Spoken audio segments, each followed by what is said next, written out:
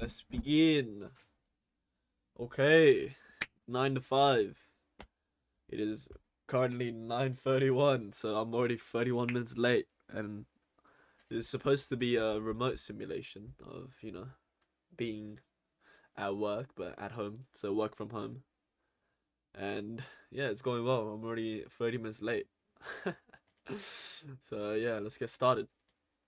Um, since I don't actually work for anybody and I don't have anything to actually do for anybody, kind of thing. Hold on, let me just sort something out.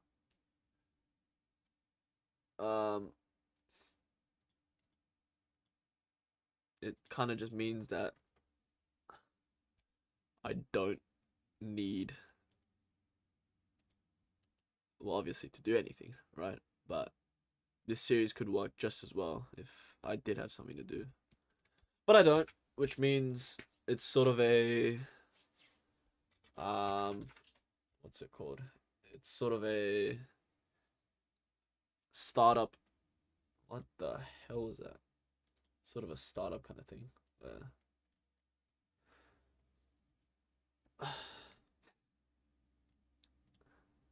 Where I don't really have anything to do per se, so it's sort of just me, like working on my own stuff, you know. Uh, okay, whatever. I can't give it a bit apparently. So that sort of means I kind of just have to dictate what I do myself, basically. So it is pretty similar to how a normal startup would work, where you're just doing stuff and not really following anyone else's orders, and yeah, how much you get done is based on yourself. So with that, yeah, I should sort of assign what I need to do today, right? Considering I'm gonna be coding for, well, it was supposed to be 8 hours, but now it's just 7 and a bit, right? Not to mention I have a 1 hour break because I think usually at work you have that. So yeah, let's get started with what I want to get done today. I actually wanted to work on Forget Me Not, my to-do app, instead of just jumping straight into uh what I've been working on recently, which is not the gambling website, Learn with Al, which I should change to Gecko. That's what I'm gonna call it. Okay, so yeah, we're gonna move this up in priority for now, and then the stuff is all of this. So I'm just gonna throw it here actually. All of these here. That's just a general course, and I might watch that during my break when I'm eating, but I can't really find it. So, and I haven't eaten breakfast, so I pretty much skipped that as well, which is not great. But it don't really matter. Let's see if I can find it. Here it is. From thinking outside. Oh, okay. I don't know if you guys can hear me because I'm sure you can, but my audio wasn't even in or outputting to this. It was outputting to Out of the box when it comes to something else. Okay. So today, there was a couple of things I wanted to sort out. I don't know if I actually want to work on this, but this has been a common has been a bug that still has not been fixed, patched by me, and it's basically this to do is unable to shift uh the scroll of the website, which means yeah, like if you have a to do that you want to move all the way to the end, for example, if you have like a whole bunch of these, then you can't really do it. That's sort of one thing I can work on, but there's also a lot of other things, such as an estimation, getting rid of the due date. So if someone doesn't want the due date, then I have to put it in, right? I can sort that out. And then an estimation of how long the to do will take. I don't know if I have that. Let's see.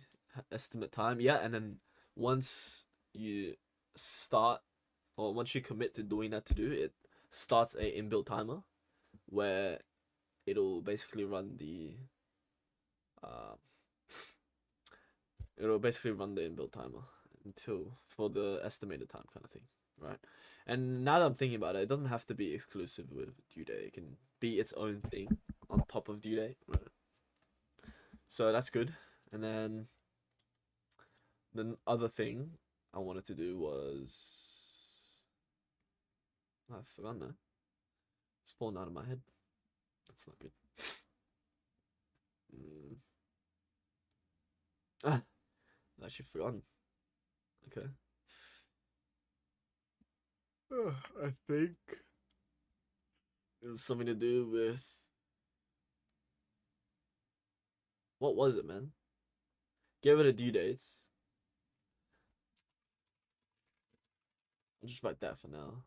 Make due dates optional. Put that as today, and then throw that here. I kind of want to do this. Let's see. I think this is already done. I'm not too sure. Add linking to dos. That's good. Could do that.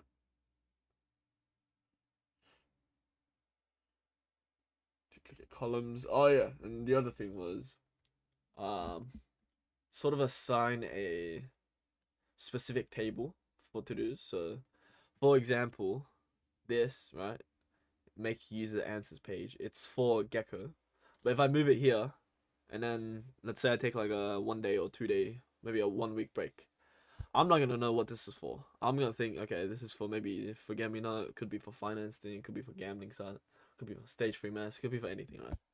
So that's the other thing I need to do.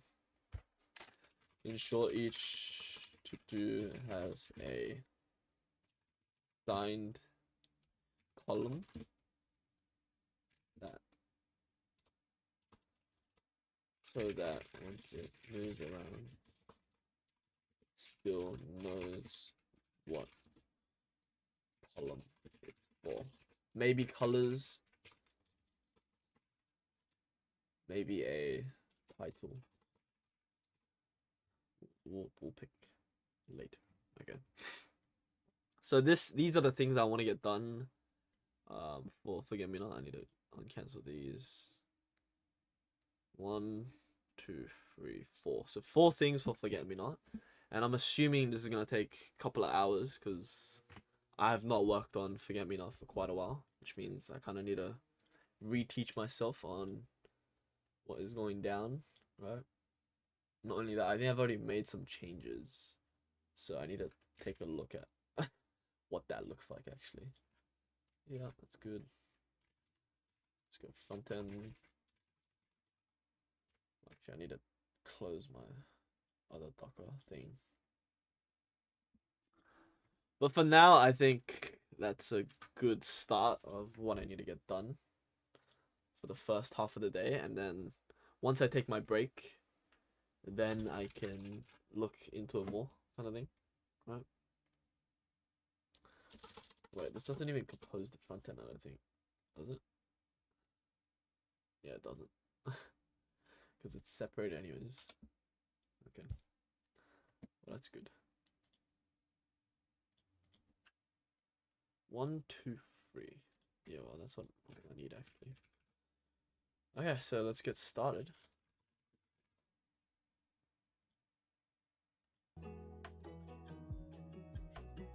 What is this, man? How do I turn this off? Oh, I don't want to see that.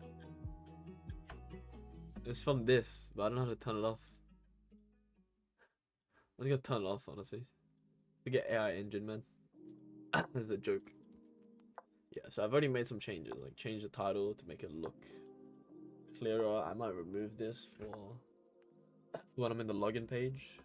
Where is it? Header of the menu. Let's see. Okay, so header. Toggle menu. The menu is active.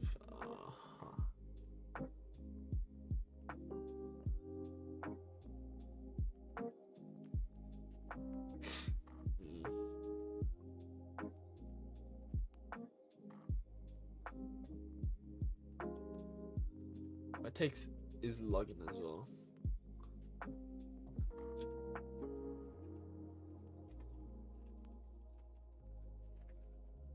Can move that in here. Yeah, so I haven't eaten, so kind of hungry, but it's okay. Menu. Can I wrap it again? If the user is not logged in.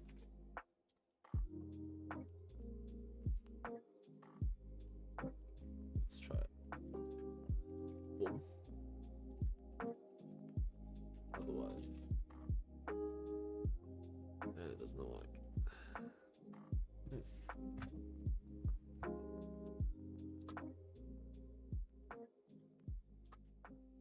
I'll do that.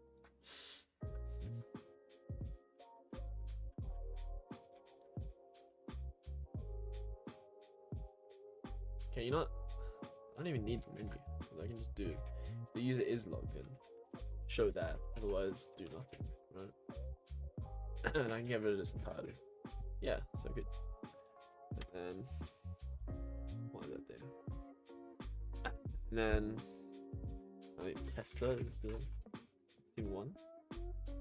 Yep. And then boom. Nice. Yeah, so menu always shows when it's logged in kind of thing. So with this, I don't even need it's logged in. It's just automatically only gonna pop up if it is logged in. Right? Get rid of that. Get rid of this. Just put that there. As well. Once I log out, there's no option for me to log out, which makes it smooth, which just makes it look nicer. Because once I log out here, like I don't know why this, it just says nothing here at the moment. Please log in.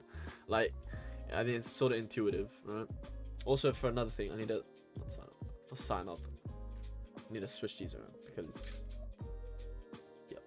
So where's register? Log in. Register form.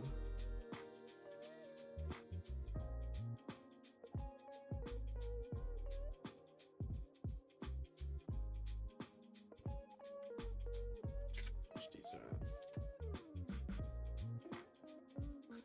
Okay, I was wrong. What? In the here it is. Boom. Bam. Bada bing. And then I can change the colors around. Why is it like that actually?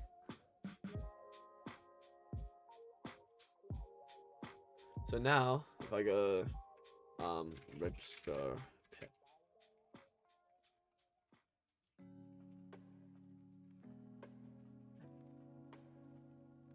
Just test. Oh wait. I'm supposed to test the equal sign.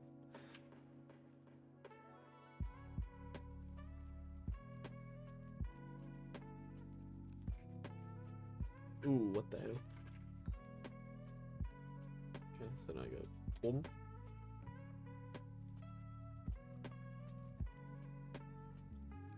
Yes, nice. Okay. I realized I should have a pop-up message when I sign up.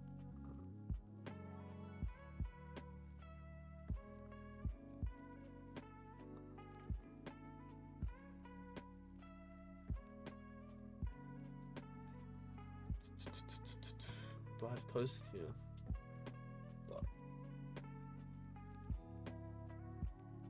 Well, actually, what can the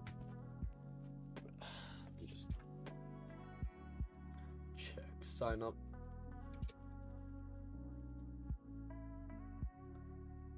Register.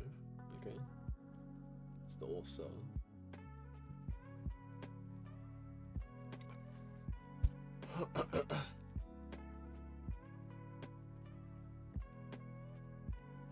And also I brought a snack to eat for breakfast, and I have no idea how good it is. It's okay. Not too bad.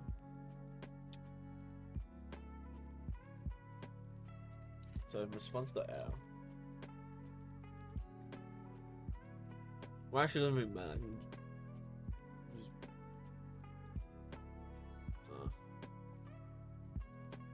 I guess.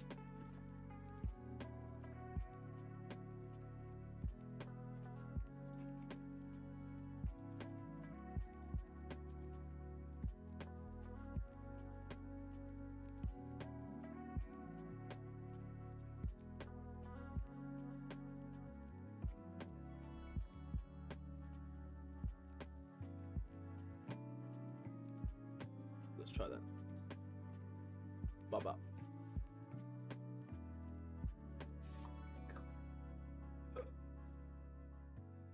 Great.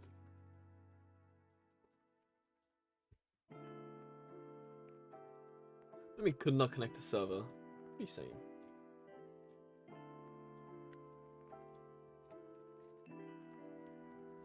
Register success now.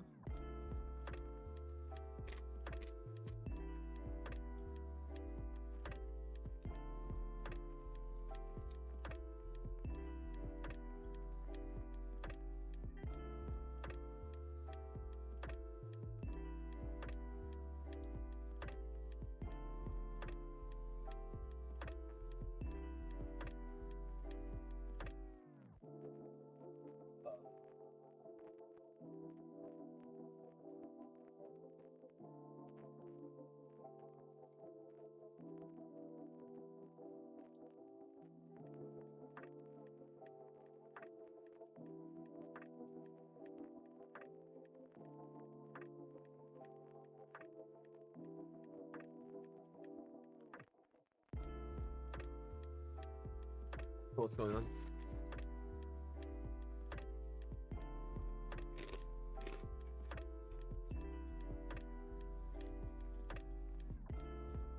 What the hell?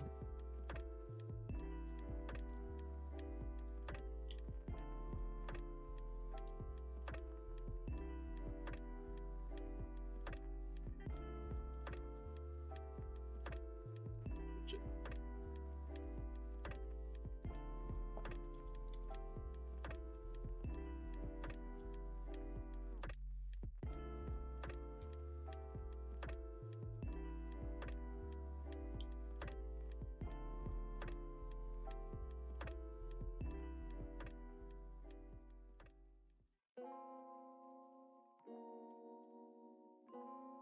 When we could not connect the server.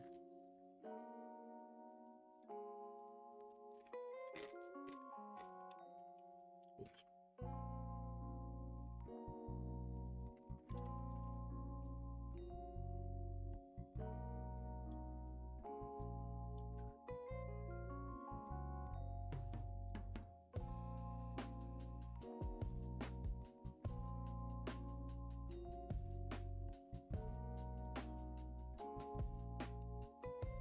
$41.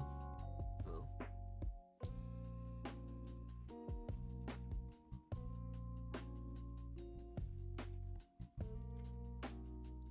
I see.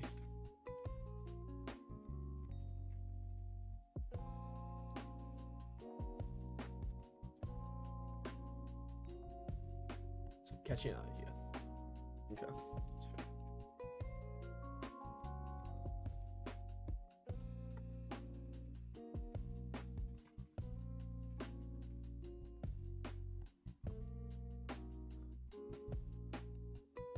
Why does it not display though?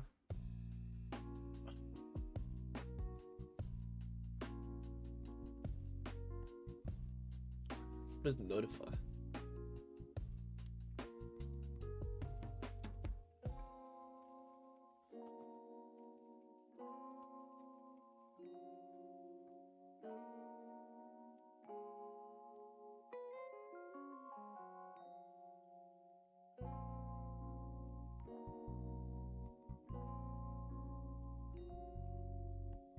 Not notifying the errors.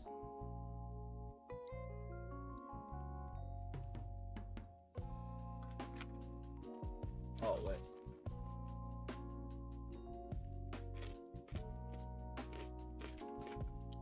Should be.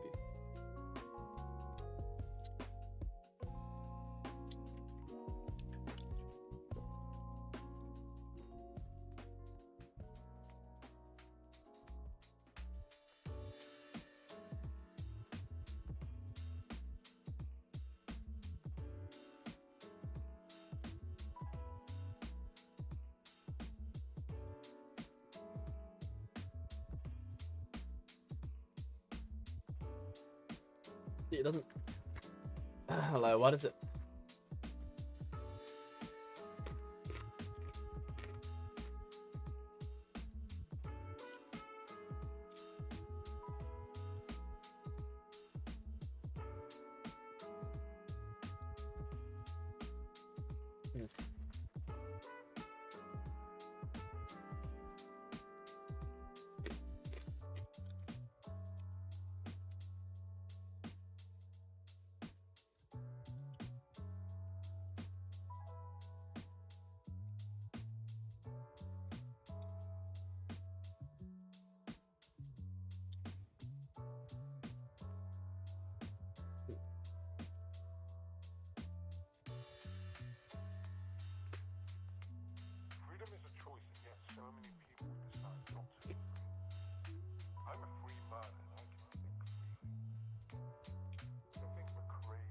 Alright.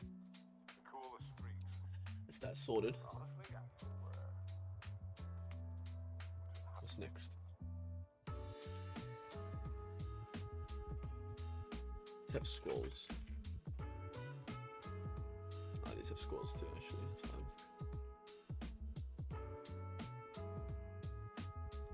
Was there a title? Like,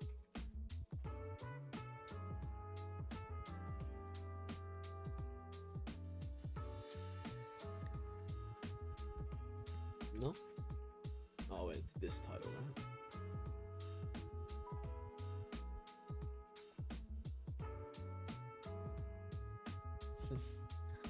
Yep.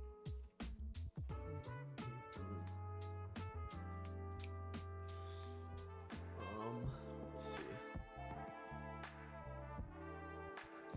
Maybe the column.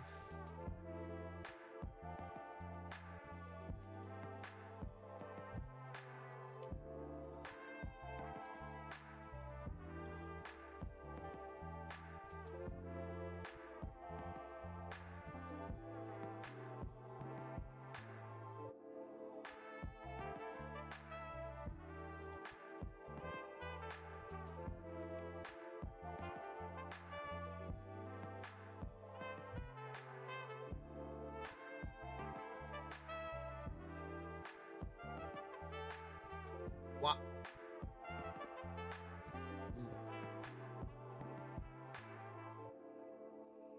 Let's see.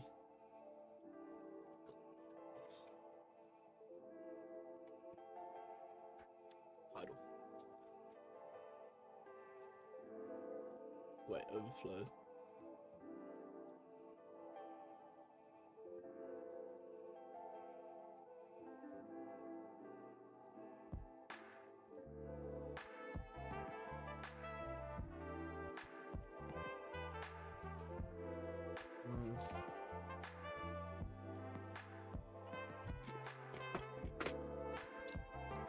See.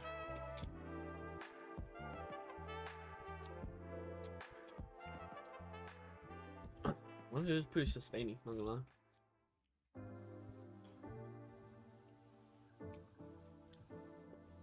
Column header.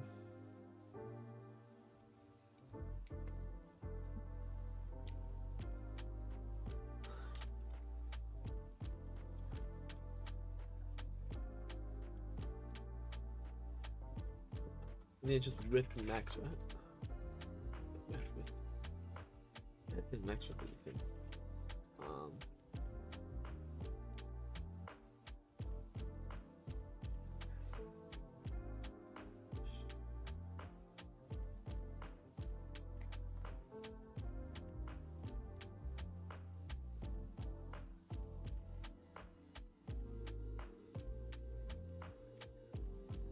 Oops, that's the wrong one.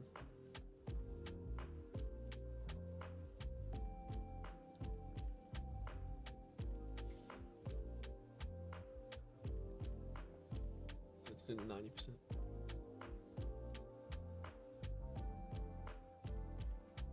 80. Yeah, that's good.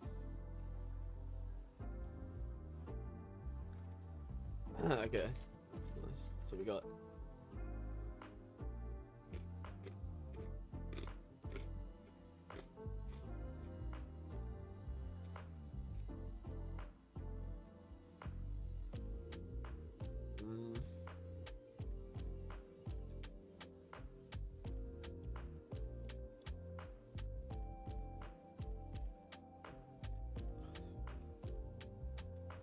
that's done.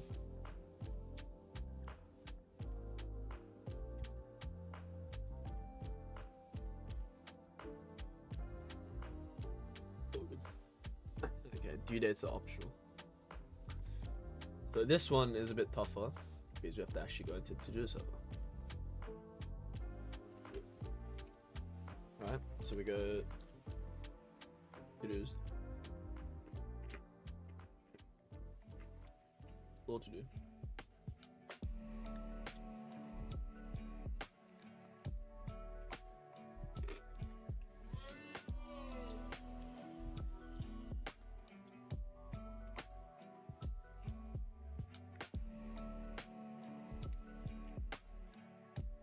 Actually, it could probably be done here.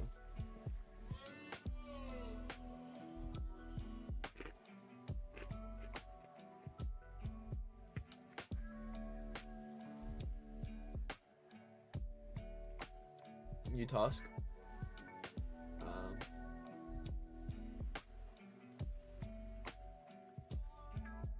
Just get a little bit quiet, to be honest.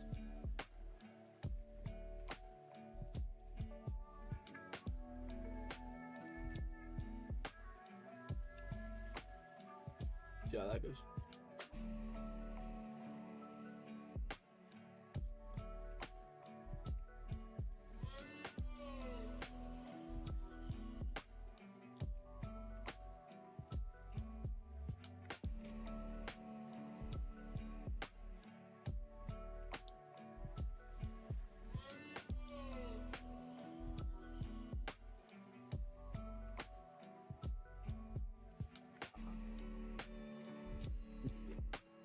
Ooh, what the hell?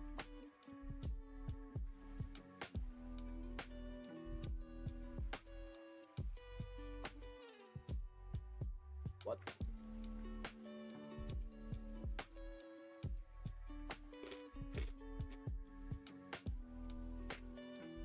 What is it? Updating task? Not updating due date.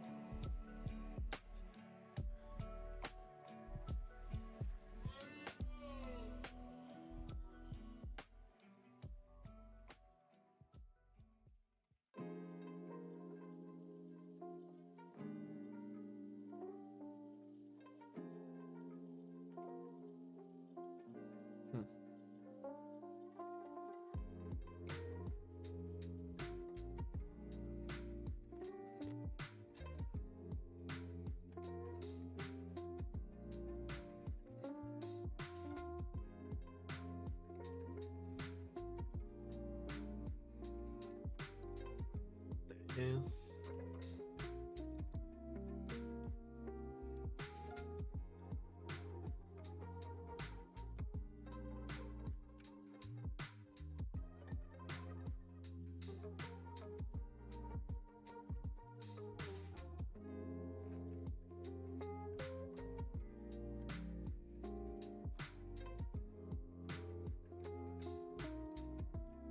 Where is it, man?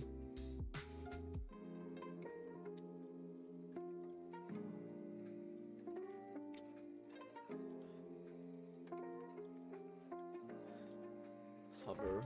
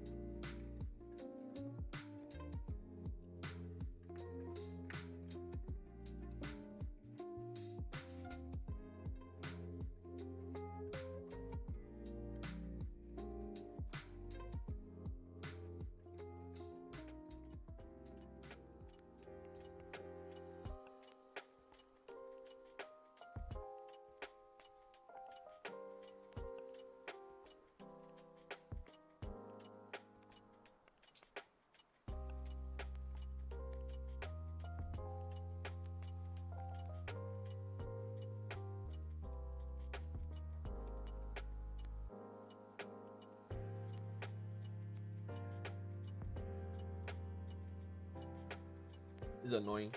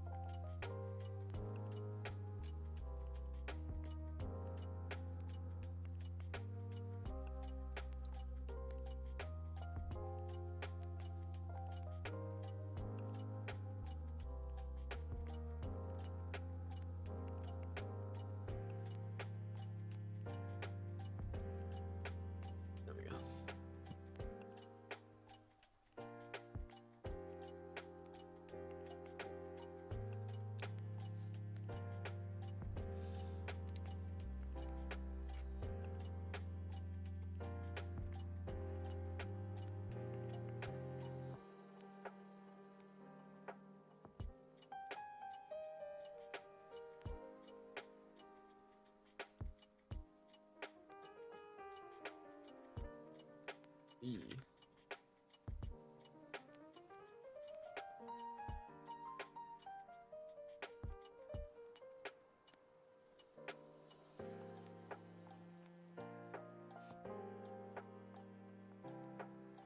Is that good?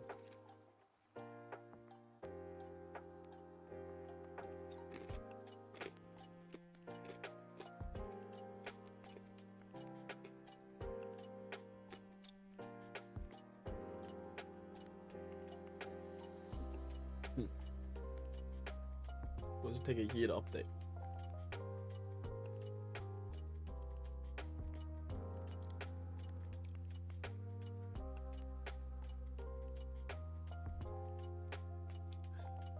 What?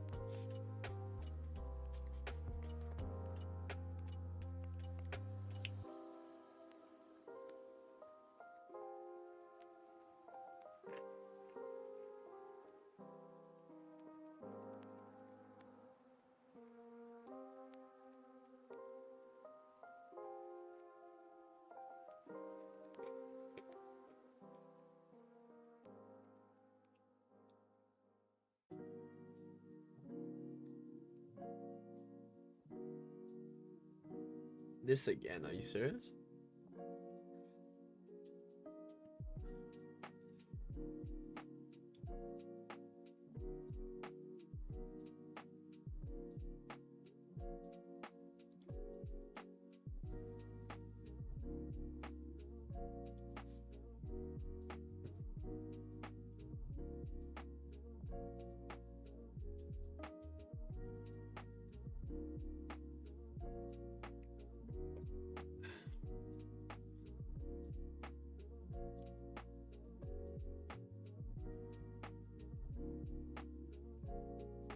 That changes instantly. That doesn't. Uh-huh.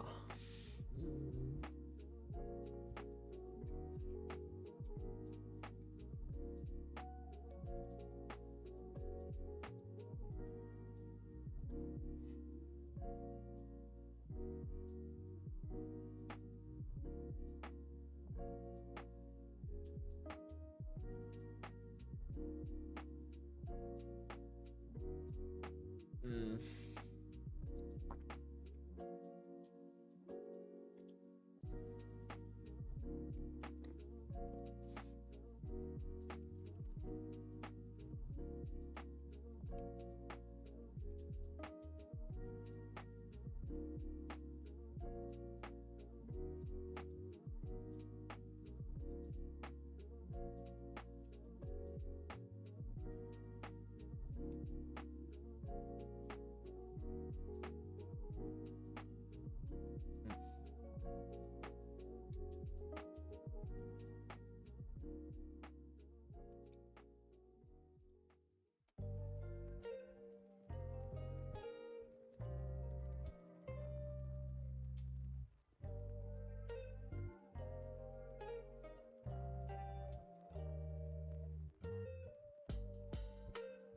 There's update options.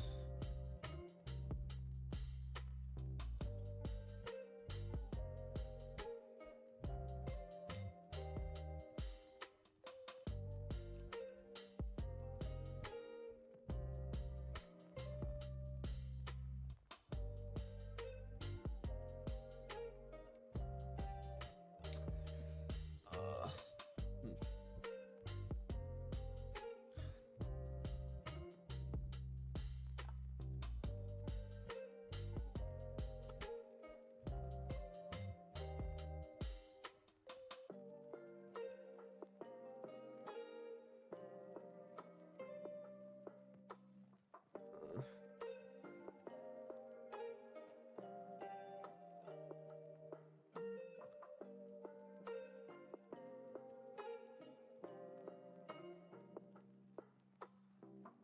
Oops. Hmm.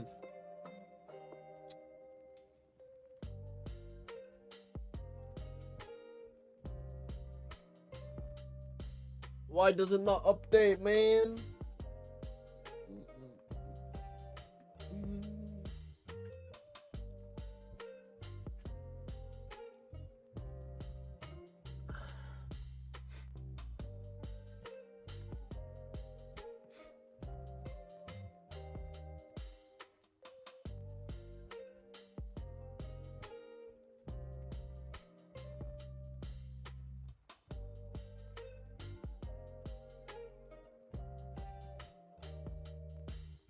fine.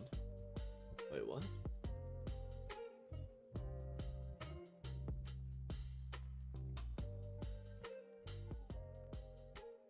Six.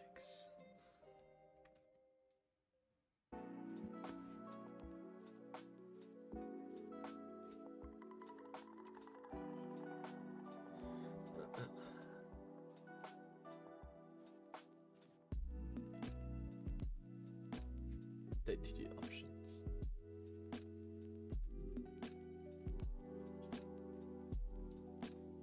Date to do options.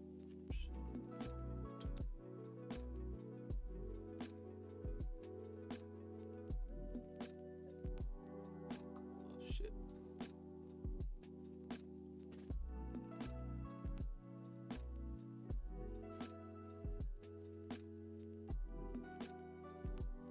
Token.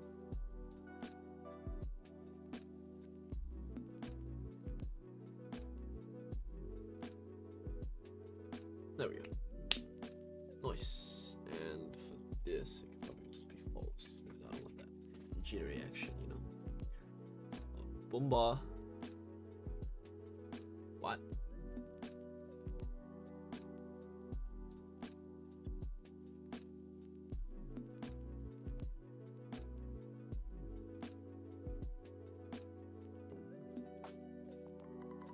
Okay, maybe I do need to read it.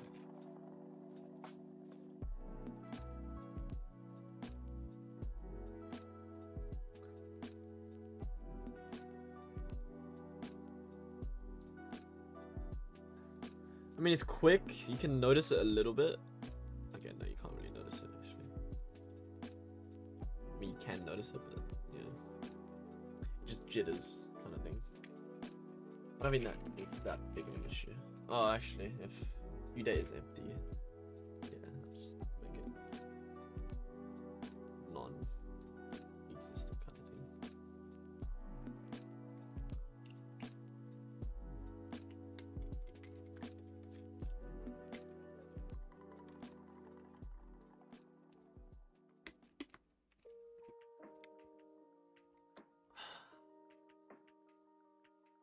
I could just have that actually. That's fine.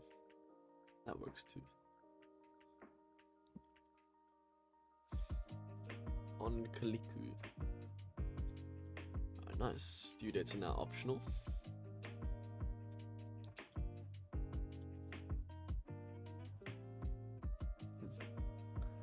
Sure, each to do has an assigned column. Okay. Select time.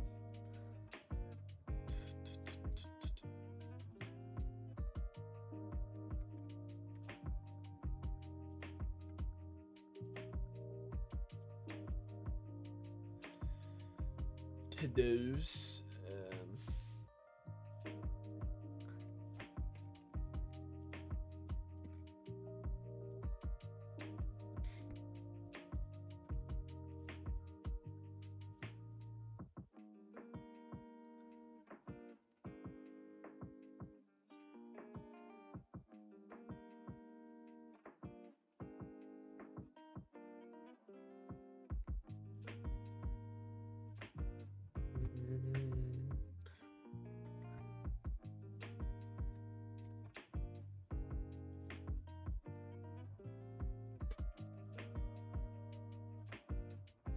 Okay.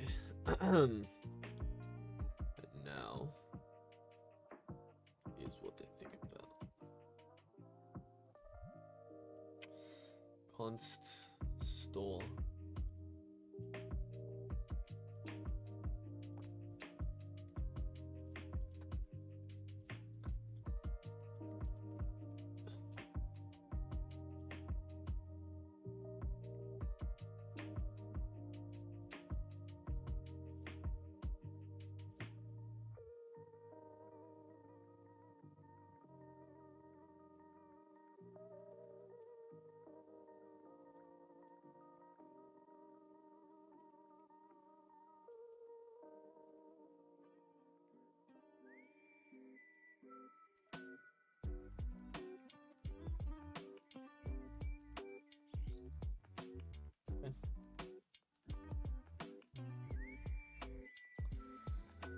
got it for this, and then here, get a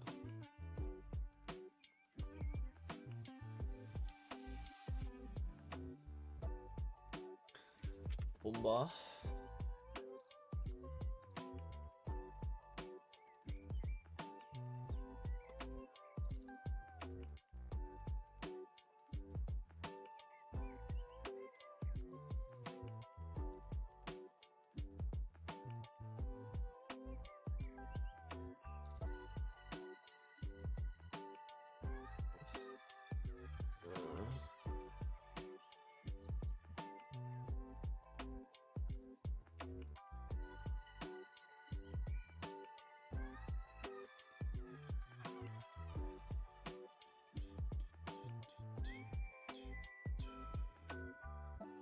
Where is it?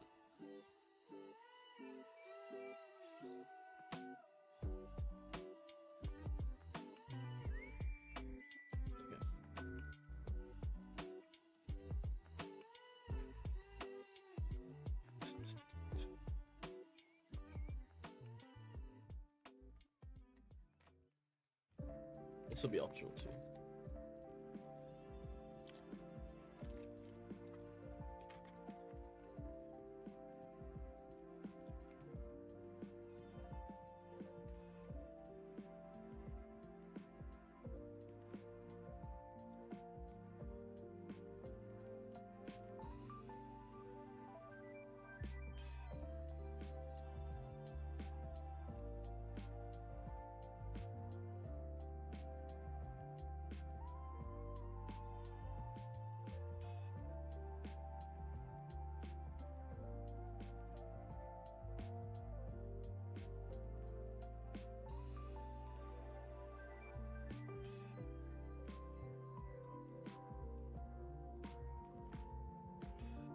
Nice. We got all the components gone.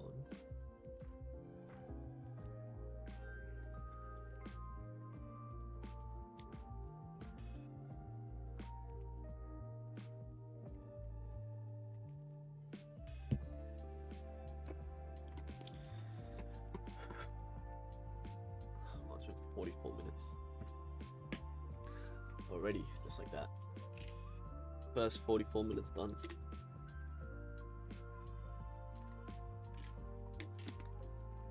That's very interesting.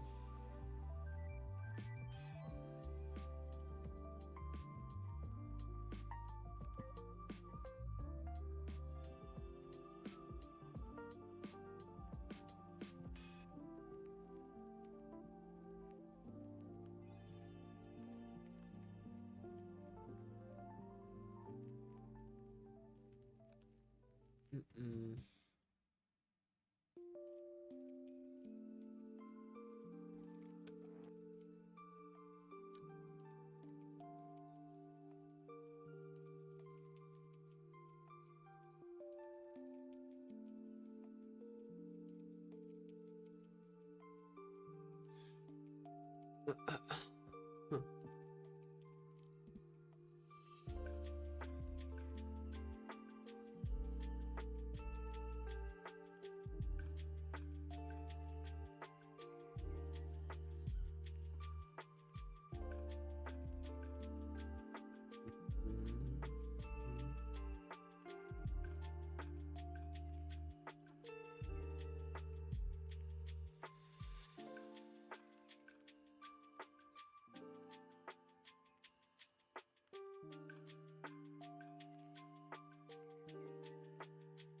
Spotify.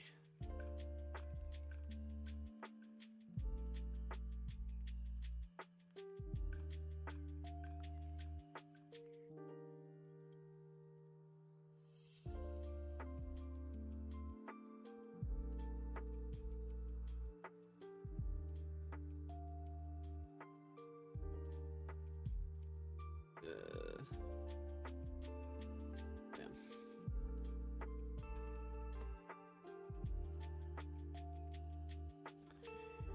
Here's what they think about.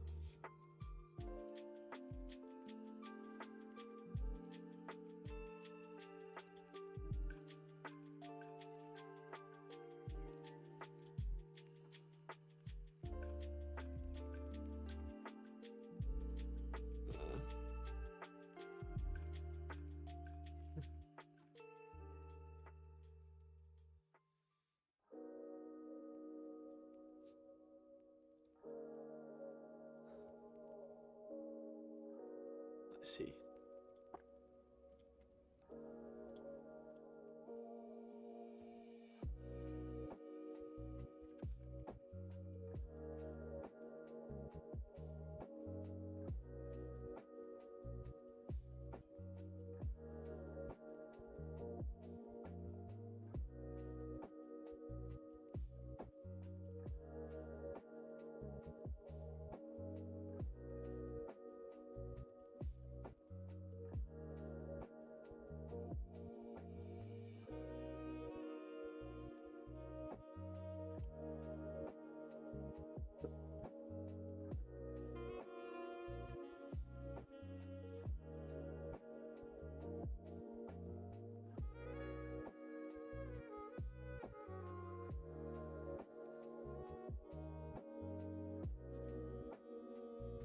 Proceed.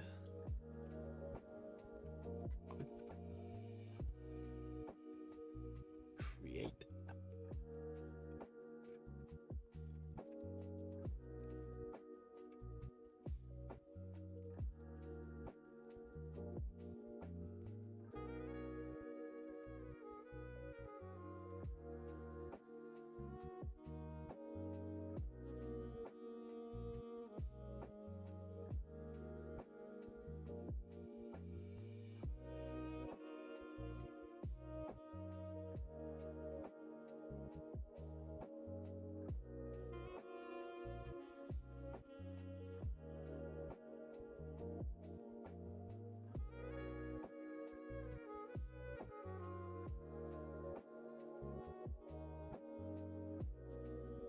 Use my username.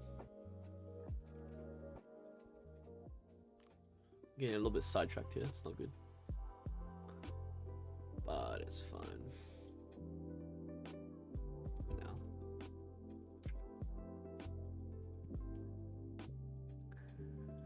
Agree.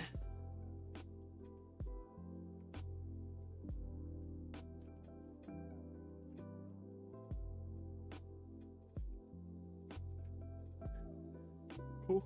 Cool.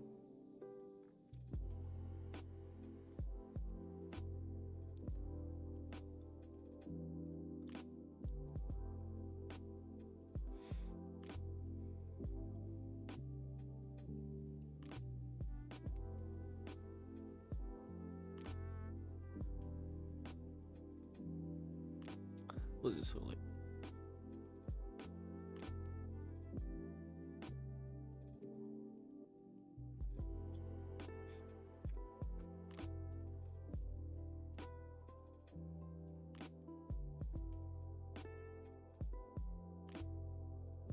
Okay, seems like that.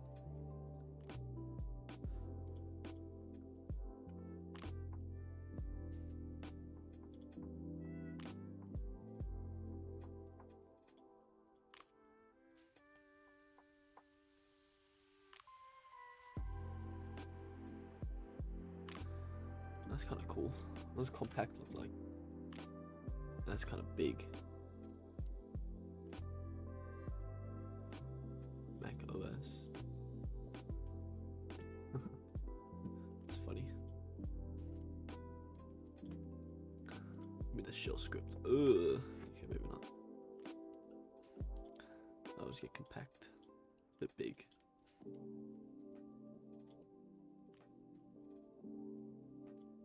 There we go. Yeah, that's good. Nice. Where were we? So, still in estimates. So obviously, a new task is gonna have an estimate now.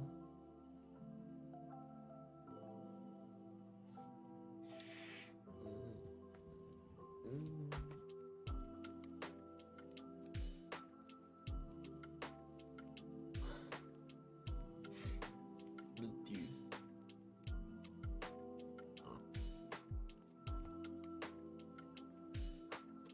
Might be estimate now. This is why hard coding is a bit stupid, but alas, alas.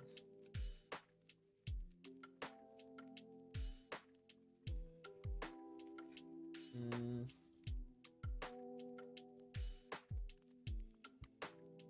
Uh, 15 minutes.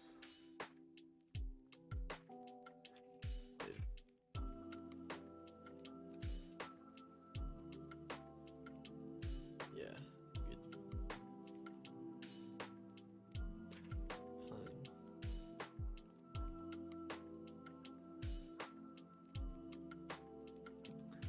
Timer, I should say.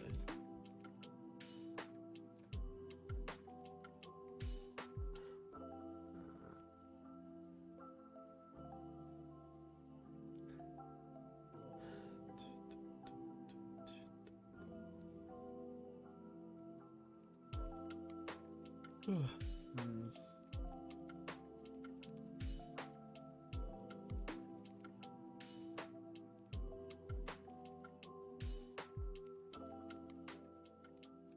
60M.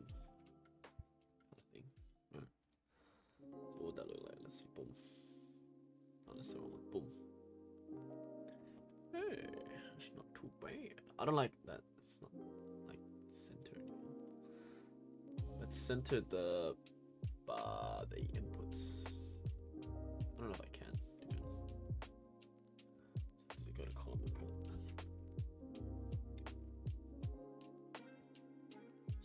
Actually, no, we just have to go over out here.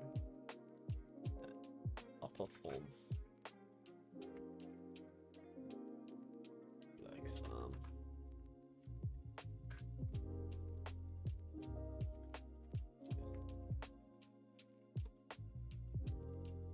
Why is it not like?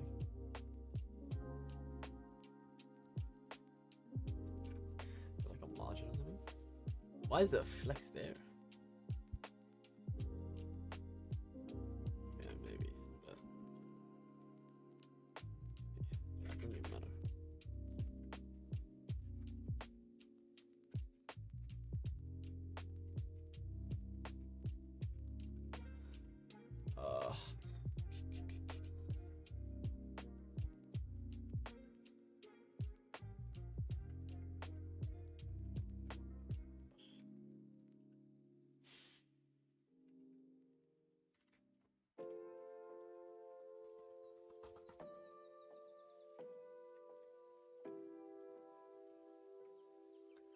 Okay, that's good. Sort of.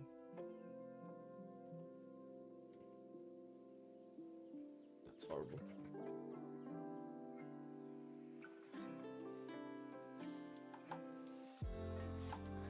What is happening, man?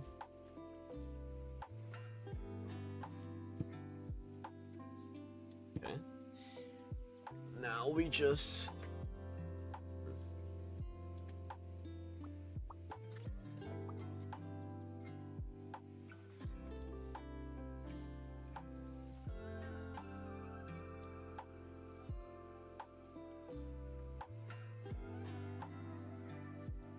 so bad though. Like why?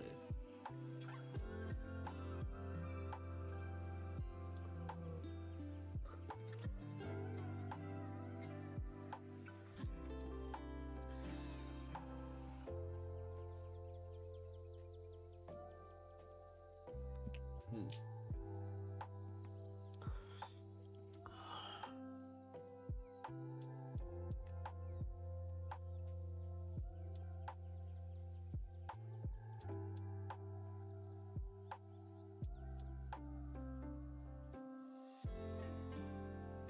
Is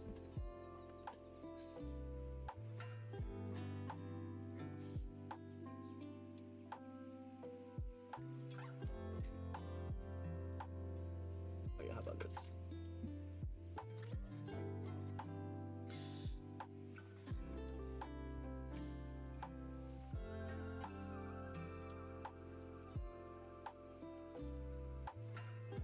Okay, we're getting there.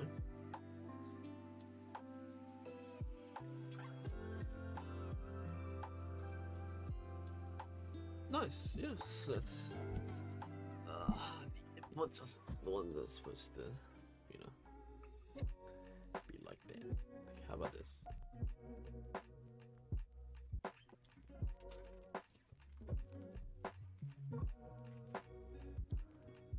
I mean, it's better. I don't know why there's so much padding on it. Why there's so much padding there to begin with? Yeah.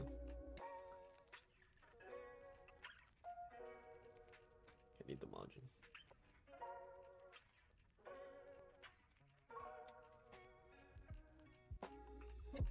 Come on.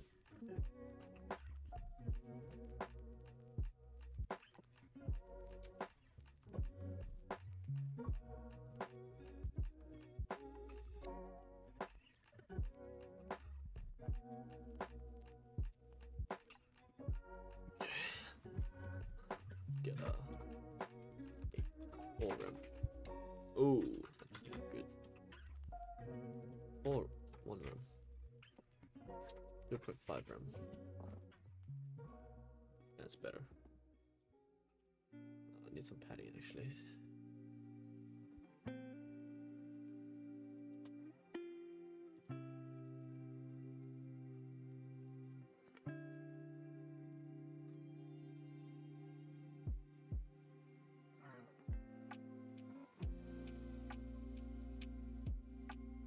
Yeah, maybe I do need padding here.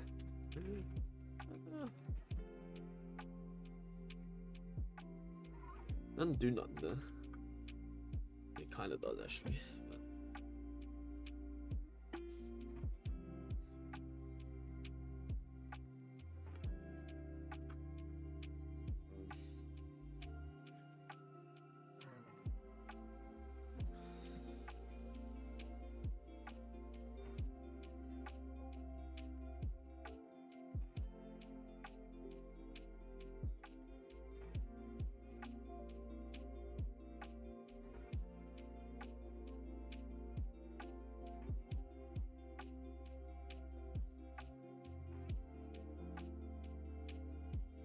Not good. They call it there. Look, no. Yeah, good enough. It's decent. Okay.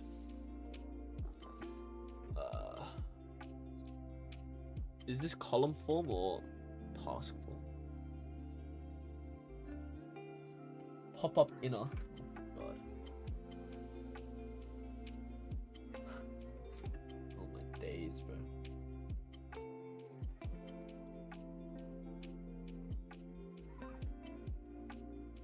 There we go. Okay.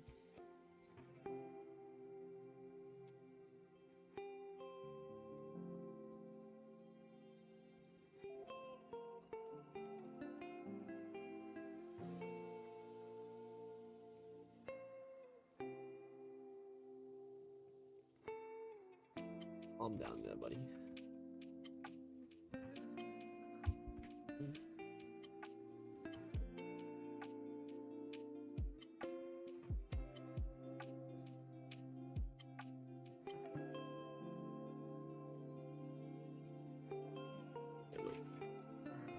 Not that deep. Here. Yeah, that's good. Yeah. We good? Good with that? Cool with that? Yeah, it's cool. Hello. Invalid authorization. What do you mean?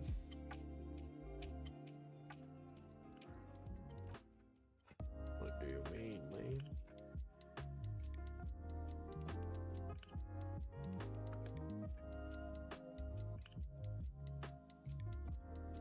What? Invalid authorization. New task. Let's see. Estimate.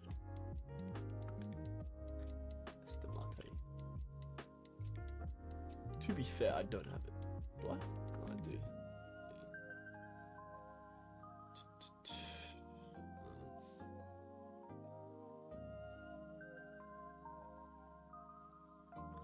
Let's get the Mongo tool out.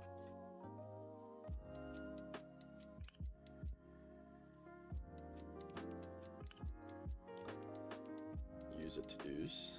There's only one. That doesn't seem right. Anyways. Why is it one user only? What? No, it really doesn't make sense.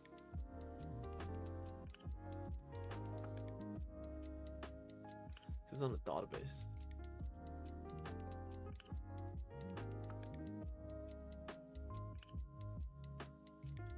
This is on the actual database, not this one. Oh.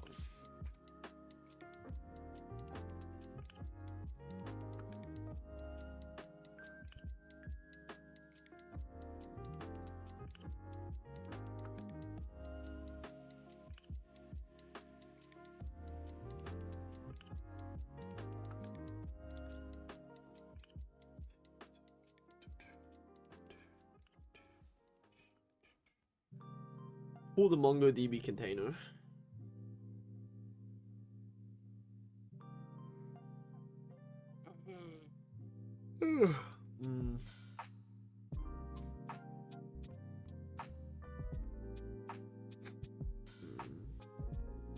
Interesting. I don't know what that does. Okay, for now, unfortunately, the copy like this. Stupid, I know, but whatever, right?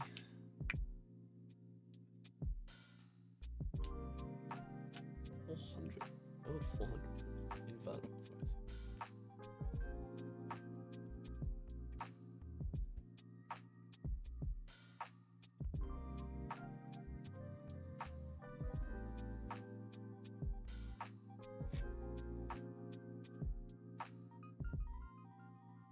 Post from this.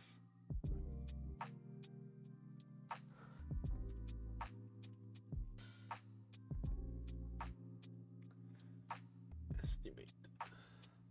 Let's check that estimate even again. Oh, that's why. Right. Yeah.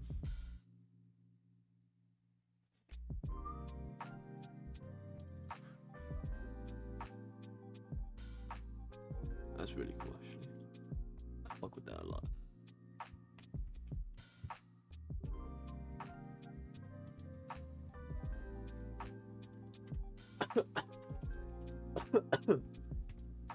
Yes, I need to build it because right now estimate doesn't exist, and then I think it pushes the token out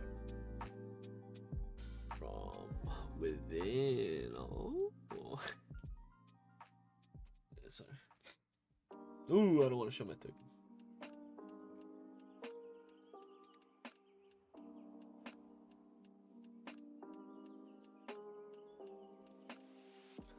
Oh, actually, I can just copy this probably.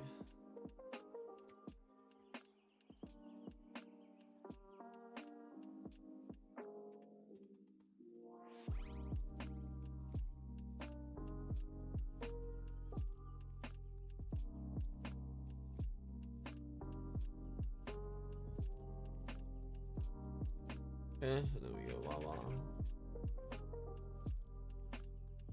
Invalid authorization. By what standards? It's not printing it, it doesn't exist. That's fair. That's how the token is.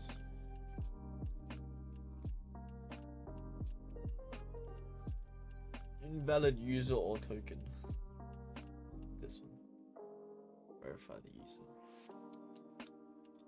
Am I not passing in token properly? Yeah. Estimate, due date. Yeah. Let's see the helpers. It's because I don't even have that yet. Right. Oh wait, no. We're still working on this. Oh yeah, we need to put it here. To do.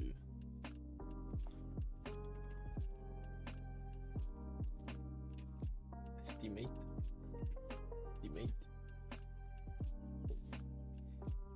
So this gets from task, right? Or new task. Yeah.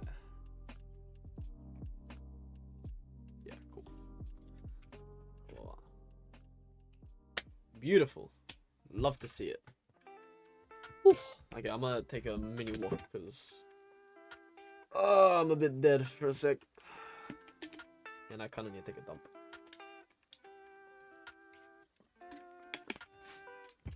So I will be back. Let me add a little text thing. Actually, I just added this thing. Yeah, all good. Take a break. Yeah, that's good. Okay, BRB. Woo.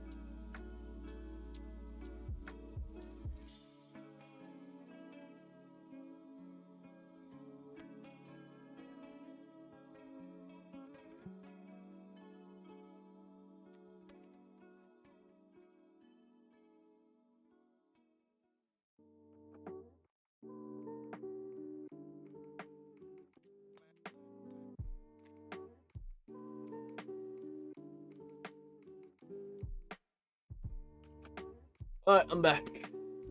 Where were we? Break gone. Break done. Okay.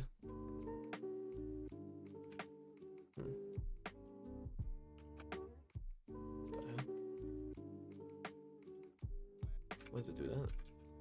Where's the redirect?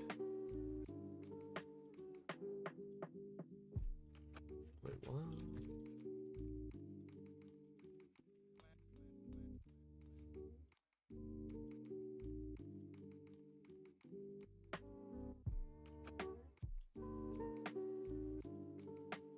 So why does it break? Why is his neck?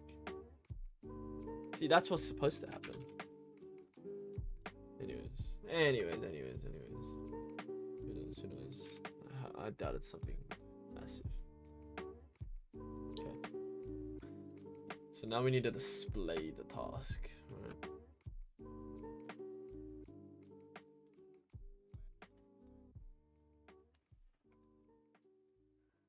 I'm guessing. I could probably just type this. Estimate.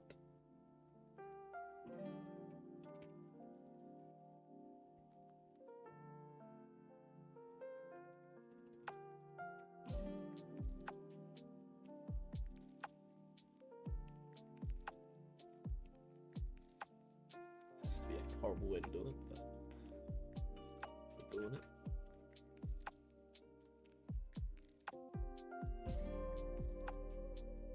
What the hell is that?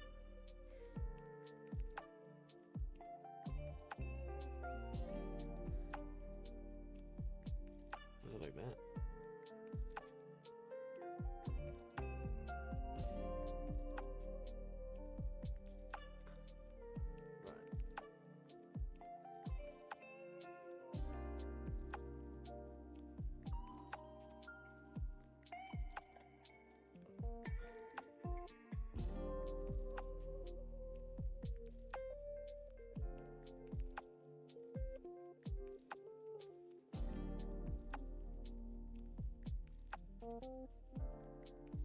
Let's do that. What's the ID? What the hell?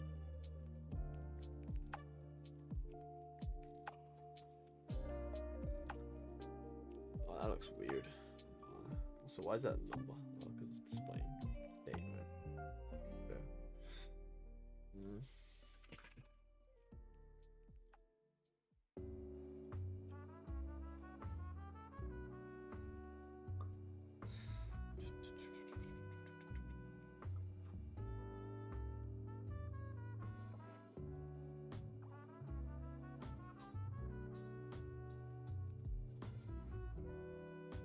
This is horrible, by the way. I'm reusing so much code.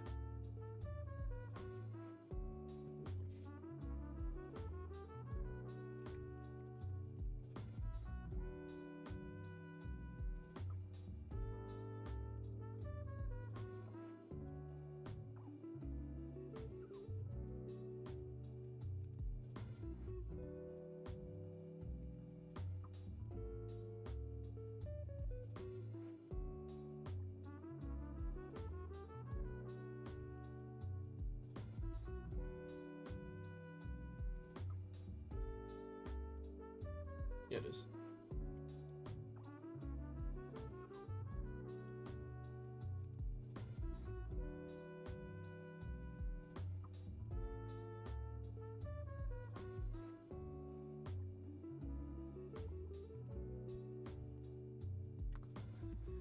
Change to do estimate.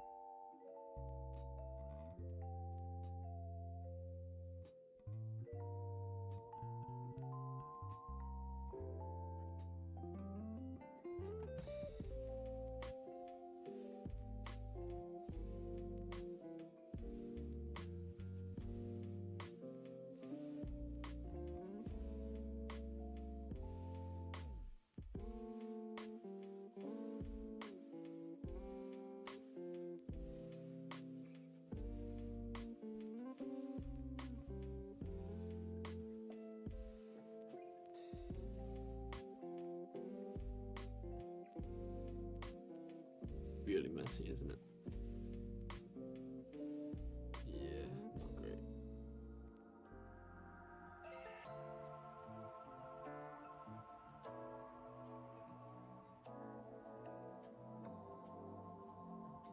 Cool, cool.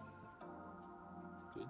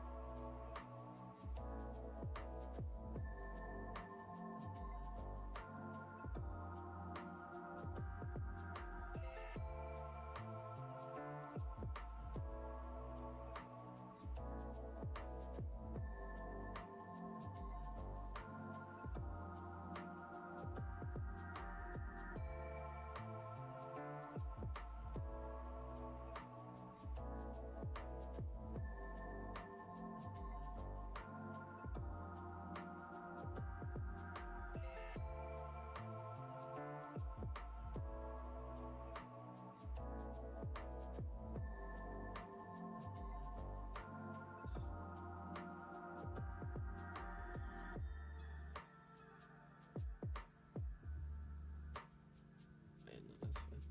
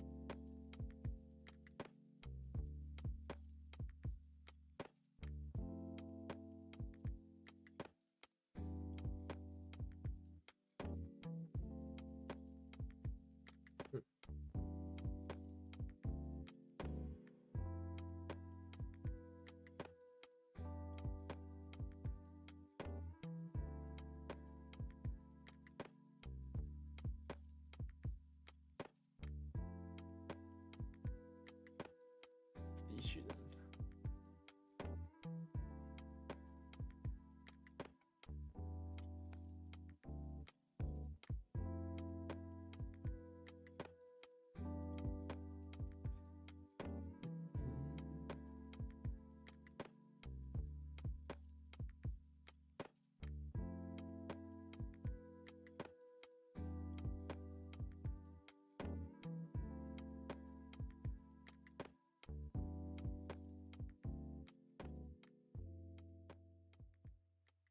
Wait, what? Update task.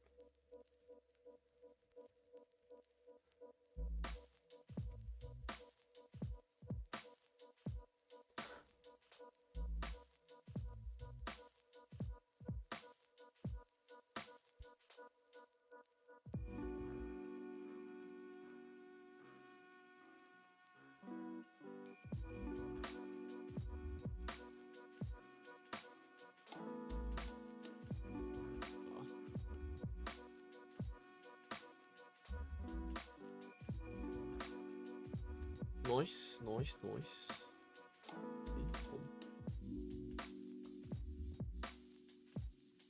Forward full bad request. Man.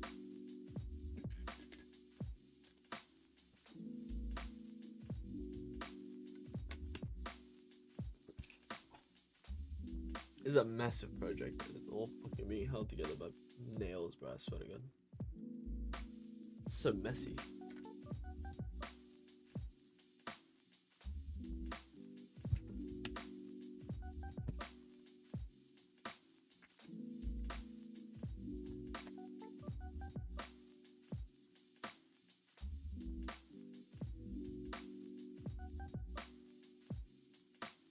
And now this video definitely comes into handy.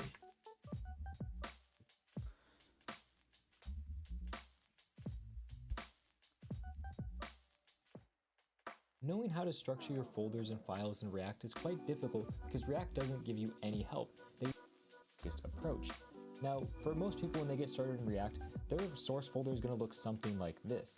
And the whole crux of this video is going to be focused entirely on this source folder because really all the other components like your public folder, your node modules, and any package.json and ESLint files, those are going to be very project dependent, but the source folder is where all of your main code is going to go.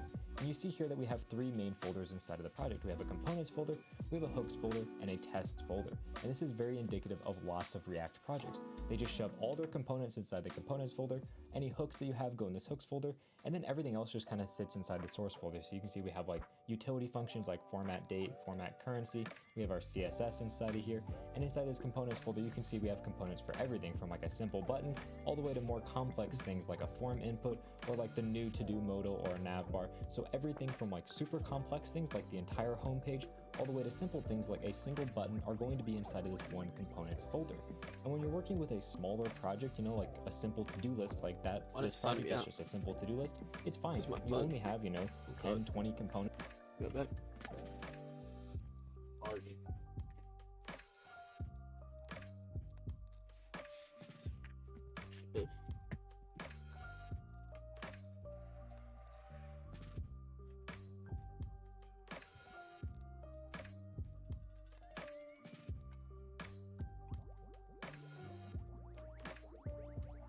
Knowing how to structure your folders and files. It's weird.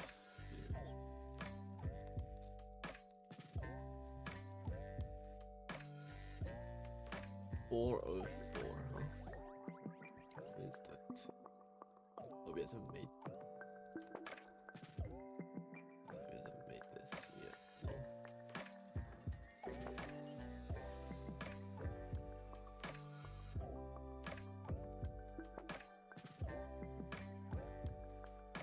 Mate. Yeah, it's all good, it's all good, it's all good. What did I just type?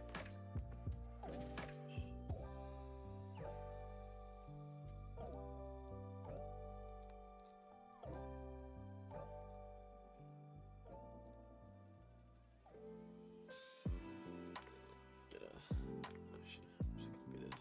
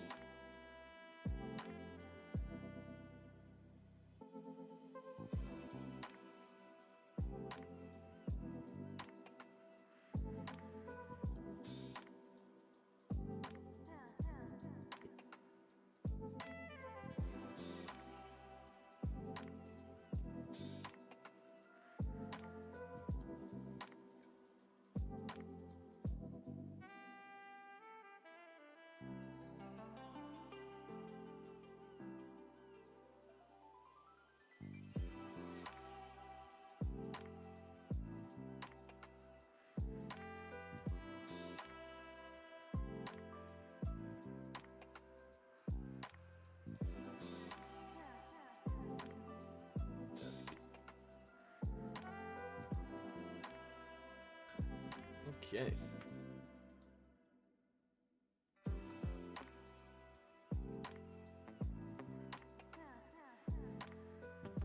It did not roll back on error, by the way. It's 60, right? And it just stayed there. So let's see.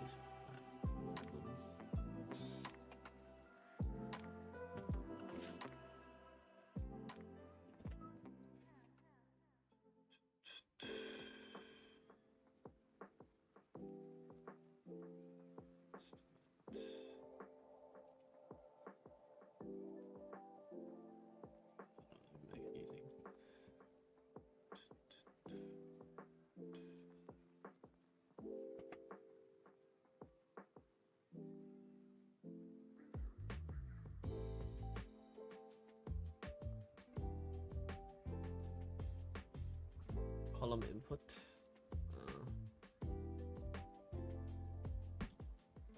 Bit content, right? So then that's like that. Yeah, it didn't work.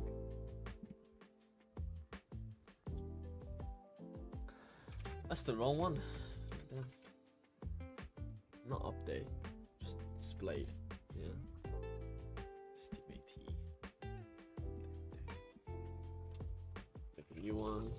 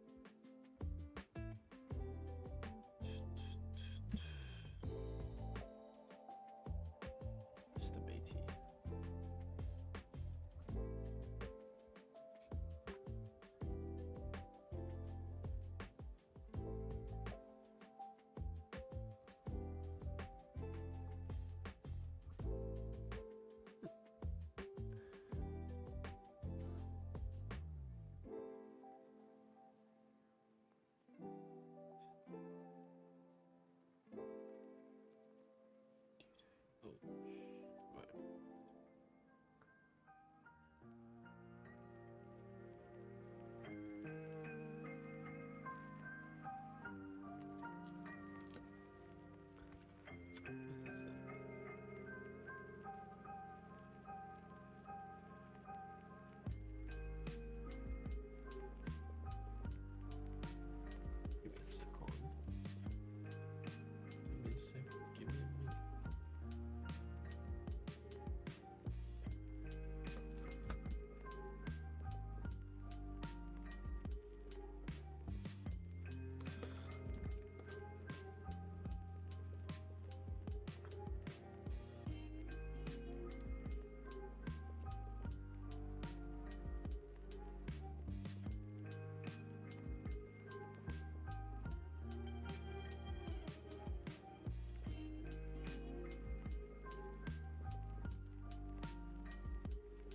Where's this blue thing from? What? Update date hover. Oh, right. I see.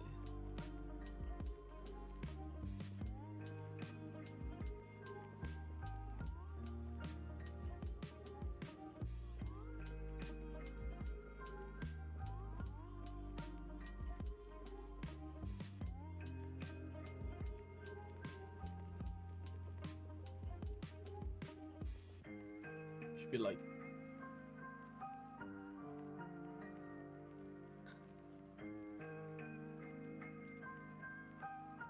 save some lines here.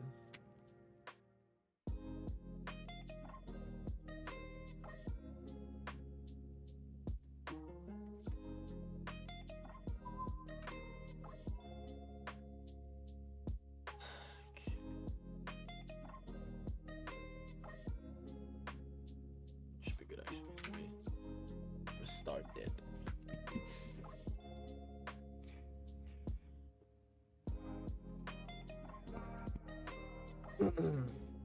Over here actually.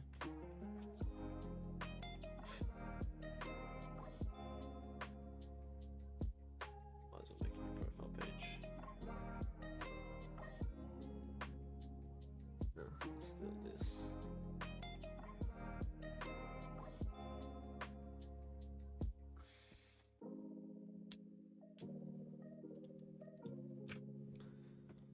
Okay, let's see, let's test, shall we? Okay. Nice tool. 60. And it still died. Why did it die?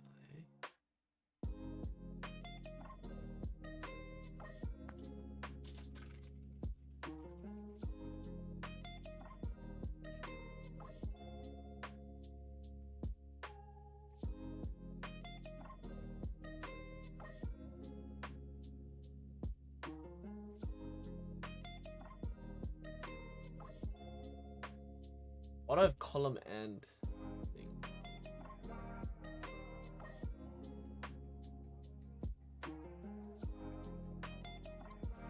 Don't know. Whatever.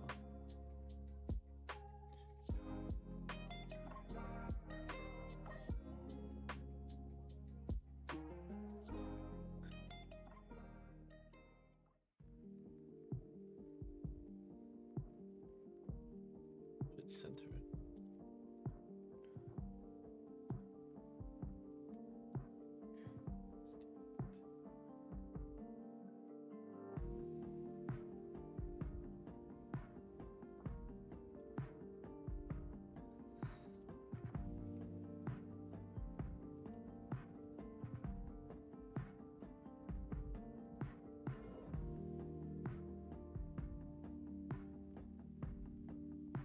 Might just do margin order actually. That's not what I meant.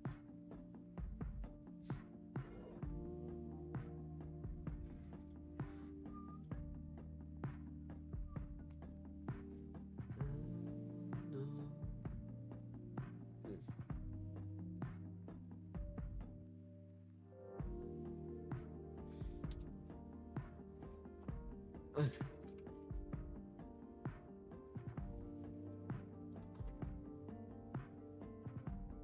That's better.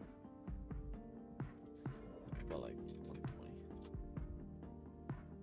Better. 1200. 12,000.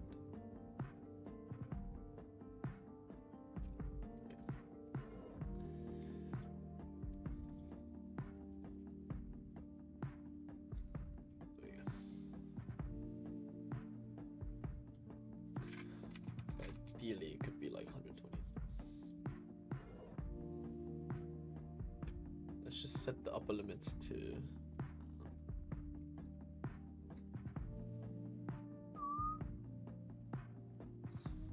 not the estimate.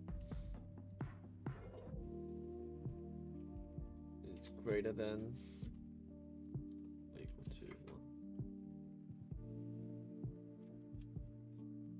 1200. How much is 1200 minutes? Days.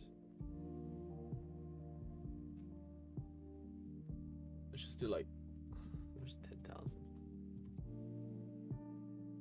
Let's just do 10,000 because that's like a week.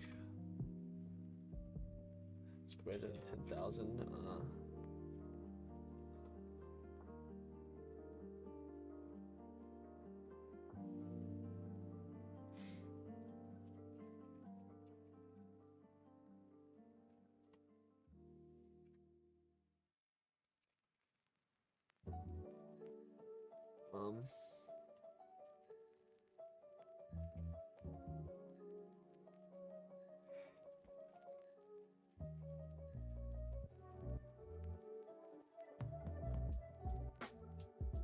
Then return.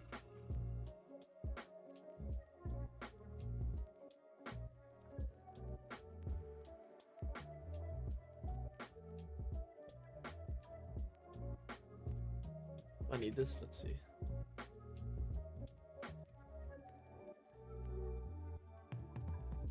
Oh yeah, I could just do that. Yeah, that makes sense.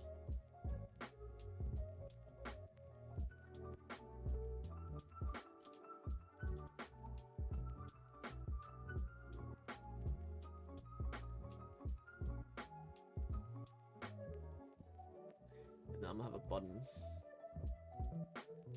6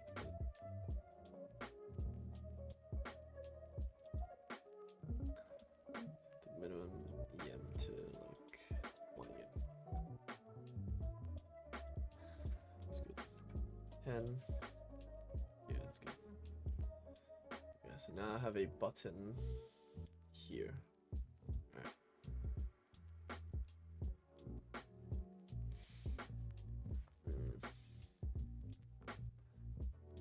Span, maybe. Okay, wait, where was I? The error code, yes. Dying. Is it dying? Let's see. For fun. Oh, yeah, yes, the May. What is that?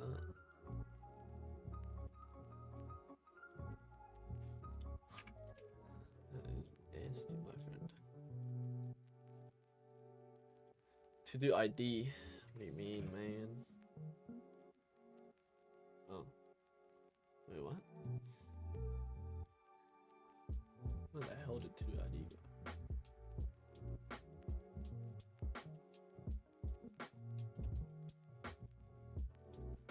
Update estimate. Okay, so that goes here. Let's check. Change to estimate.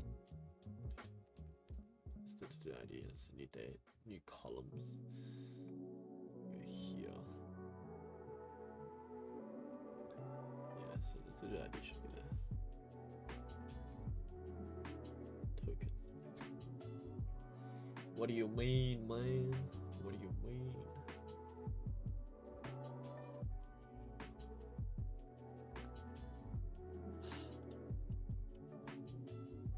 Token not here. So it's new columns. Do I need new columns? Wait, where am I? Do I need new columns? What does new columns even do? Oh, it sets it, right?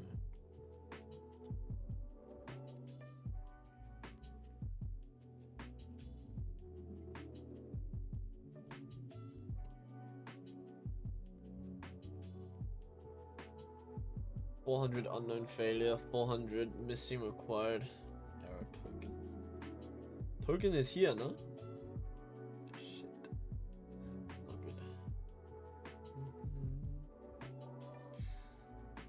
Okay, let me just full screen this for a second. Put this to the right. Good. Okay.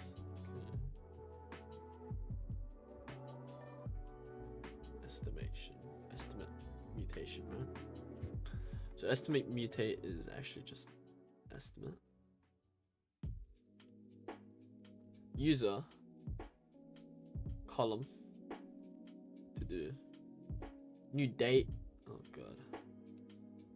New estimate.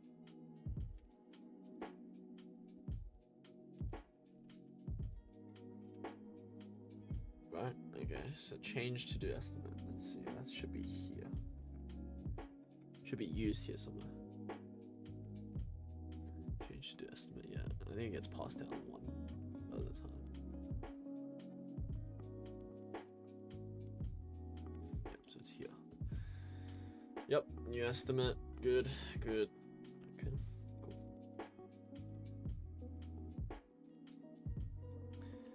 So we go back to board. This gets drilled so far down, it's crazy.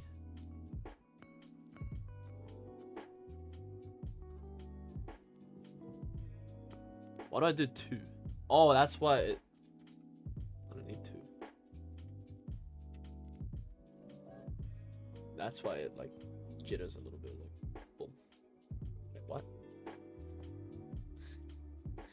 Why did it jitter, like, 70 times? Still.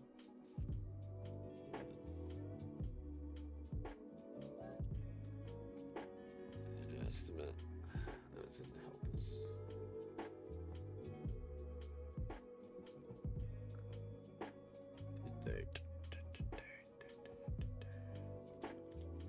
I do this, revalidate. Or 11. Okay, fuck.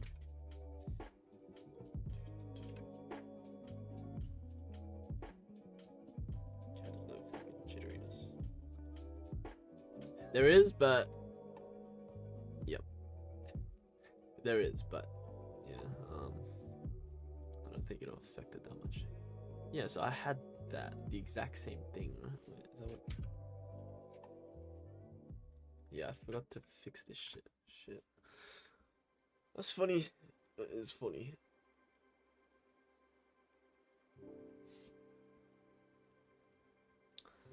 Okay, so update to do estimate is here. 2, 3, 1, 2, 3. Okay, cool.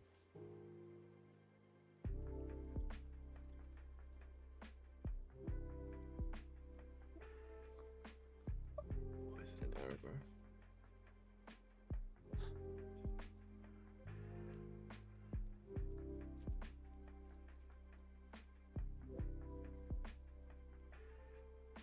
working. 20.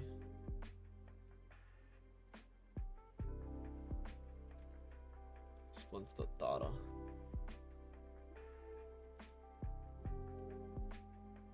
Acknowledged equals true. Right. So where's the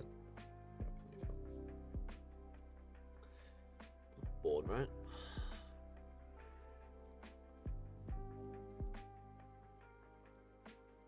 Here.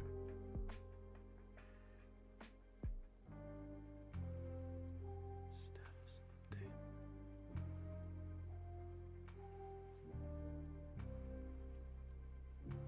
Let's do that. Right. It's the wrong one. Although I think all mutations.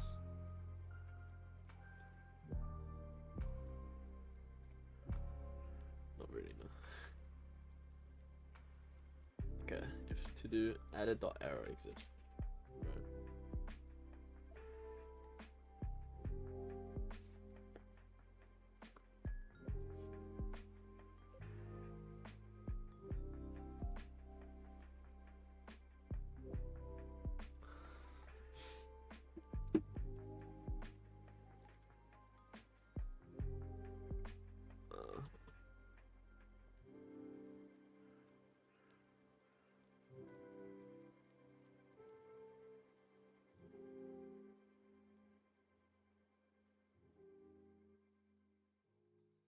Oh, wait. Give me a second.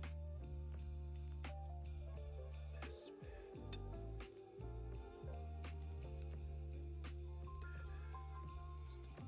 bit.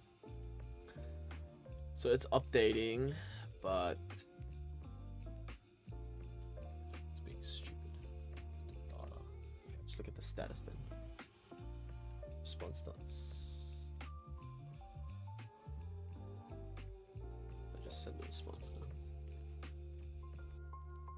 Put it that way.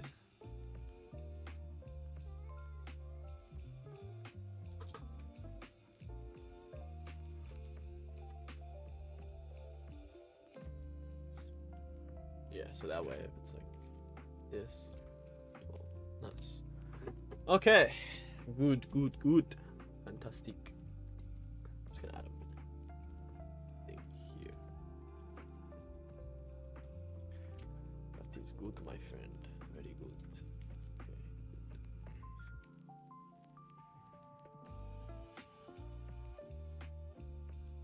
All the task editing is good. Update estimate for blah blah. Current estimate is not that. It is.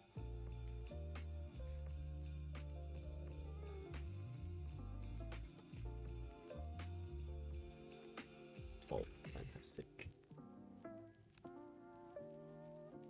And then what was I gonna do? Add a in the tasks. I was gonna add M. It looks alright. 10,000 M.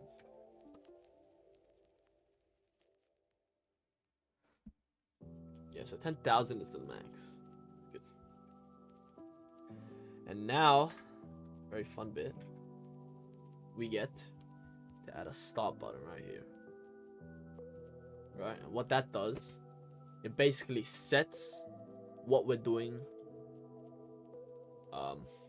It basically starts a timer for this estimate, right? So it'll make a 12-minute timer. Okay. But for now, I'm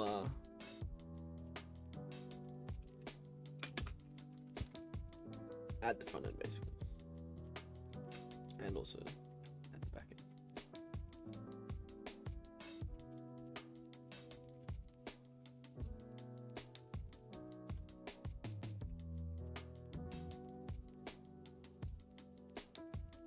Did I change this? I did, yeah.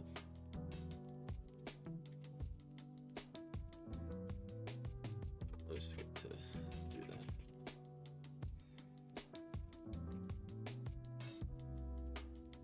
Oh, I don't want to add the data.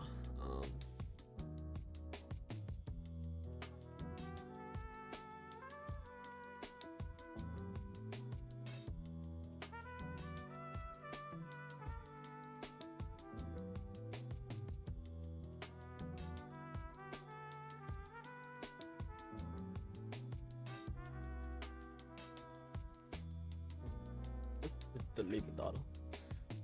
I'm just gonna move the data real quick. Okay.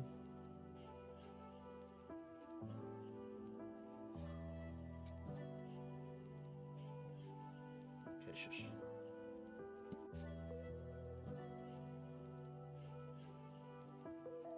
What do you mean, by the way?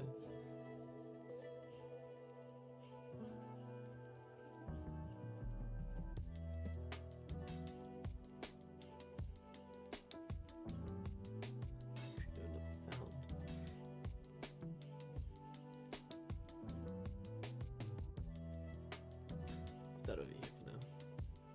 Okay.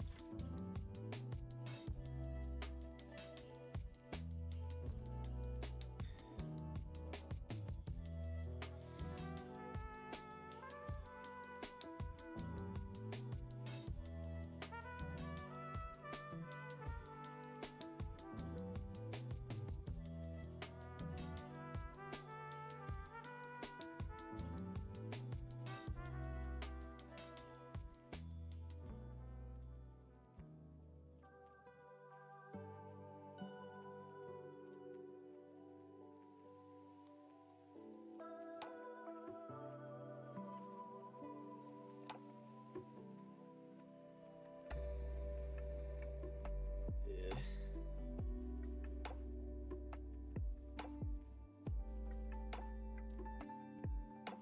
I'm a bit scared, so I'm just gonna copy the entire thing for now.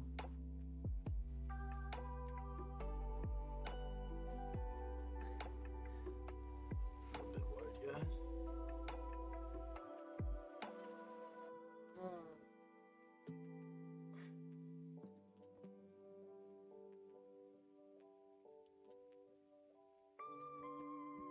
This is why you always stay in your local commits, wherever you're committing, right?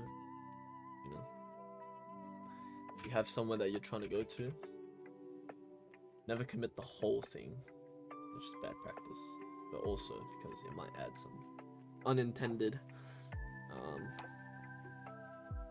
things, and you don't want that.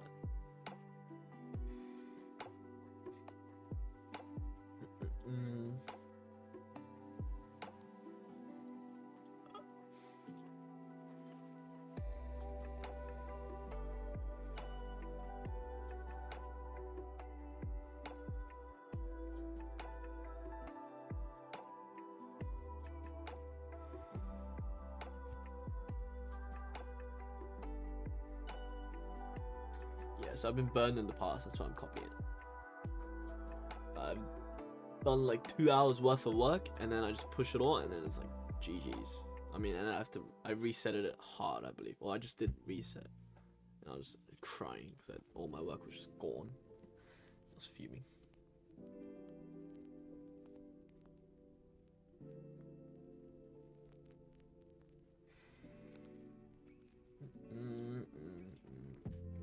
So what branch am I in? Not too sure. Main? Well, that's bad. Shouldn't be pushing to main.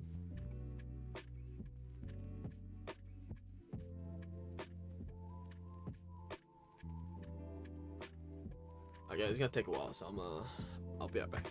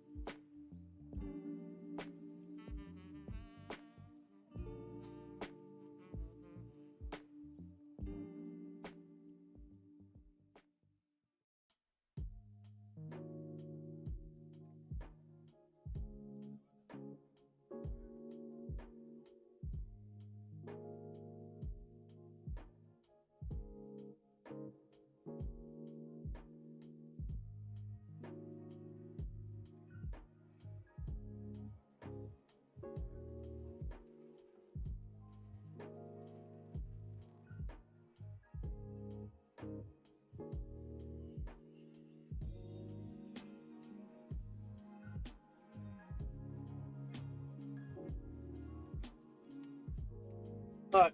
We're back. Almost done. Good to see. 87,000. Jesus. Yeah, that's fair. Okay.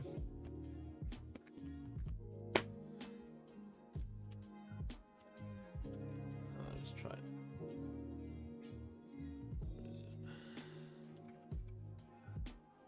Woo. It didn't reset nothing. I got to commit. It actually did nothing.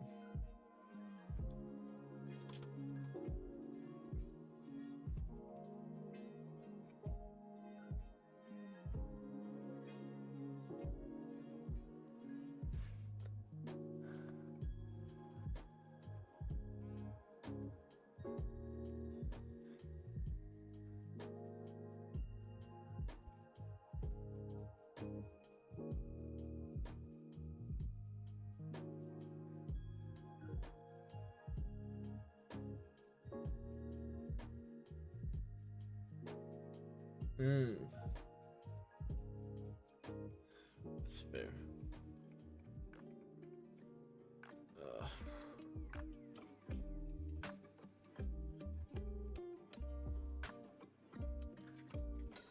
gotta get up real quick. I don't know what this is.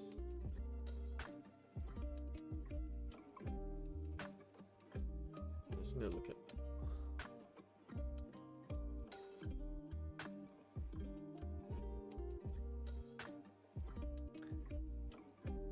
Yes, I don't have data. Okay.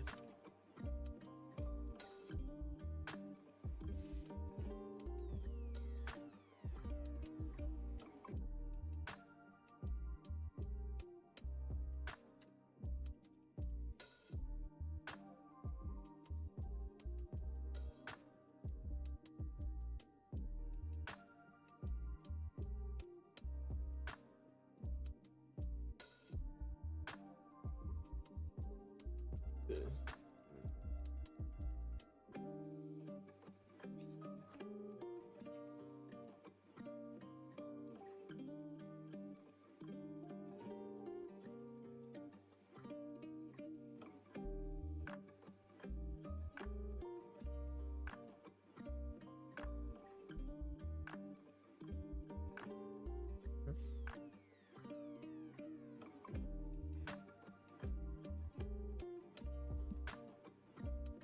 And my cat's screaming at me again. What do you want, butter?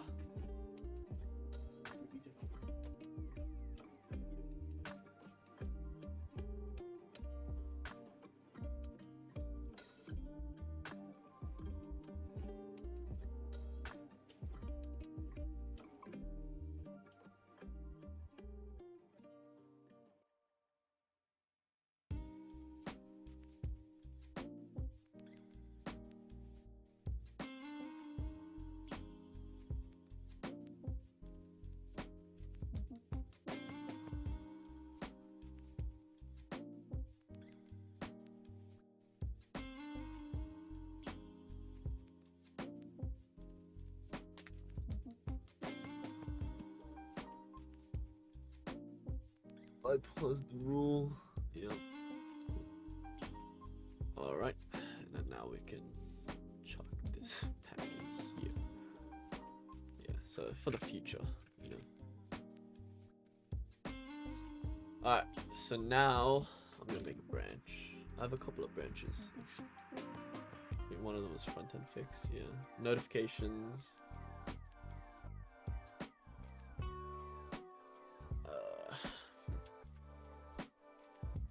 Okay. So now, this should take a minute to update. But here we are. And why is everything? Ooh, okay.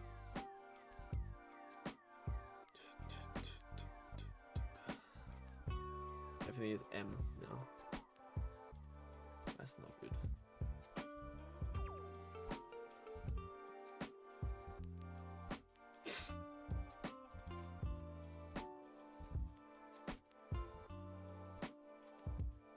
Updating estimate. If estimate.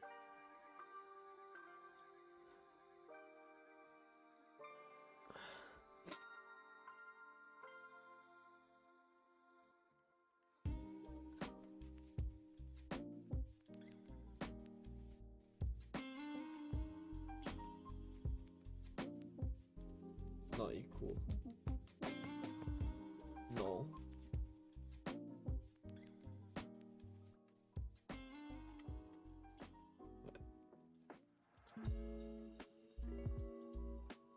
Does not equal null. Props.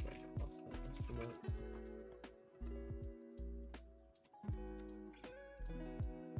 Otherwise, boom, boom.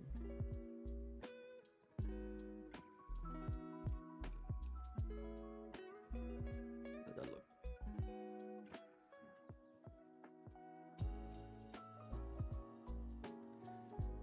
So now I need to go.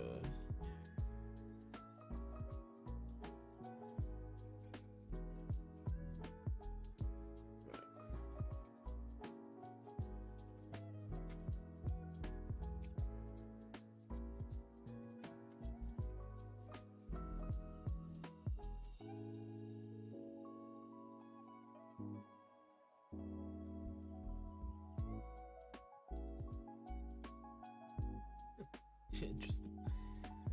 Oh my god, the egg book.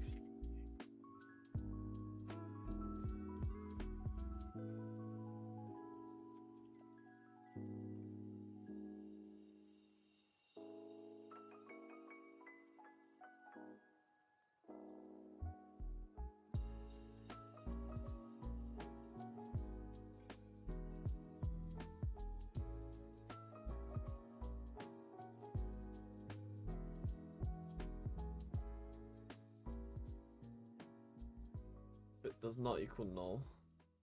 Do this. Otherwise, do this.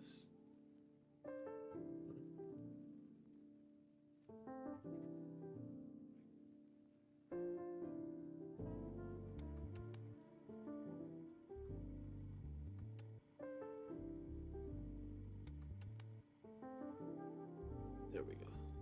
And now 56. What?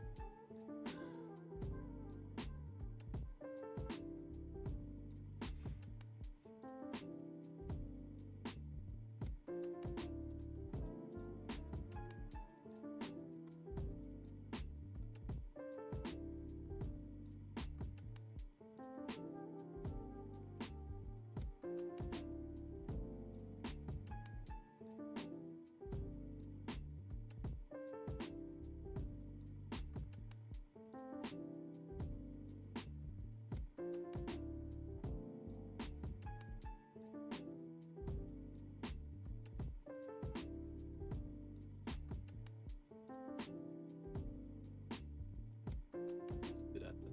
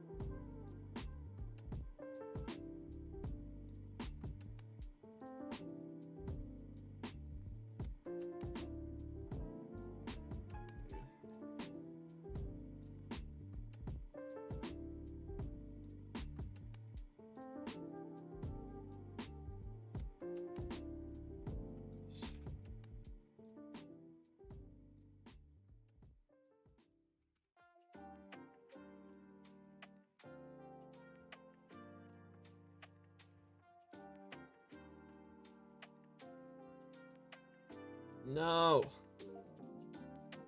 Stop it. Get some help.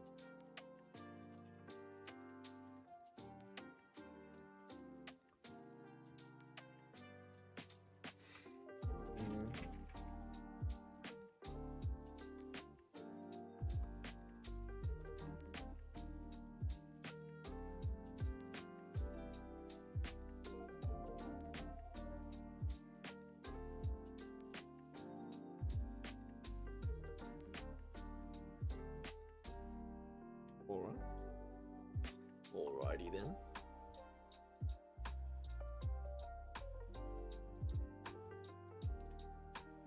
Okay, so now I need to go to this.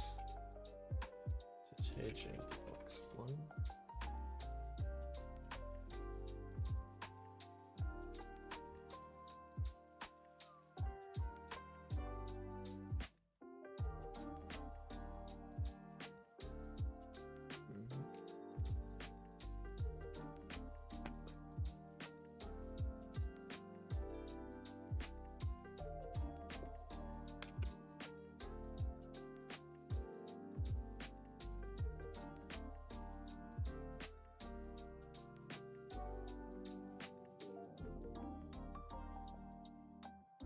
Why the hell is data on?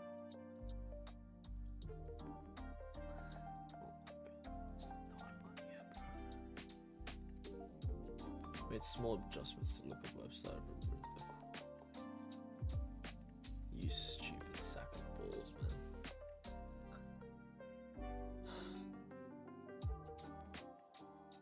Messed up.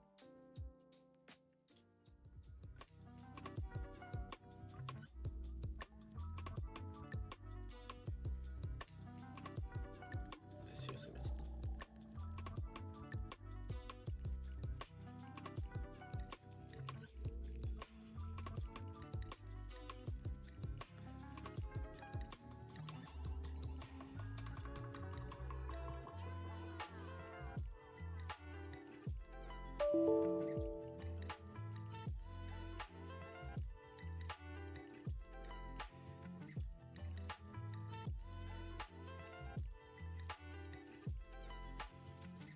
I screwed up, man.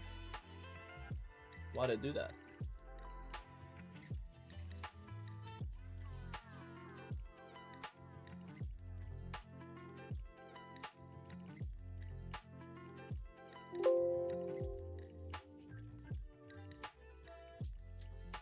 Let's get out of here. Wait. I have it? Yeah, I don't.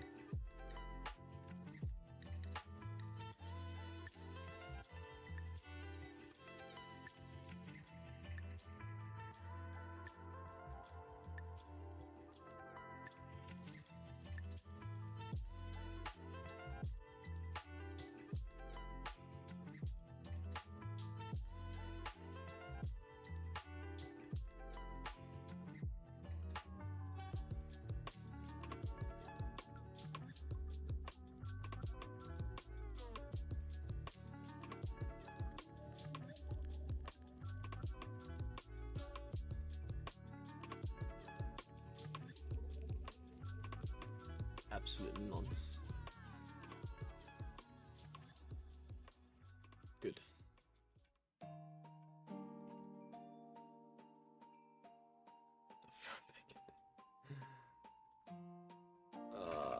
You little sack.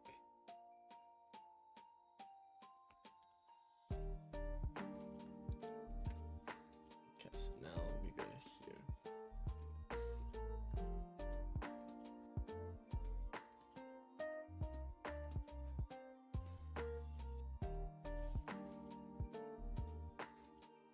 That change anything?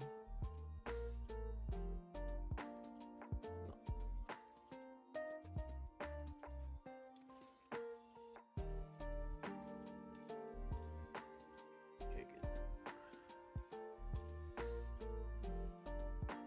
Nothing has changed, which is good. That I know of. Yeah, it looks like it's all good. Okay, cool.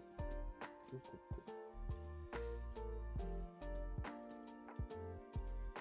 Hopefully it functions.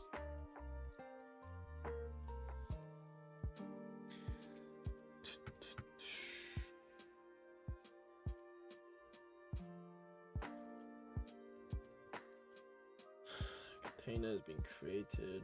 It's created. Good. Created. Fantastic.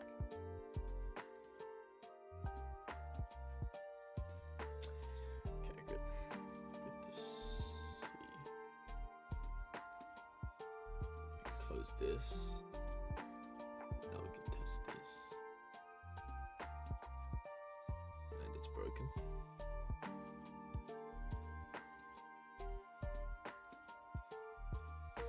Yes, redeploy.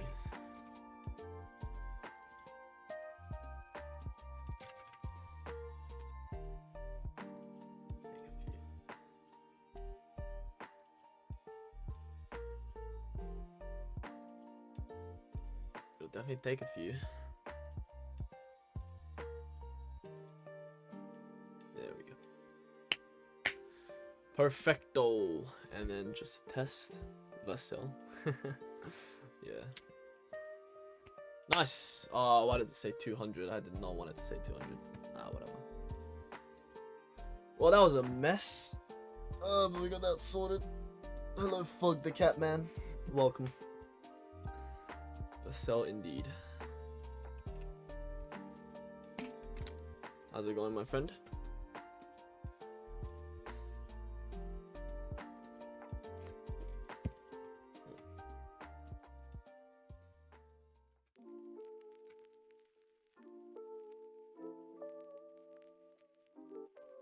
I am doing great, actually. Thank you for asking. Yeah, I'm just working on... Well, actually, no, I should explain. I'm trying to simulate how it feels to work from a 9-to-5 job, you know, in terms of coding. So I can prep myself to do well in that setting, kind of thing. So this is sort of day one of that. And yeah, I've gotten a decent amount done already, and it's like only been 2.5 hours. So let me just show you what I'm doing today. A lot of to-dos, but on the doing tab right here, this is just everything I'm trying to get done for this project right here. Alright. And yeah, so I have...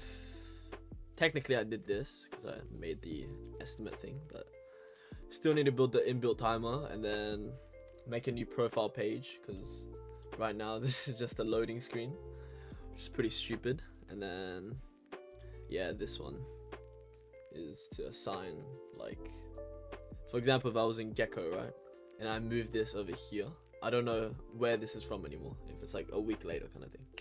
Yeah, so I'm just gonna do this for the coming hour or so kind of thing. Yeah. And yeah, feel free to stick around, ask anything. I am willing to answer. Yes. What you up to besides chilling in the stream?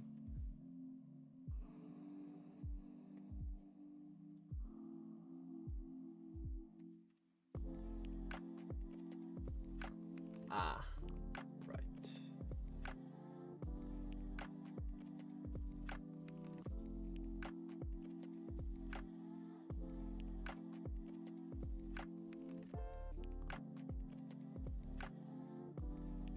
There we go. What is next? Oh yeah, I need to make the start button for this. Mostly chilling. Was gonna continue with one of my own sites. Yeah, that sounds nice. What's the site about? What's the goal of the site, I should say?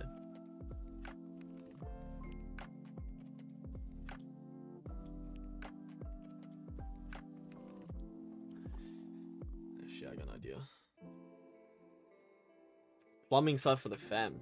That sounds kind of cool, actually. Is it like an e-commerce site or just a general blog site? Ooh.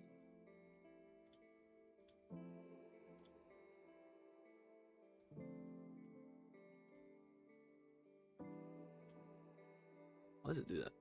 It's like out of the screen. That's annoying. Okay, let me fix that on Stream Elements.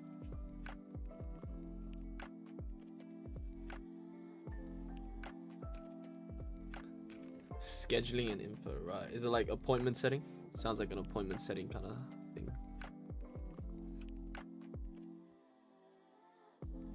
Nah, that's cool though.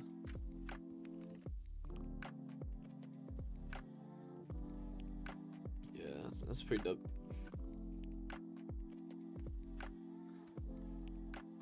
Is it for you? That must be like the entire fam, right? I'm not too sure. How's that? Save that. Let me just test with a message. Look at that. Looks okay.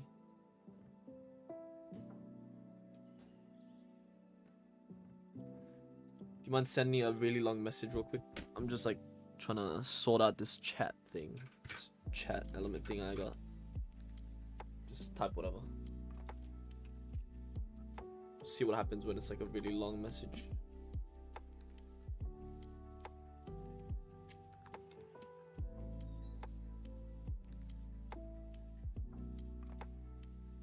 Okay, thank you. It's about there. Yeah, that's good. Appreciate it. Nice. Plumbing. That's pretty cool. Do you plan on going into plumbing yourself, or just gonna be like the coder of the fam? Bored at 260. It's annoying. Already a software dev. Ah, right. Makes sense. Makes sense. That's cool. How many years have you been doing software? Let's see. 260. 6 years. God damn. Okay, that is very impressive. I think for me, anyone who has more than like 2 years of proper software development is like freaking very impressive. Because yeah, I'm still like struggling out here, you know. 2018.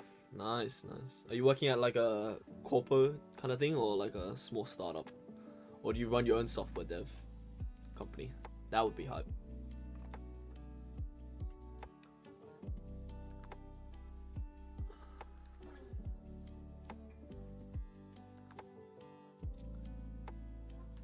Or 260. But I fix this. Not a huge corporate post, but 40 devs. Yeah, that's fair. 250 employees. That's cool. Are you doing full stack or just back end or front end?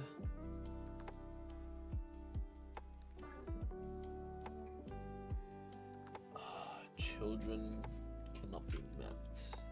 It's really annoying. What's that? UX lead. Wow. Congrats, man. Must have worked hard for that. Good stuff. Man.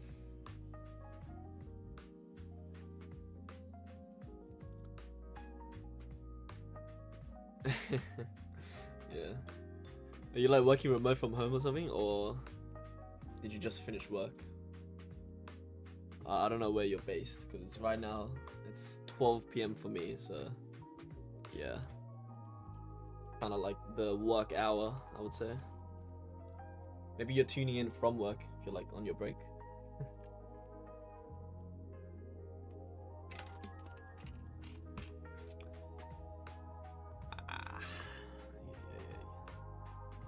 In the US? Yeah, makes sense, makes sense.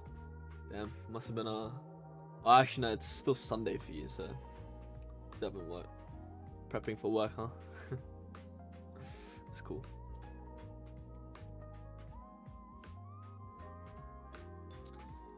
Yeah, that's fair, that's fair. Oh, that's cool, man. That's hype. 6 years. Did you, actually, let me ask. Did you get like a role immediately after graduating, or did you have like a graduate role lined up for you, because like through like an internship or anything? Because right now I'm still in my like 3rd, 4th year. I got like 2 more years to go, so I'm like, yeah, trying to get into internships, but it's not really that perspective right now, you know. I'm curious.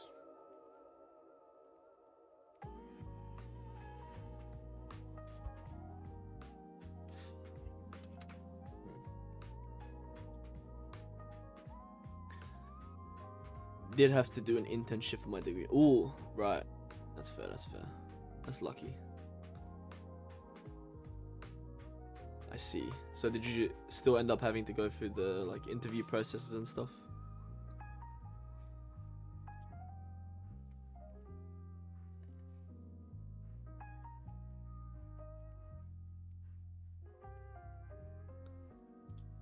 That's annoying, it doesn't navigate.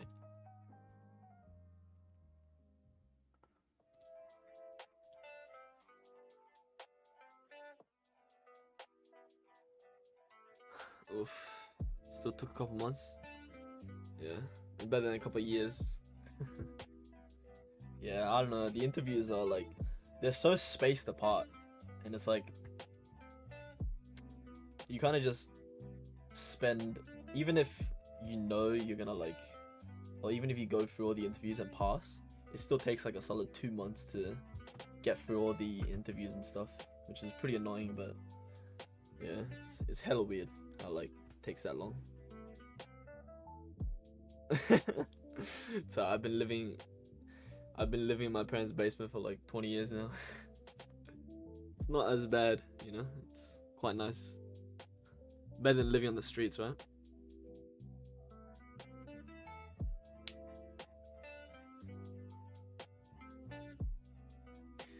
UX lead. Actually, how many years have you been a UX lead? A couple of years? Well, like, how long did it take for you to get to UX lead, I should ask? Why does it even map it then?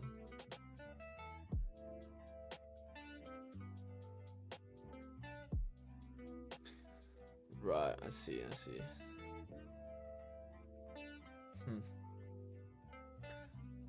That's fair.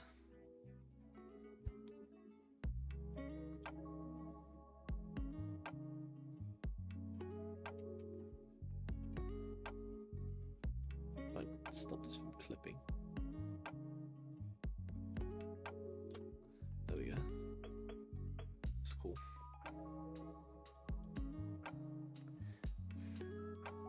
Man, UX lead. Can't imagine.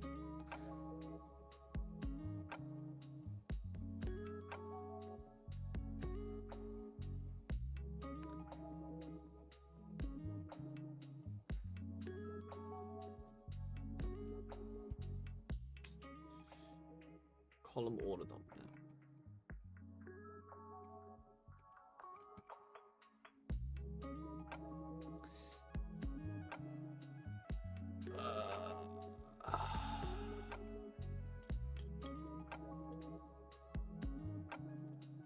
I guess it's actually just breaking because the entire thing's broken. Fantastic.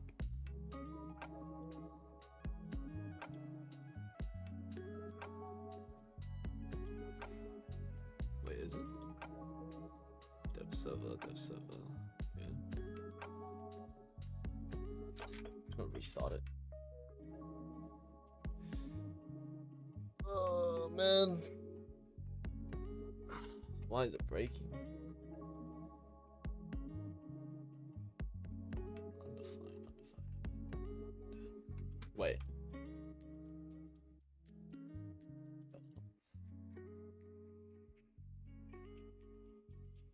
Missing fields username, oh god.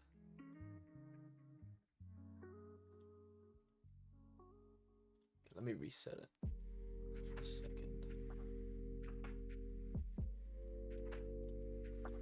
Let's try this. Well, that works. I'm scared though, because I have no idea why that died. I'm trying to sign in with the auth token. Oh, that's weird. Anyways.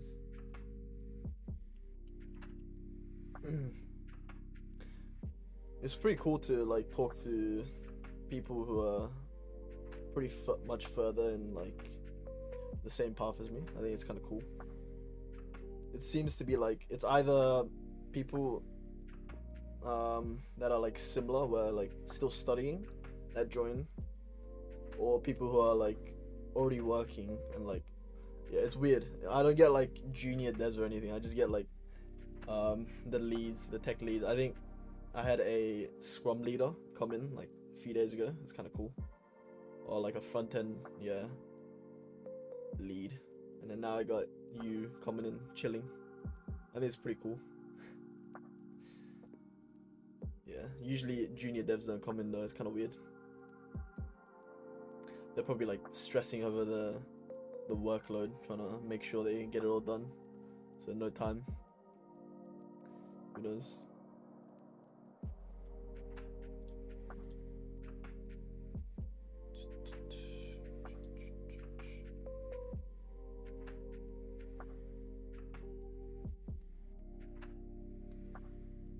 Just chilling Twitch.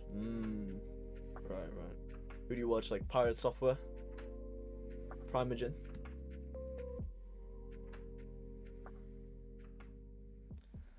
Yeah.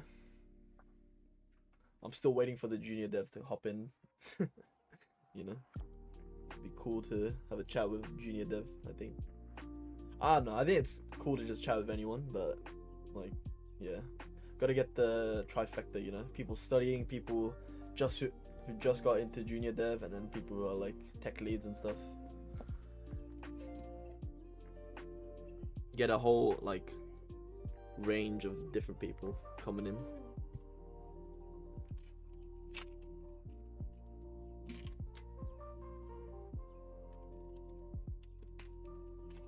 Alright.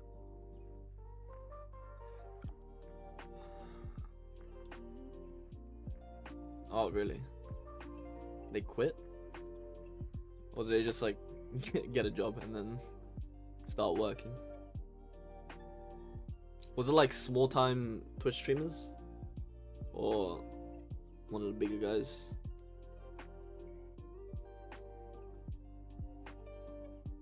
Kenso Dev. Right.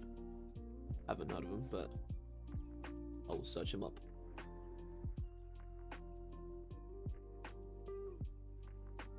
Interesting. Fair enough.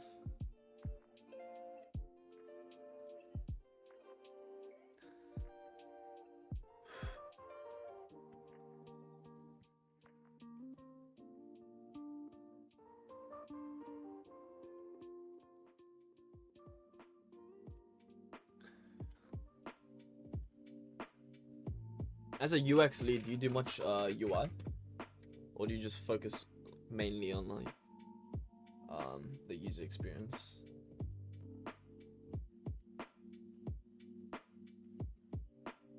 What do I need? Props.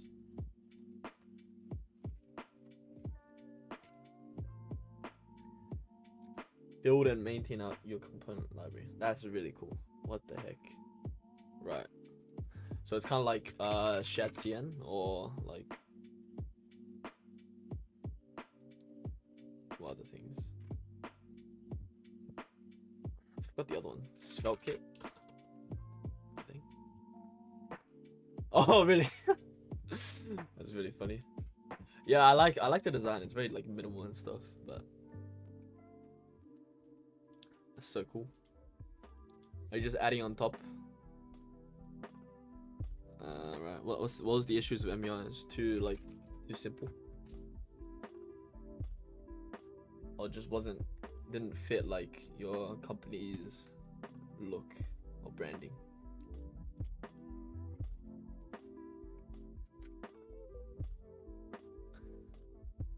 Time extending it was very hard. I see.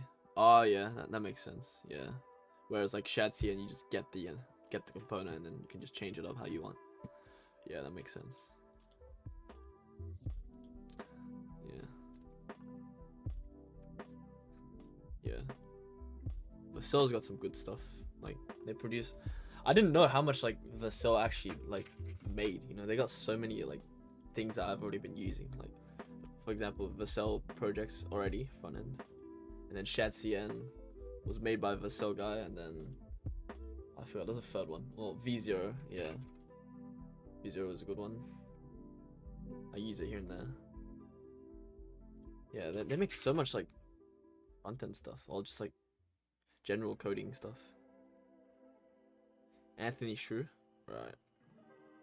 Oh, that's hype. That's really cool, man. That's awesome. Honestly, I would love to work at Vercel, but like, oh yeah, and they made Next.js. I'd love to work at Vercel, but I don't think they have an Australian office. Like, I think it's just strictly US, unfortunately. Like, they probably have a server here, but that's about it. Yeah, because I looked at all their stuff and I was like, damn, they made so much like good stuff. Yeah. Although the API I think is kind of not that great. It was kind of a struggle to figure out.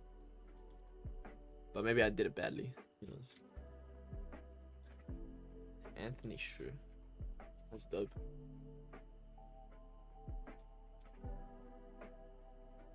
Okay, why is it?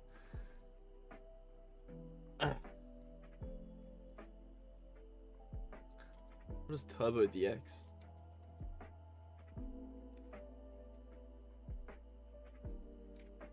Exactly. Wait, he actually did used to play pro baseball. Well, that's so cool. This is him. That's crazy. Oh my goodness. Former pro baseball and now he's full stack. Jesus. That is very impressive.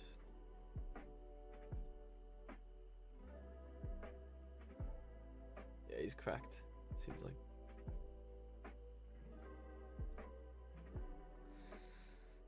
And he's only 30 too, like Jesus. He must have been playing like baseball his whole life and then moved into coding or something.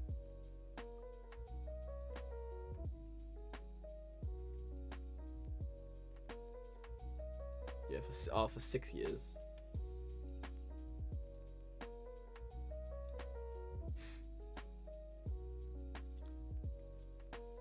Yeah, I was gonna ask why he quit, but yeah. I feel like that's pretty common for athletes. You know, you just play pro for a couple of years and then some freak accident happens and then you just can't keep up.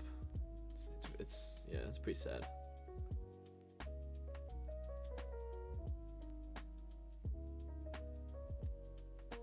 But nah, seems to be doing good.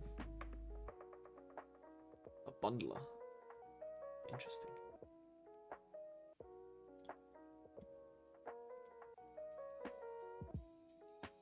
Build system. Is this kind of like Docker?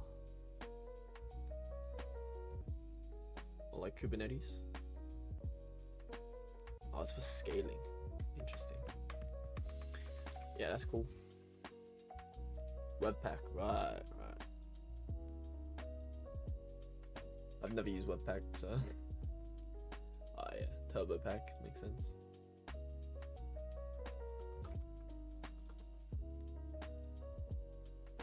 Module bundler. I see. That's pretty cool. Mono reps. Mono repos. I have no idea what that is either. Ah, version control. I see. Interesting. That's pretty cool.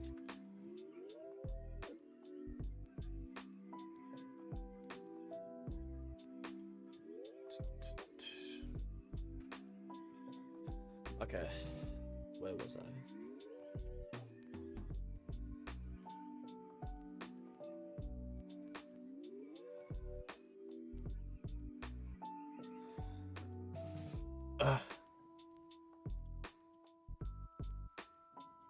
Get rid of this.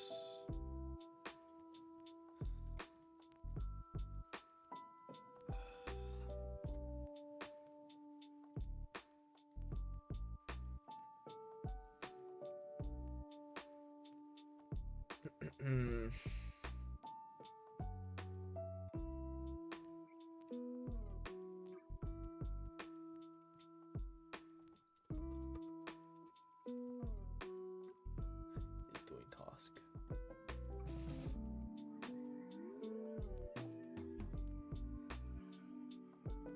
This is probably disgusting for you to look at, by the way.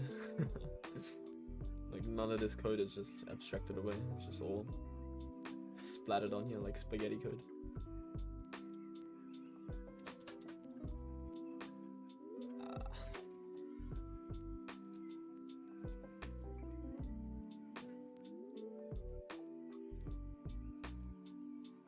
Yeah.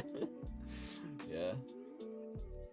Hard to work on, but yeah, if I abstracted all this away, it'd definitely be a lot easier to work on, but it's what I've been trying to figure out here actually. Yeah, that's true. That's true. Yeah, just trying to pop the features out right now.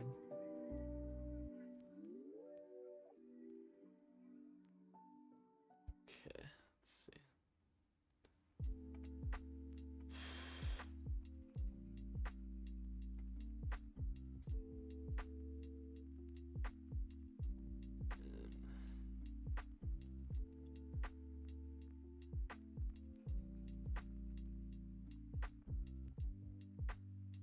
Is doing task. If he is. Otherwise, button going. Start. Yeah, it looks good. Lower box.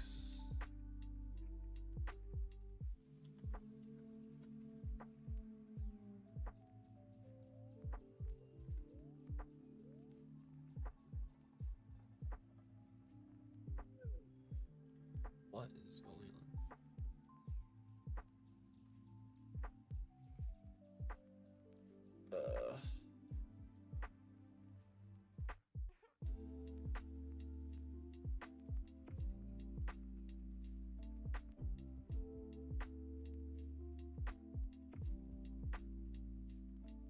There we go.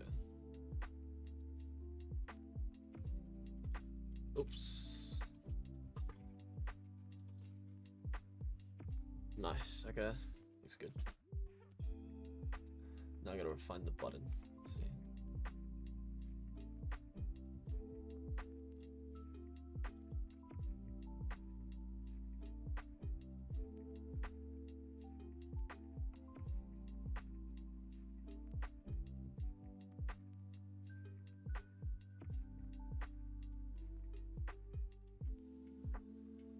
Change doing state.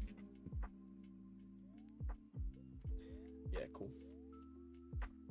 And for sanity's sake, I'm just gonna go hello. Yeah, nice. Okay.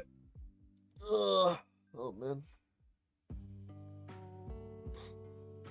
Jeez, I don't know how people can like code 8 hours in a row. It's kind of wild. What do your hours look like? Is it like 9 to 5 standard or like 8 to 8? I don't even know if any coders do 8 to 8, but it sounds like torture, to be honest.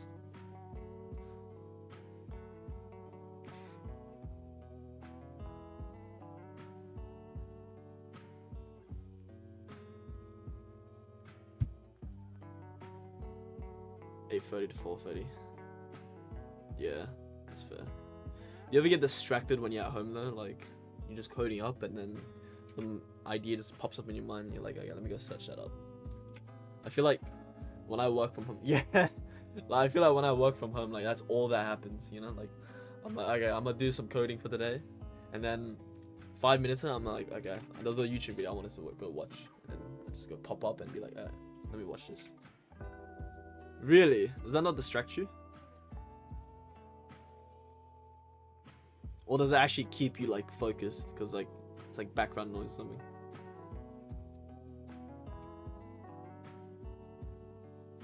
Yeah, that's fair. That's fair. No, I can't imagine like sitting in a place where like you usually just chill and then doing proper work, like, proper coding work. I feel like I get sick of it very quickly. You have like hybrid work right now. It's like 3 days in, 2 days home kind of thing. I feel like a lot of places are doing that nowadays.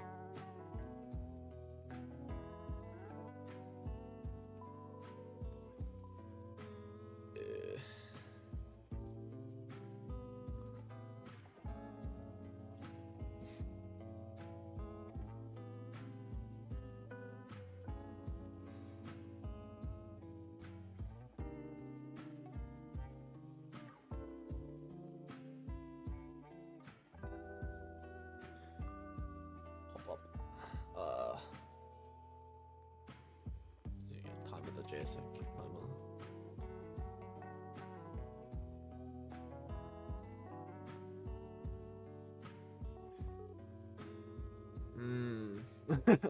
What, 5 days a week? You just chill at home? That's pretty. Must be relaxing.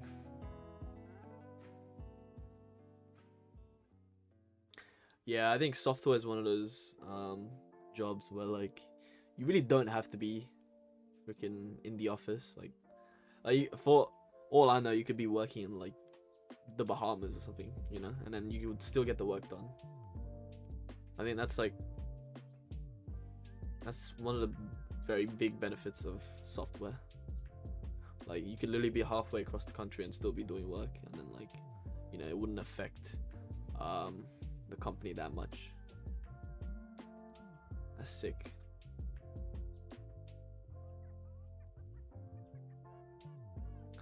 Yeah, that's the goal. Working in your jammies, working in my jammies. That would be the goal. That would be the dream.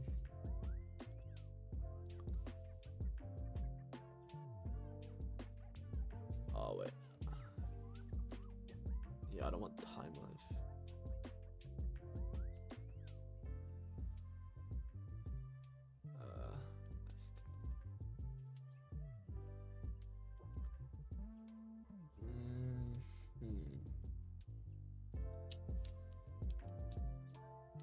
What if I just had it here?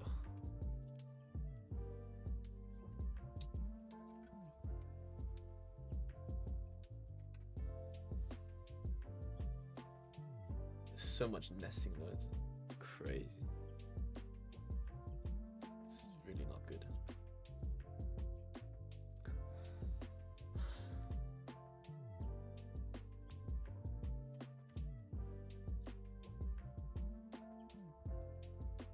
Well, it works. That's for sure. It certainly works. Kind of. Would like a gap here though. Update estimate.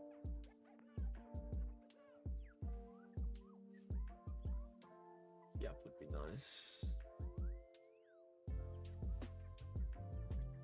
Oh, but it's part of the thing.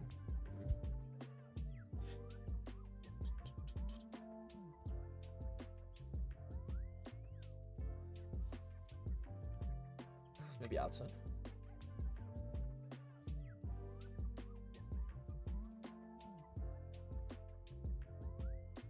It's outside, yeah. Okay, so then I just do. Wait, it already is flexed. Why is it column?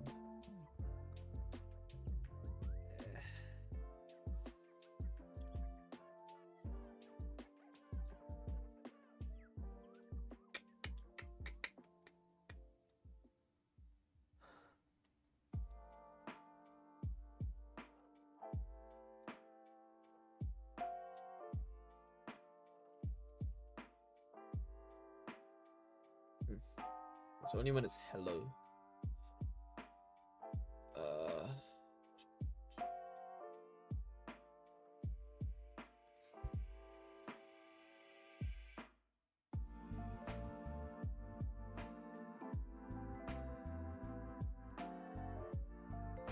It's really weird.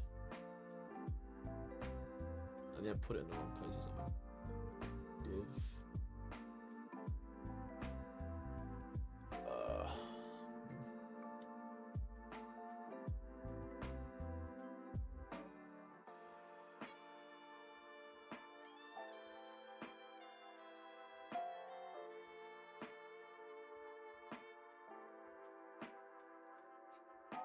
Jesus. What's even the proper way of doing this? Like, I don't know.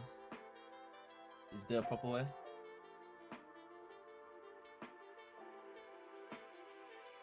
I'm having a hard time looking at these. So it's this part that we need to worry about. Oh, like the nesting of dynamic code, I guess, in React.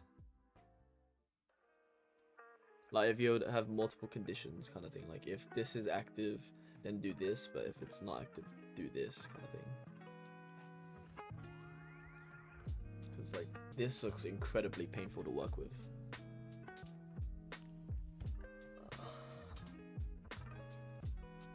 Oh no, I want it outside. No, it is outside. Oh, right. I mean, set the path right here.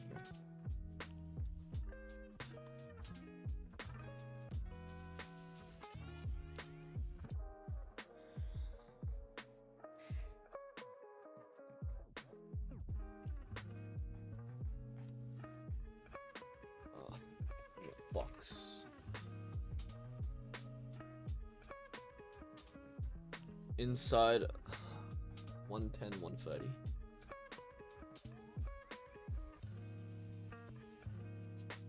Put 110, 130 inside update task.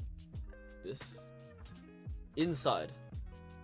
Oh, but update task estimate is a like it's a pop-up kind of thing. Yeah, so I'm like trying to get it here. Yeah,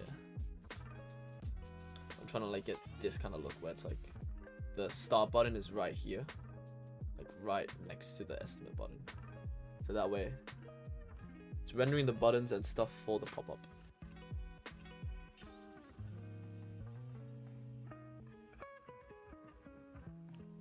Is it? Oh, but it's gonna be rendering a different thing. It's gonna be rendering like a timer. If that makes sense. Always gotta add that there.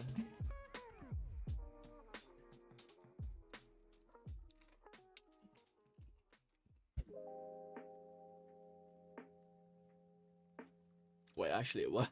It already worked. I don't know how it works, but it worked. Wait, I already have an estimate box. Okay, now I'm confused.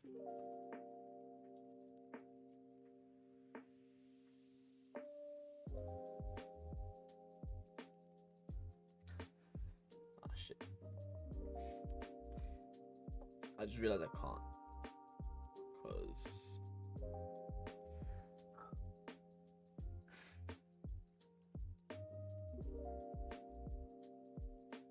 as low down into components as I can. Right. Yeah, fair.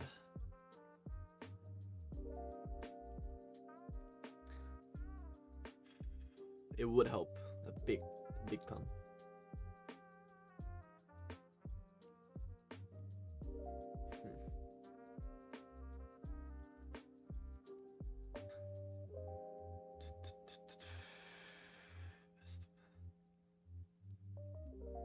So like basically have everything here just inside update task estimate, right? Like inside this kind of thing. This spot.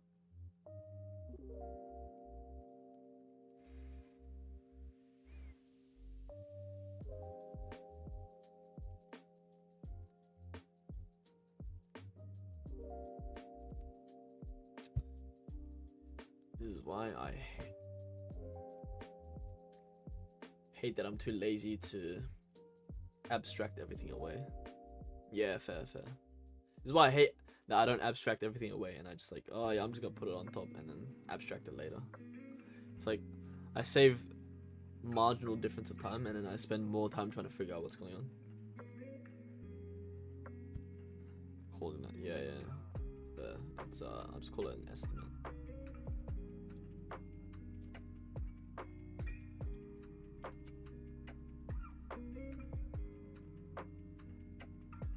Yeah, that makes sense.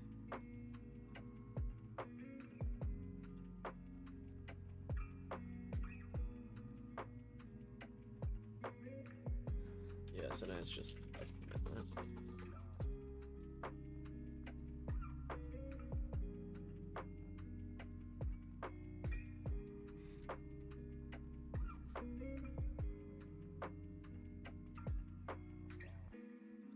Whoops.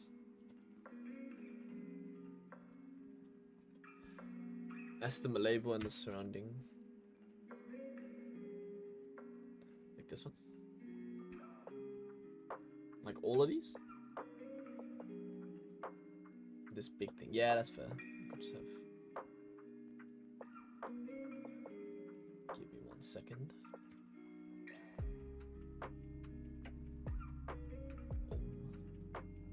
Bang.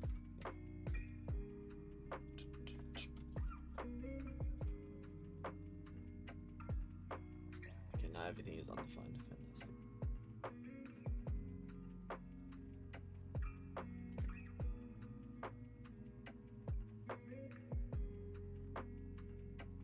Ugh.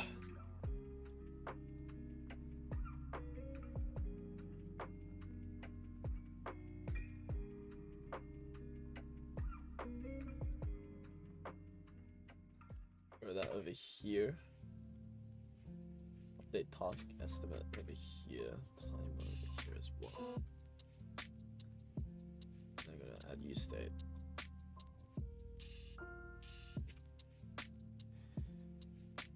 Props not defined, bro.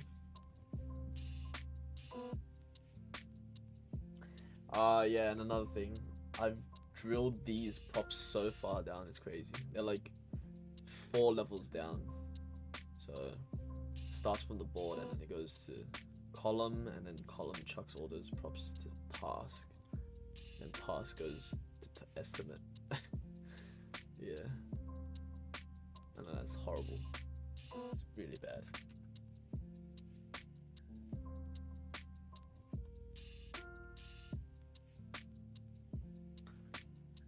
Switch to context. Yeah.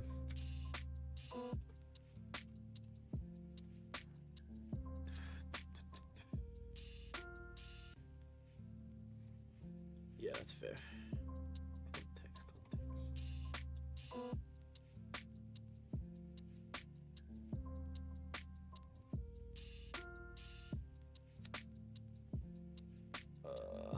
Probably do it here. Yeah.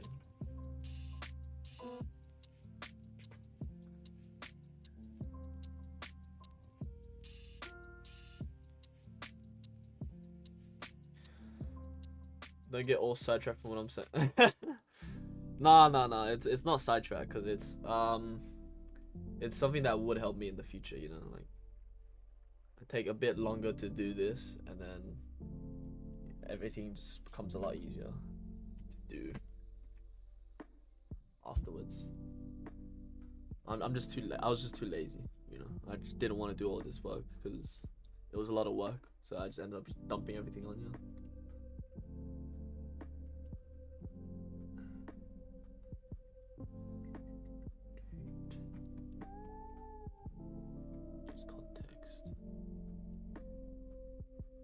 Theme.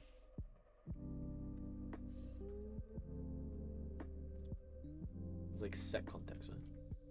No, theme context.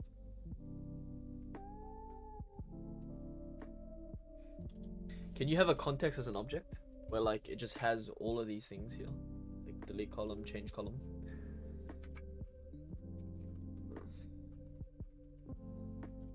What did I hold up? What are these suggestions, by the way? Where did this come from? I've not searched these up, but moving the calls down.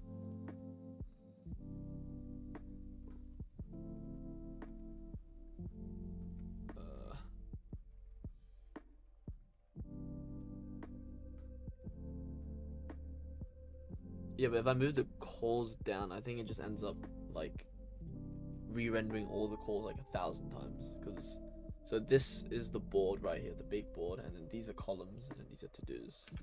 So if I move the calls down, well, actually that shouldn't, would that matter a lot if like I just move this into tasks, even though I have to like render it out every single time?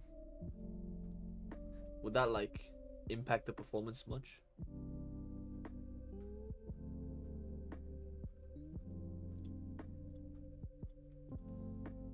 Because if I put it here, it's just like 10, or like I just have to have these 10 times. But if I move it into task, then it becomes like O(n) cubed kind of thing, or like it has to render X amount of columns and then Y amount of tasks, and then each task will have making assumptions. Yeah, fair. No, all good. Appreciate the like the ideas, because I definitely wouldn't have thought of it myself. Yeah, I think context would be good here, because then I just have to like pass the context once, right? What was I gonna search? Can I use an object in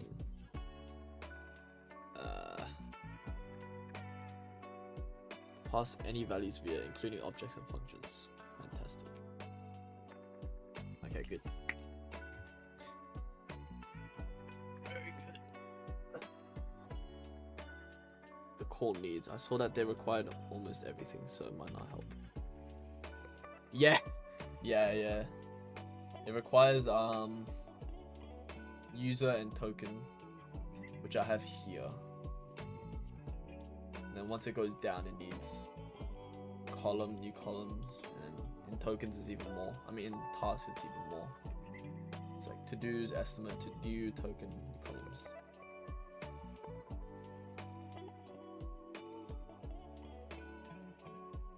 No, but for sure, if there was like less calls and it just needed like 1 or 2 things, then I think moving it down here would be a lot better. Or like even just having a context wrapper around here, and then I just like throw it in. So values, context.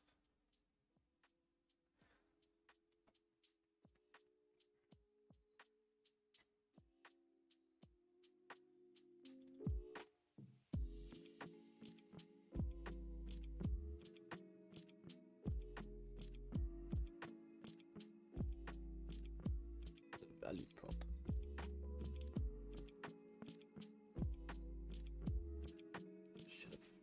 Should be called value.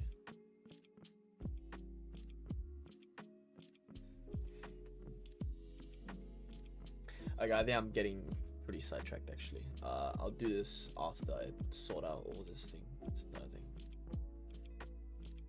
Yeah, that'd be good. Would be good to do, but for now I'm just gonna focus on this.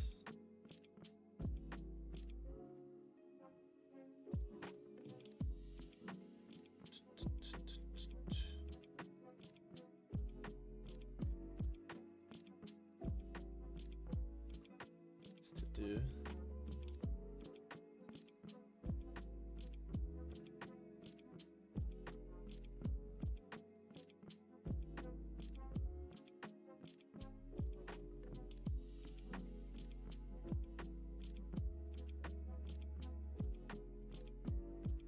Also to do.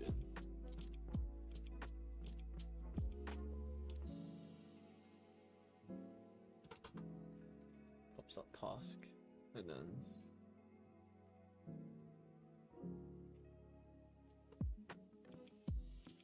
okay. Why is there a semicolon here? Alright, so now we got that working. This still works. This does not work. Cannot read properties of undefined. What?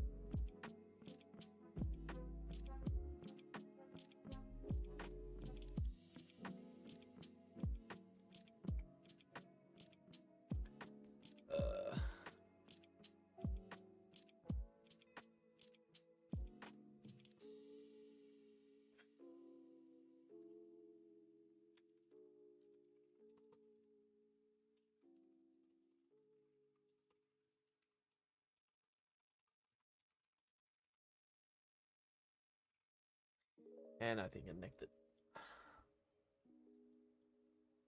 Oh god, what have I done?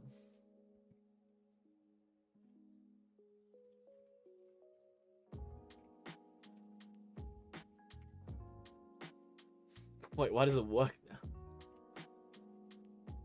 I think you called it task in the parent.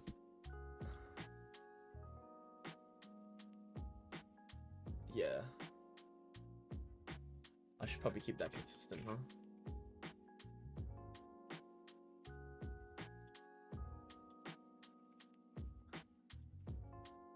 So then I'm confused. Why does it work now? And then when I get rid of the console log, oh, it works. What? God, I hate those errors. Why is it like? Why does it work now all of a sudden? I'm scared because I know it's gonna happen in the future.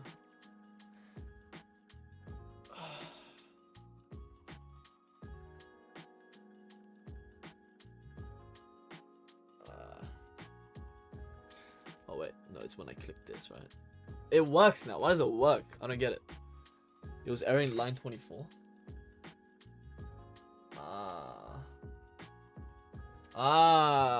Yeah, no, that makes sense. That makes sense. Yeah, fair. see. Yeah, okay. That makes a lot of sense actually. Alright, cool.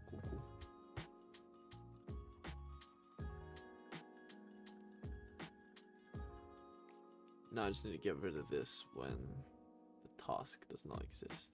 I mean, when there's no estimate. If to do estimate is that.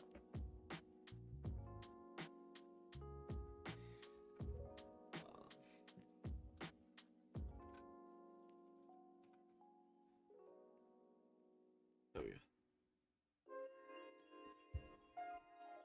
But this is a part of the click now. Oh, that's really annoying.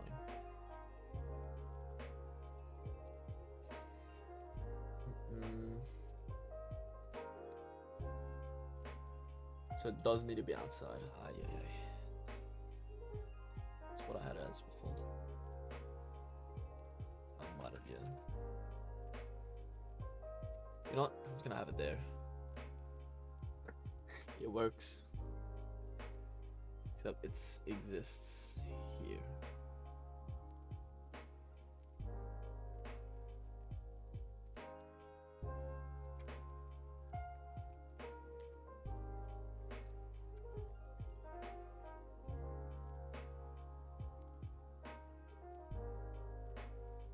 Wait. It was. Yup. Indeed. It's a fantastic trademark.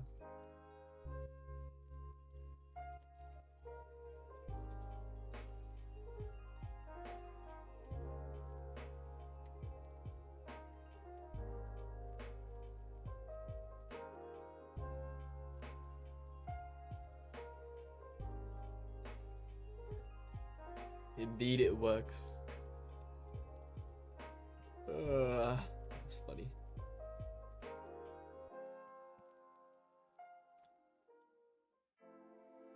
If it works, right? Look, it doesn't look bad. I mean, this doesn't look bad. But this is an abomination that I can't even like look at without getting a seizure. Like a mini seizure.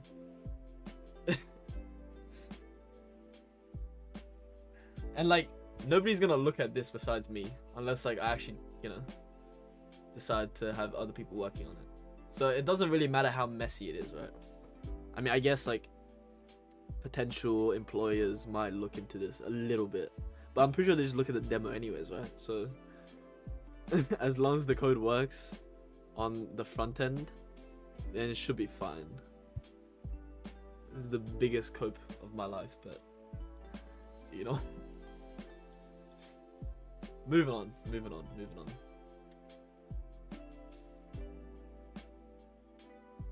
Yeah, that a guinea pig. I don't know if it'd be a guinea pig. It'll more be like a insane person that has to like go through my code, or they might be sane at the start and then they go through my code and then they slowly lose their sanity, you know? Because none of this is documented, even for me. I sort of just like have a idea of how it works in my mind, and that's like good enough for me, you know. No, but if you do wanna look at the pull requests and like point out issues there, I'd be happy to add you into the repo. And yeah, if I know how to do that. Yeah, because this entire thing is on my GitHub anyways, so you can look at it if you feel like it, but I really discourage you from looking at it. Yeah, it's already public. I think I have a GitHub link in my description, so you can take a look at that.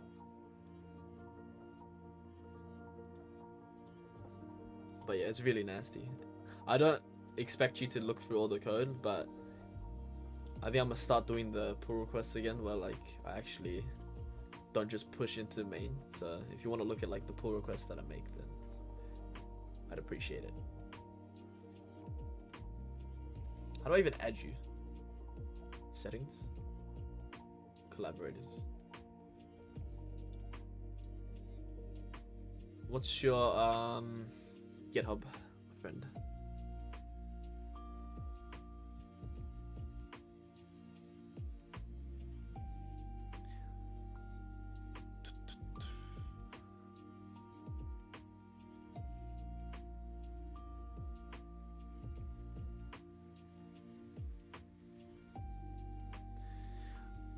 You can? Okay. No worries then. That's easy. That makes things easier.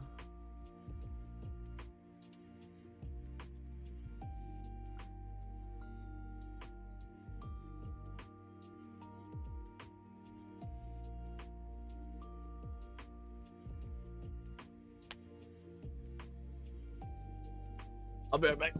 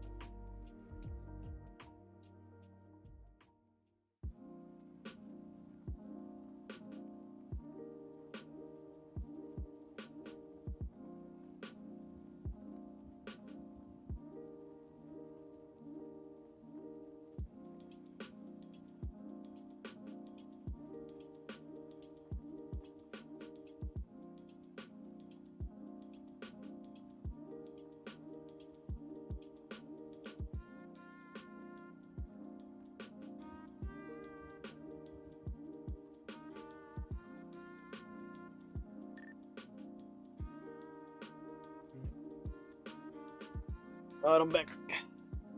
Did you make a request? Or do you even need to? You forked it? Okay, yeah, sure. No worries.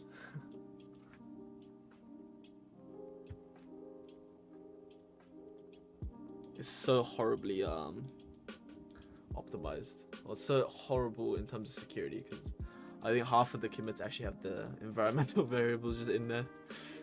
Because yeah, I didn't know how to like set the env to. Oh god, it is still on there. That. Oh my god. Okay. Well, it's only the front end. It's only the front end. So yeah, I don't think it matters too much. But I think this one matters a lot. Oh wait, that was 2 months ago. Okay, no, I don't think it matters. Cause yeah, it's an old thing. I think. Let me just check.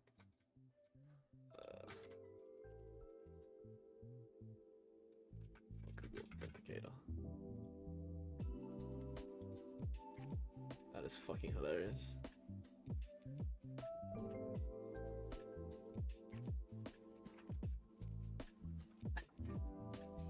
Yeah. I'm really hoping they're invalid, because that would be really stupid. I'm pretty sure they are, because it's 2 months ago.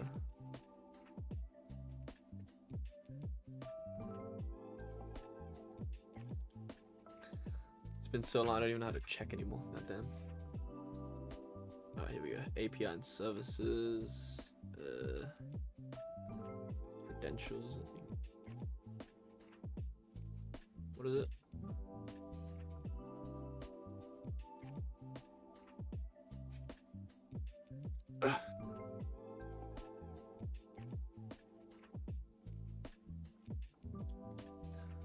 What the hell is it? I can't even see it.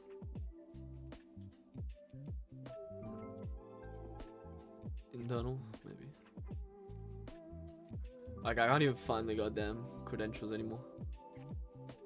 Let me take a look-see here.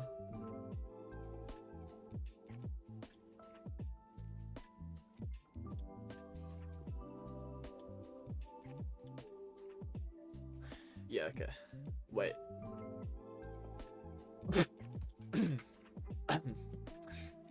Anyways. Oh, fuck.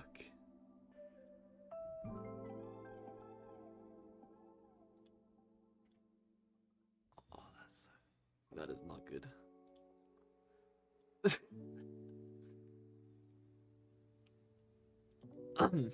Anyways. I mean, no one else is in the stream, so it should be fine. I don't even know how to change it. How do I change this? Oh god.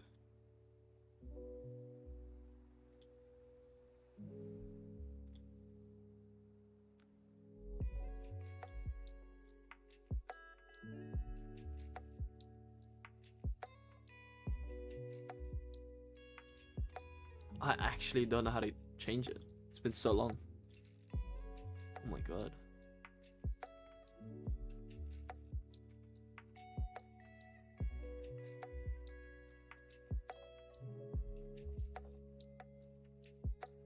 It's on this one? Yeah, I think it's on this one. Okay, hold up.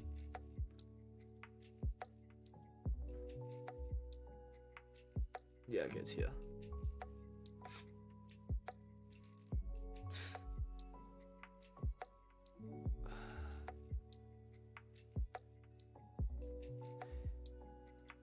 Wait, will the client ID even matter? Because I think that's just like... Because I don't think it matters. Because that's just like the address kind of thing. That's sort of like the front end address. Yeah, yeah. But I don't have the secret on there, so I think it should be fine. You know, give hackers like some excitement, false excitement, and then they just fucking can't do anything with it. Yeah, okay. So I don't think that matters too much, actually. Thankfully. Shit. Had me really worried there for a sec. Yeah, okay, should be fine.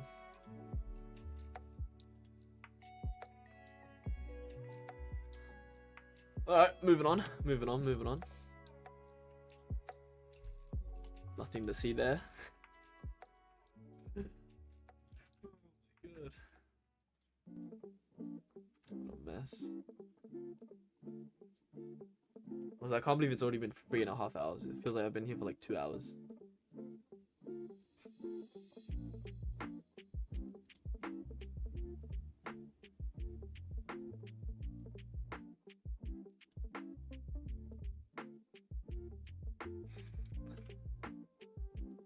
Alright. Let's see.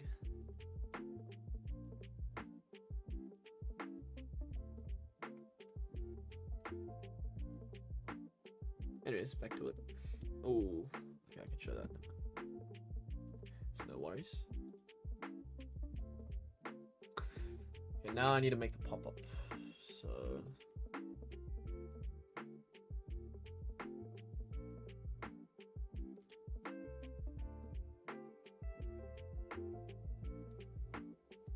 Why do I even have a pop-up, you know?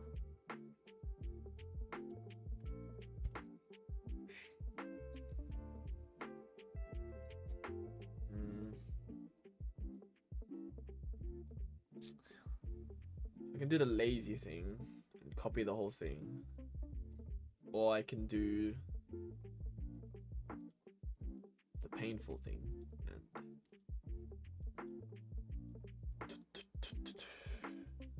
make it from scratch.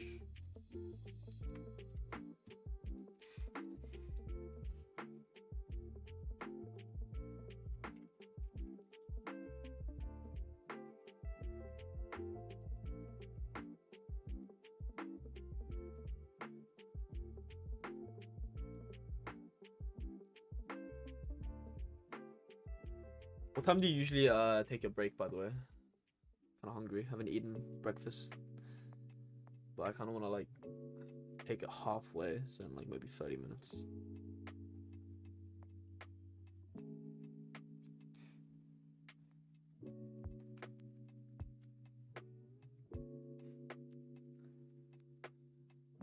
Yeah.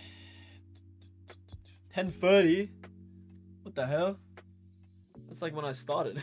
Oh, but okay, wait. You start at 8:30, so 2 hours. How many breaks do you have in the day? Like 1 or 2? Normally. Right. 2 hours. You can take as many. Yeah, that's fair, but it would be like a good number, maybe 2, I reckon. One at like 1 p.m., one at like 4 p.m. maybe 3 p.m. Okay, actually, let me do something here. We'll make a schedule column. Schedule.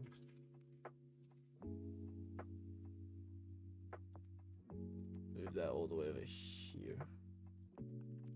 We'll definitely code it for 3 hours. That's good. I do like 45 for lunch and a couple 15 minutes for out. Fair. Okay. Schedule. Let me think. 9 a.m. to. Okay, 3 hours code.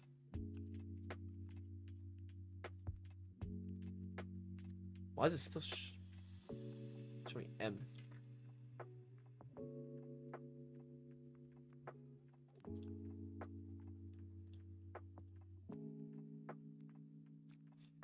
And then 1 hour break.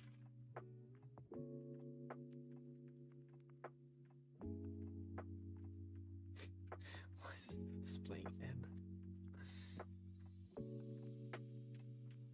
To-dos undefined. To-dos not undefined. But to-do estimate is.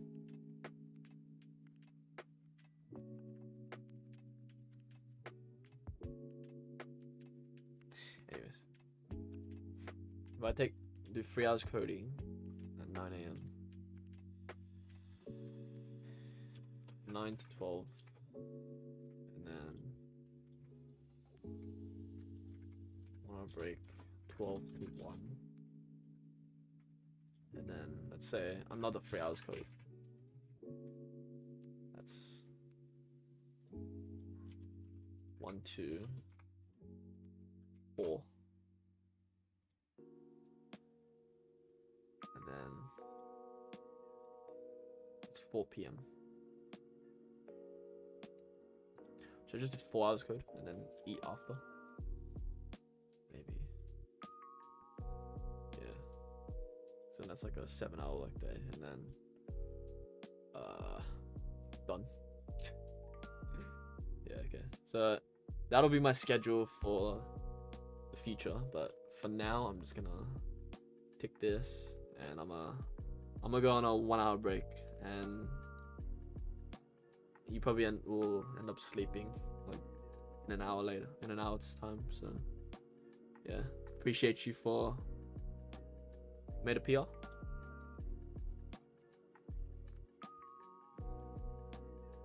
Let me take a look at this.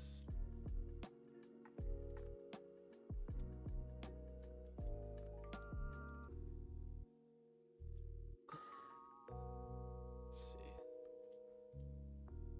For merging this, looks like it's already in git ignore, so you just need to restore it locally. Files changed. Yeah, cool. Appreciate that. Let's drop that in. How do I approve? Wait, what? How do I approve this? What is it? Merging is blocked. Oh, some check. What was the check? Oh, I just need to add a review.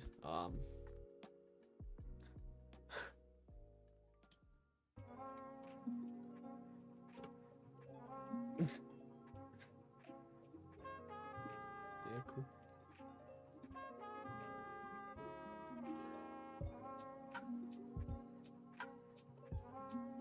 Oh, really? Wait, does that mean I shouldn't pull? I shouldn't merge it? Or will it like fix once I merge it? It should be fine. Okay, I'll just merge it then. Cool. Sweet. Appreciate that. Okay. Now. Yeah, so I'm gonna probably take a 1 hour break. Get some food, get some grub. Kinda hungry. And then I'm gonna hop back in it for 4 hours. But I think you'll probably be gone in an hour time, so I'll just say goodbye for now. Unless you're still in here. yeah, appreciate the help. Appreciate you chatting, you know. And if you are still here, I'll just see you in an hour. Take care. Appreciate the chats. Thank you for the follow. Yeah. Alright.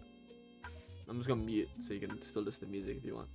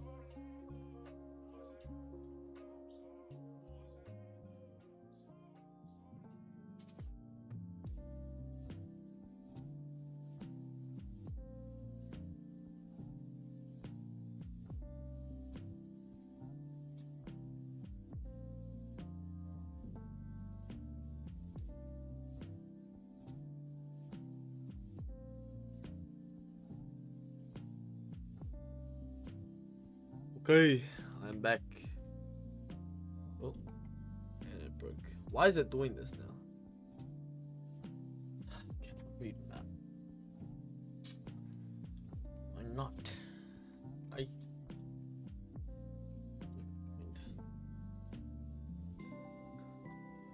thought I solved this.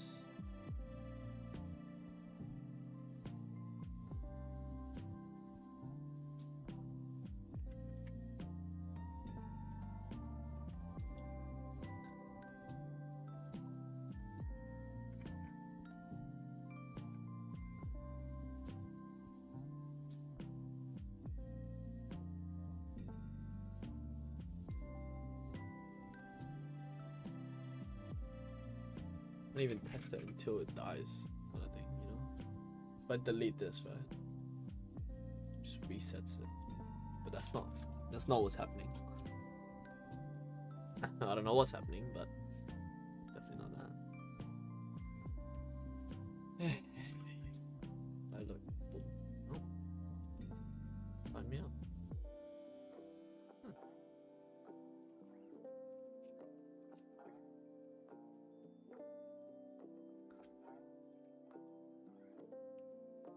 Why? Why when I create new task, right? Estimate is empty.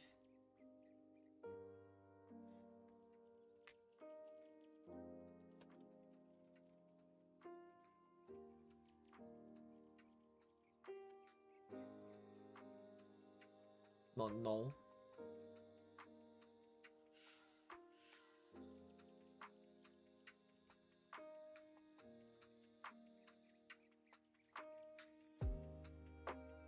String.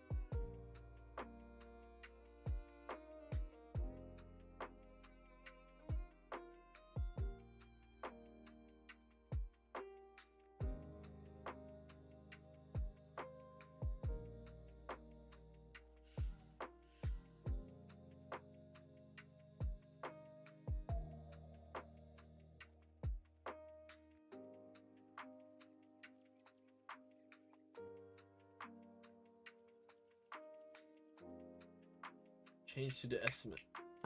It's not a function. What?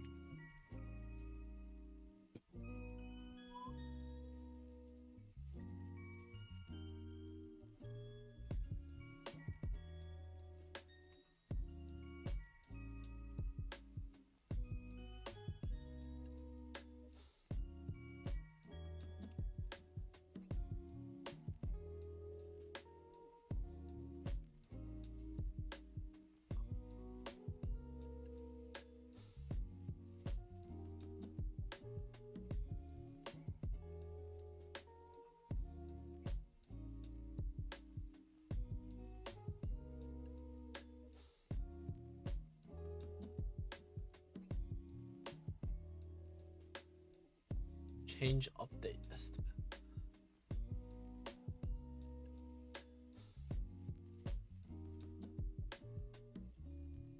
What the fuck? Let's change to do estimate.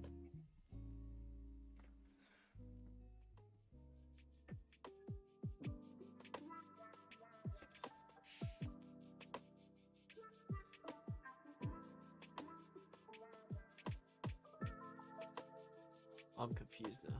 See, this is why it's fucked, you know?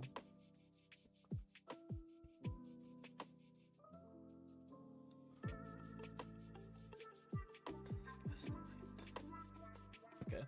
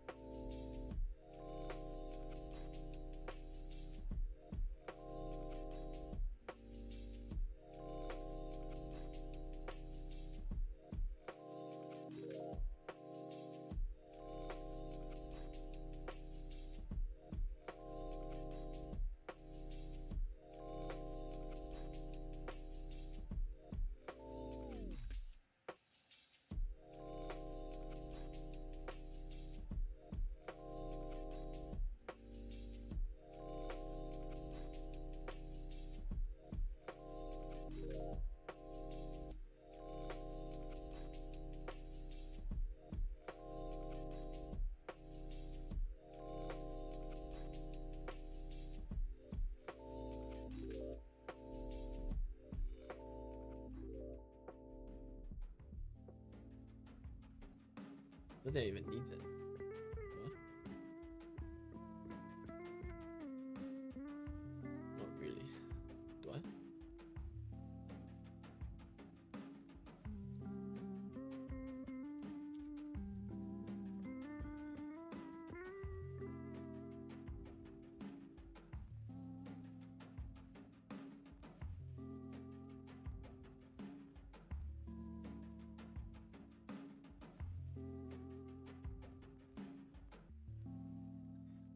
Yes.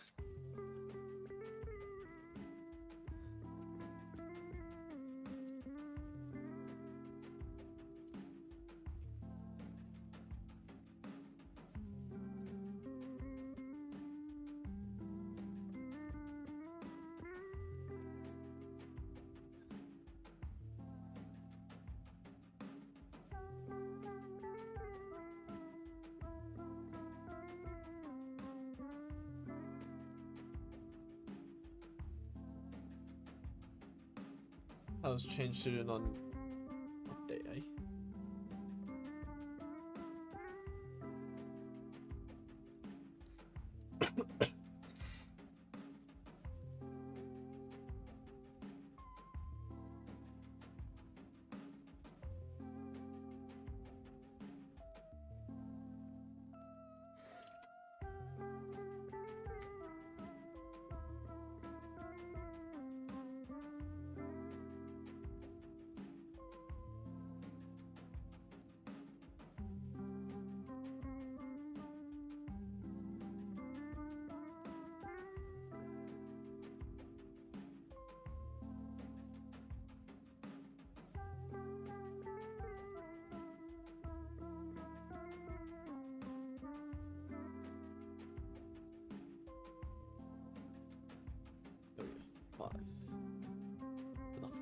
5. What the fuck, they just set to 5 minutes.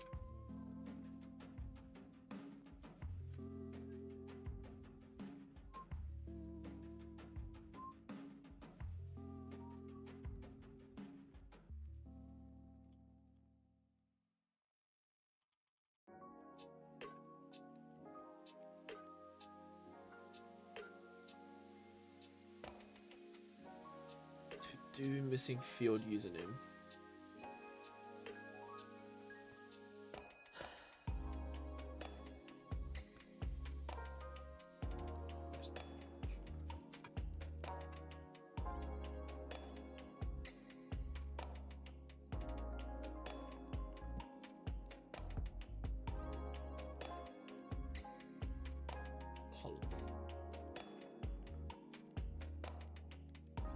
Why is column missing?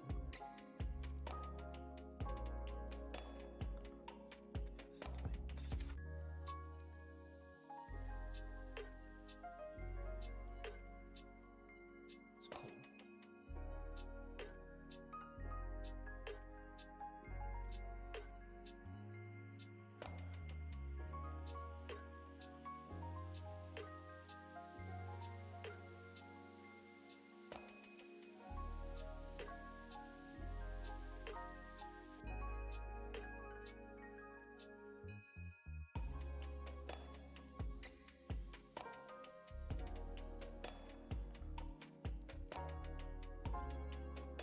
There we are. 5.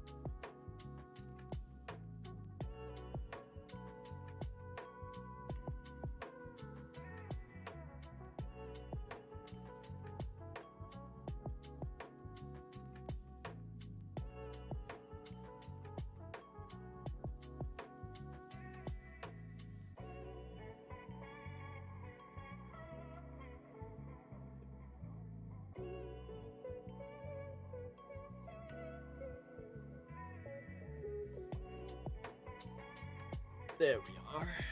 Okay. Yar hard reading. Okay.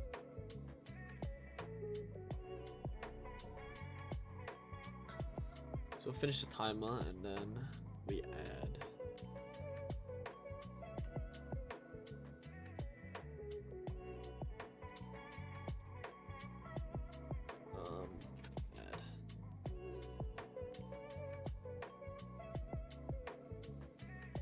maybe like 60-minute today, and then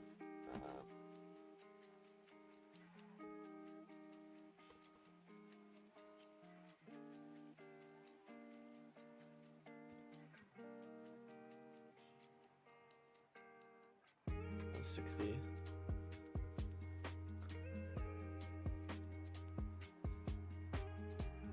It's probably take 30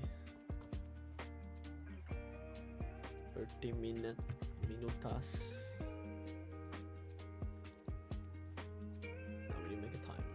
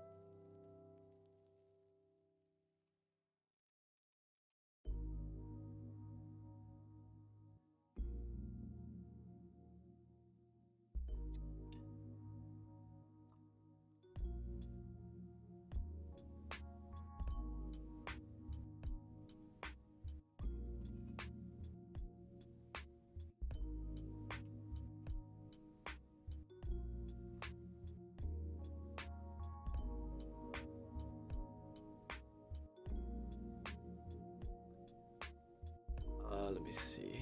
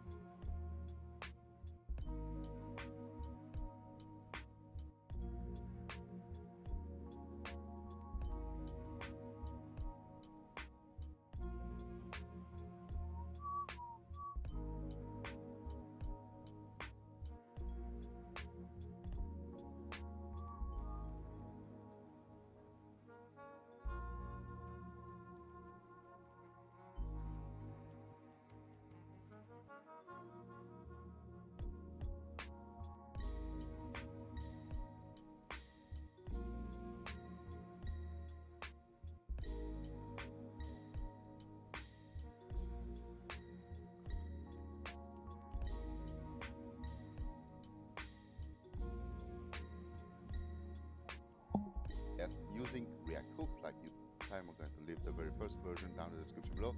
But of the countdown timer, what is upgraded in this? Well, you can add your time within the application. So first of all, let me install React, and until that happens, also you should do the same thing.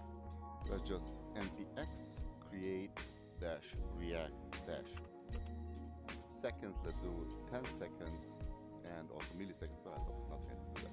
In order to start a timer, you need to press play. If you click on play, then the play button will turn into a pause button. You can pause the timer anytime you want. You can continue on playing by pressing then the play button. Also, when the timer is done, I'm just going to stop it for now, and I'm going to change this to 3 seconds. When the timer is done, then you're going to then a title will be displayed, Happy Coding in 2023. This being my very first project of 2023, so hope you're going to enjoy it. Also, for suggestions for videos for 2023, please leave the comments down in the comment section below. One last thing I want to show you, you cannot just start the application by pressing play. You need to add time. If I would add 3 seconds again and press play again, then the title here will disappear and the time will start again. Too long. This is how you create a reusable countdown hook in React. Step 1. Create a file and export a default function called useCountdown. It's important that the function name starts with the word use, because this makes it a custom hook, and only this way we can use React hooks inside this function, like useState or useEffect. Step 2. Add a useState that holds the current value of the seconds left. Next, add a useEffect that subtracts 1 second from the seconds left, each second using a timeout.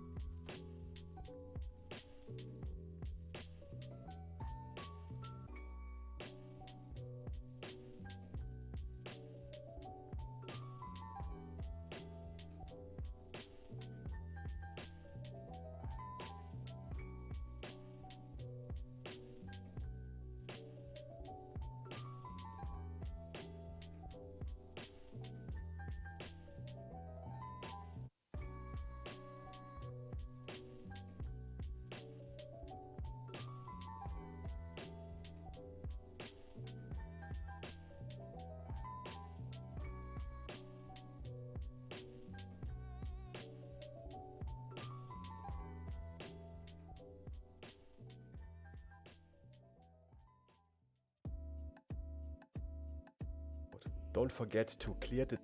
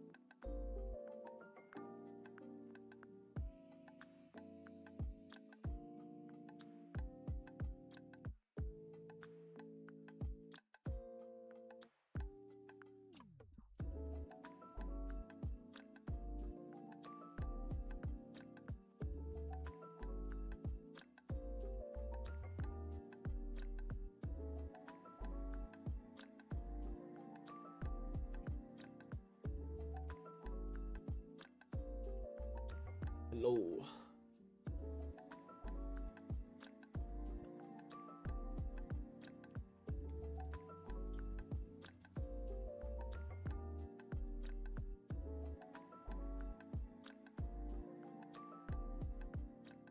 He doesn't want.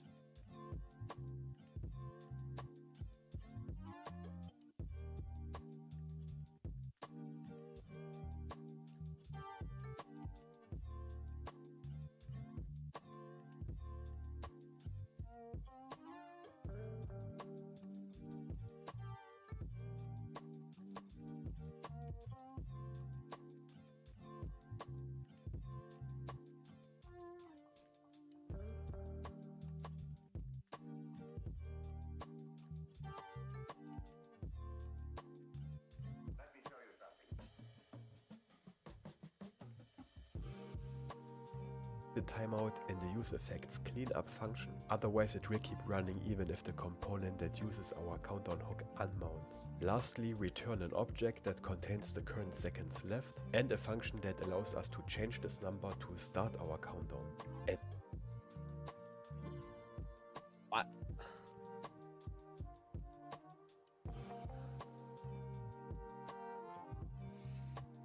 Okay, let's just start it like this.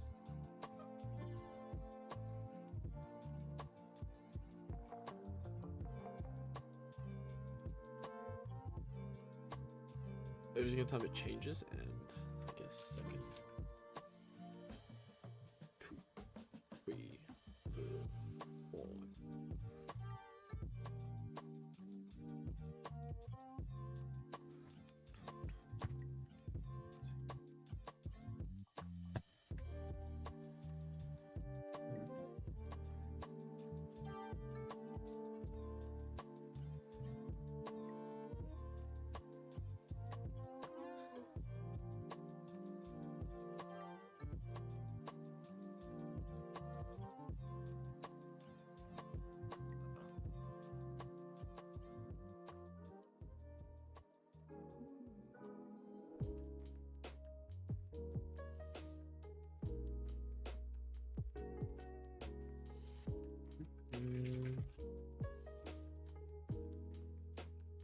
Create countdown timer. React.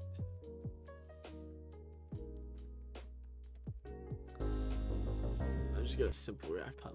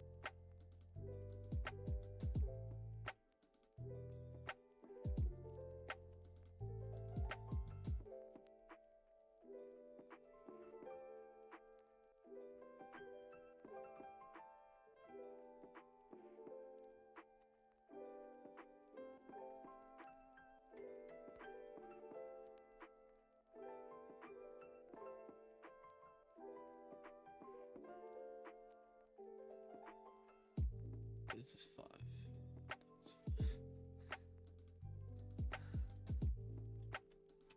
It's minutes.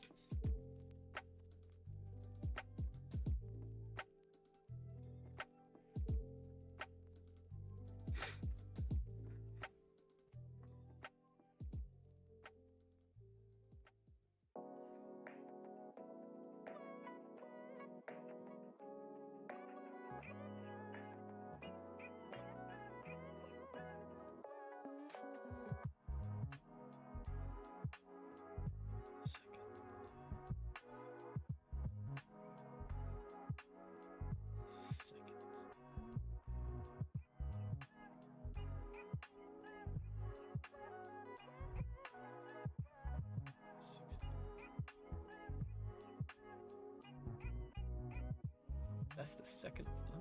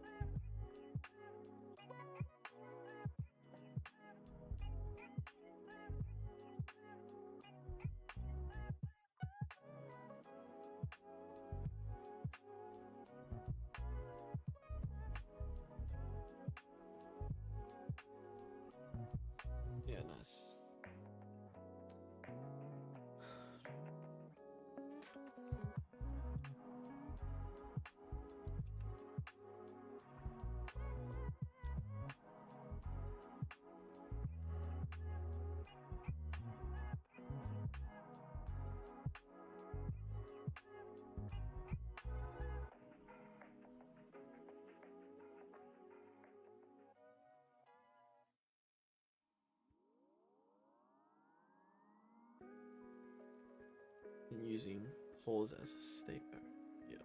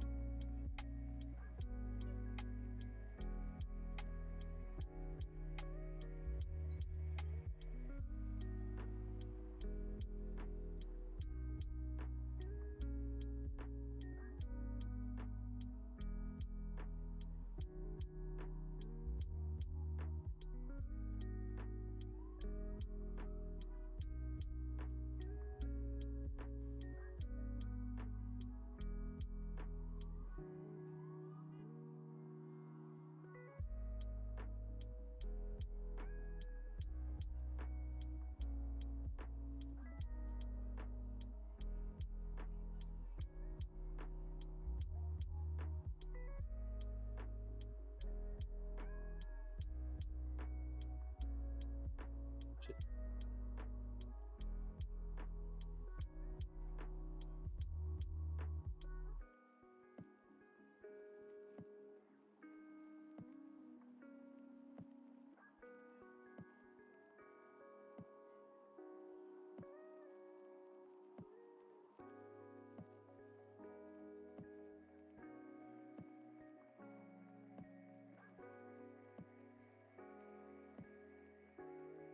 Okay, nice.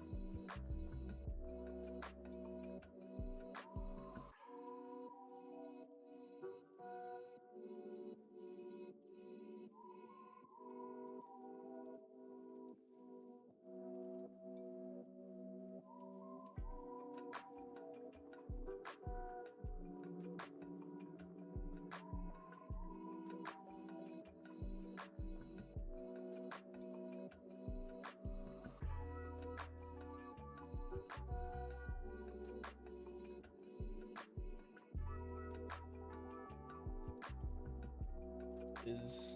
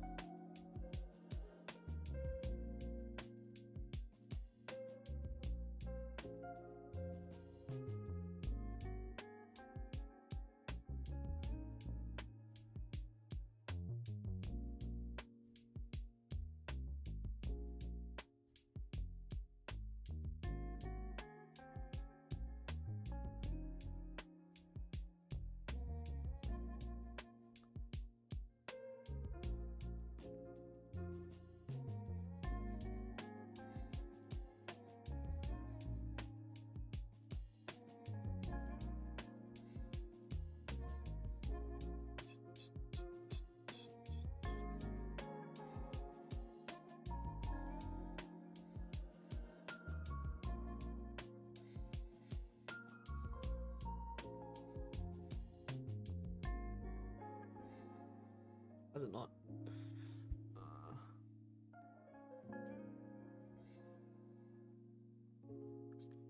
It's the wrong. Oh, it's using mine. Very nice one. Okay, nice.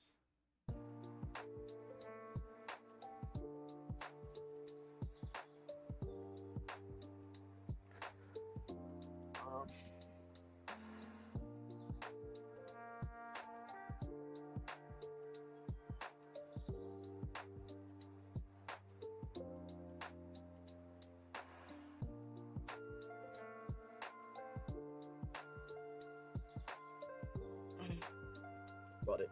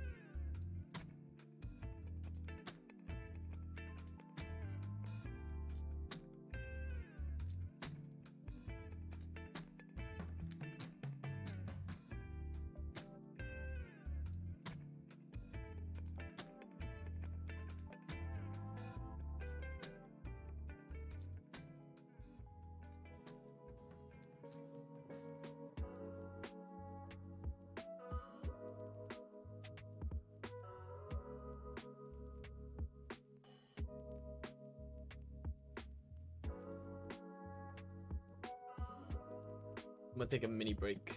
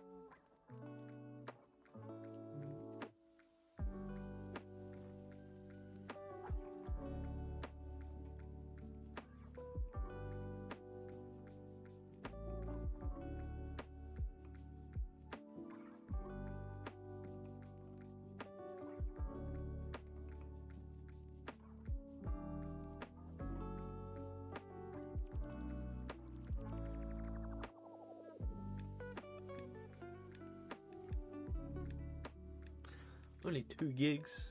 That doesn't make sense.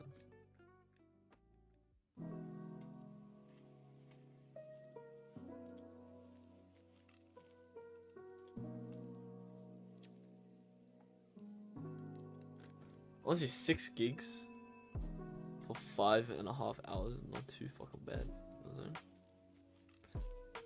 That's pretty impressive, if I may say so myself. Yeah, stop telling me this. What?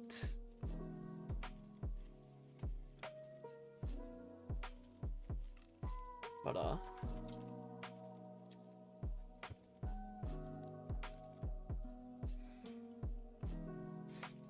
Why do you keep signing me out? Huh?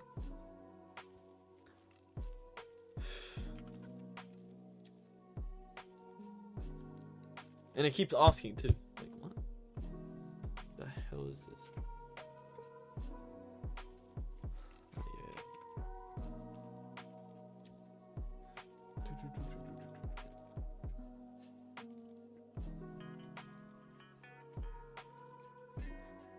Yeah, whatever.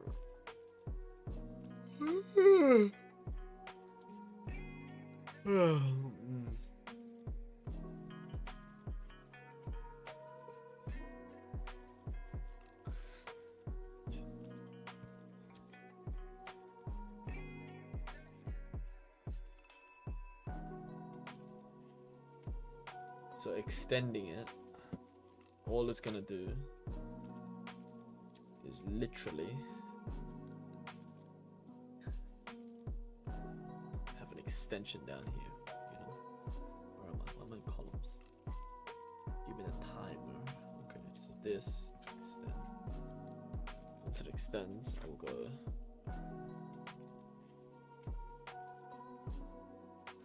div input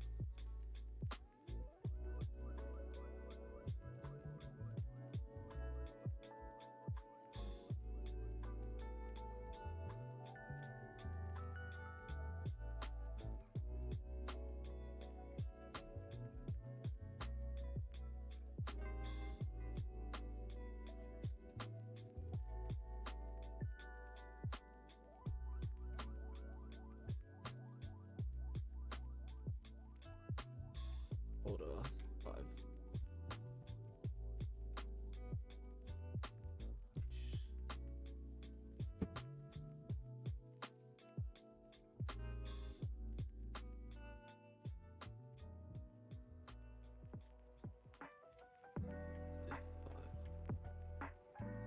Synthetic.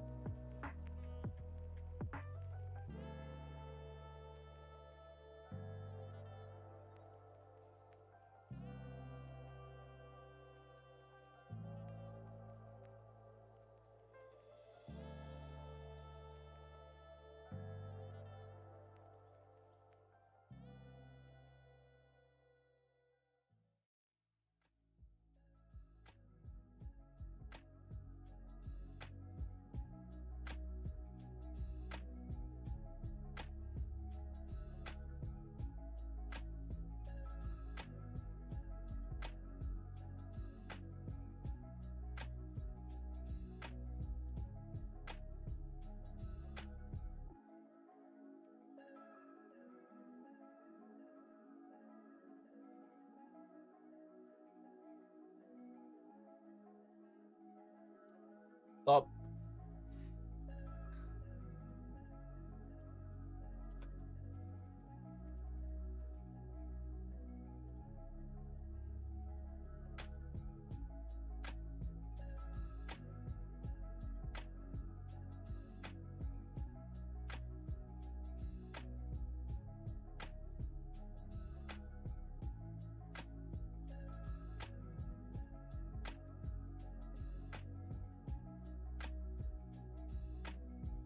Nice. Okay.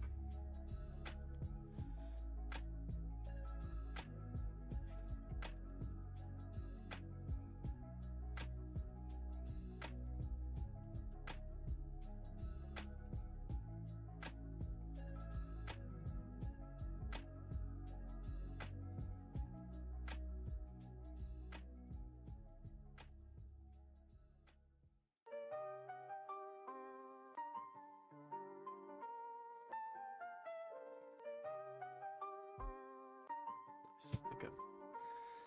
Now,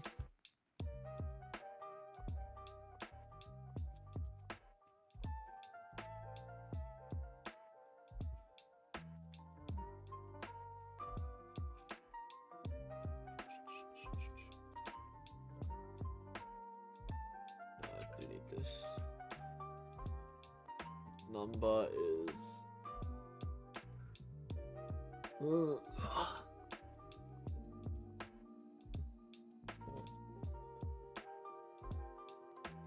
Equal to.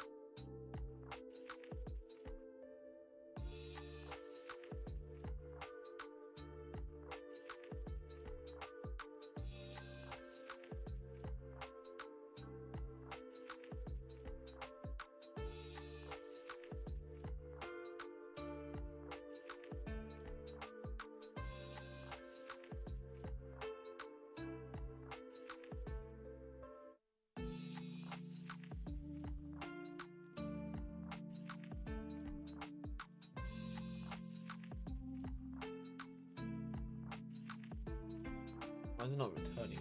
Oh.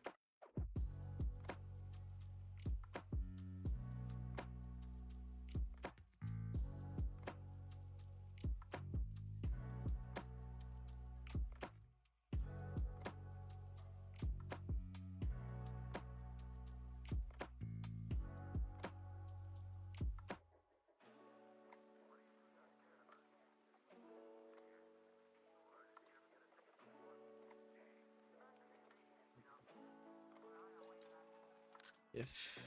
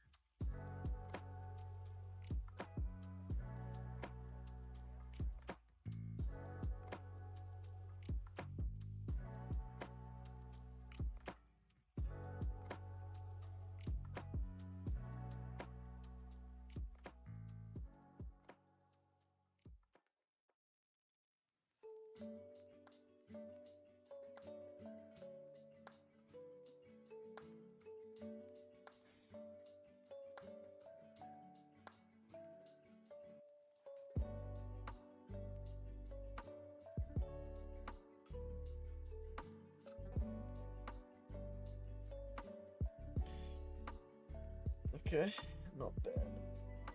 Now he's gonna style it, make it look pretty, you know.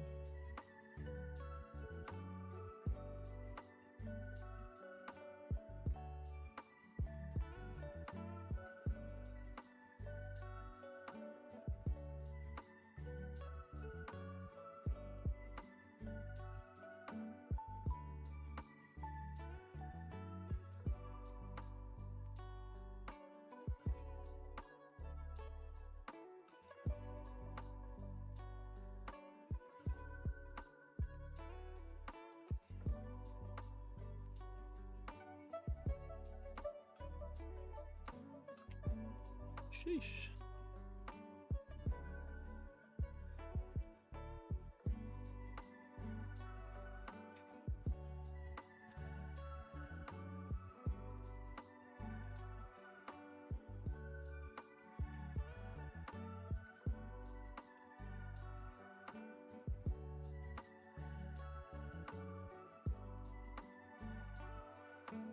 Oh wait.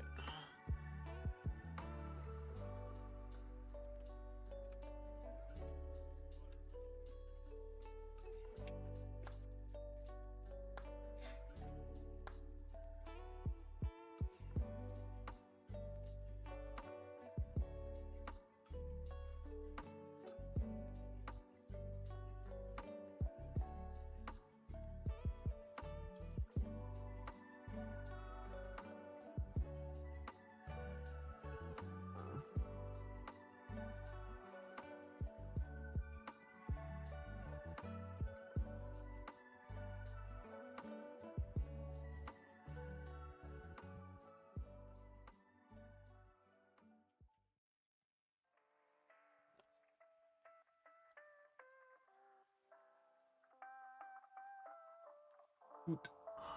Boards 129. Why am I still doing this?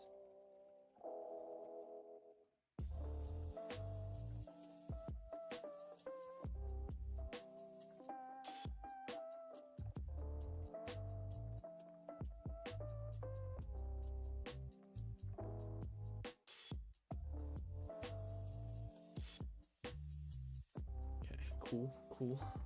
Cool. Page to do is assign color. Color should be interesting actually.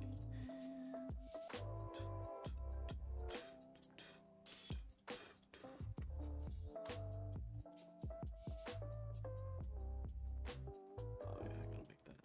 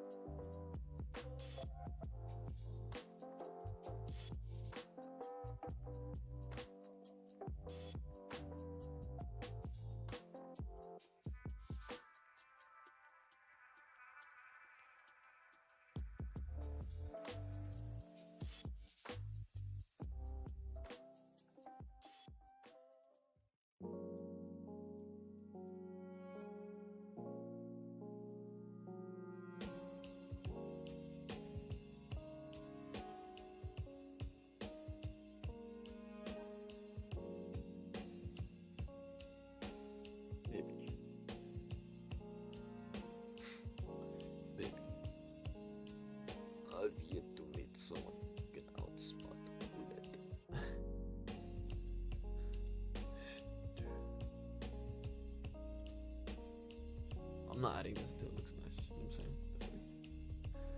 The hell?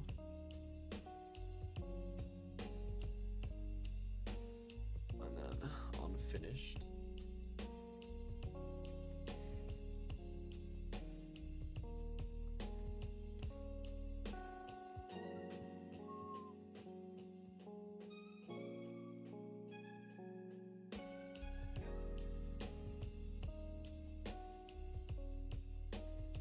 Don't need this.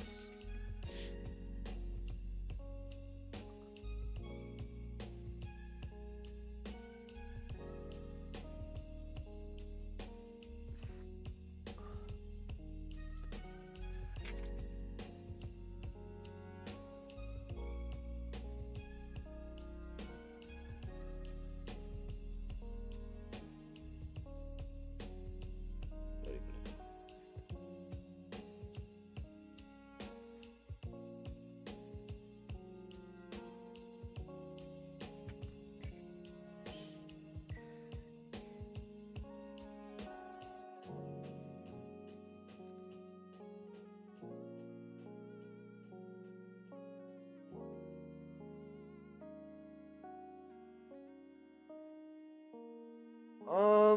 Hmm.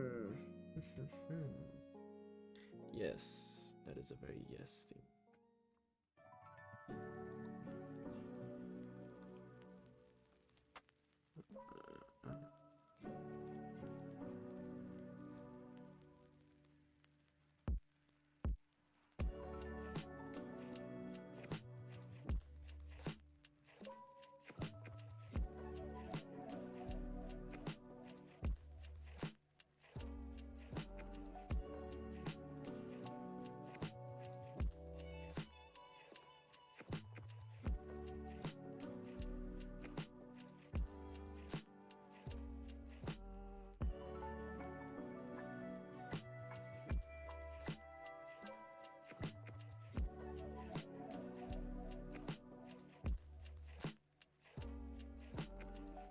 I think it matters.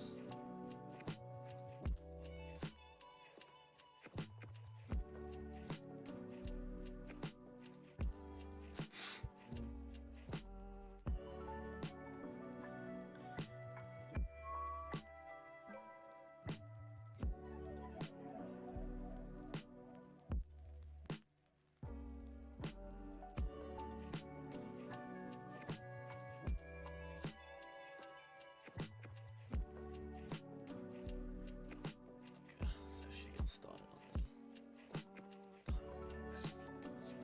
min width is 20%.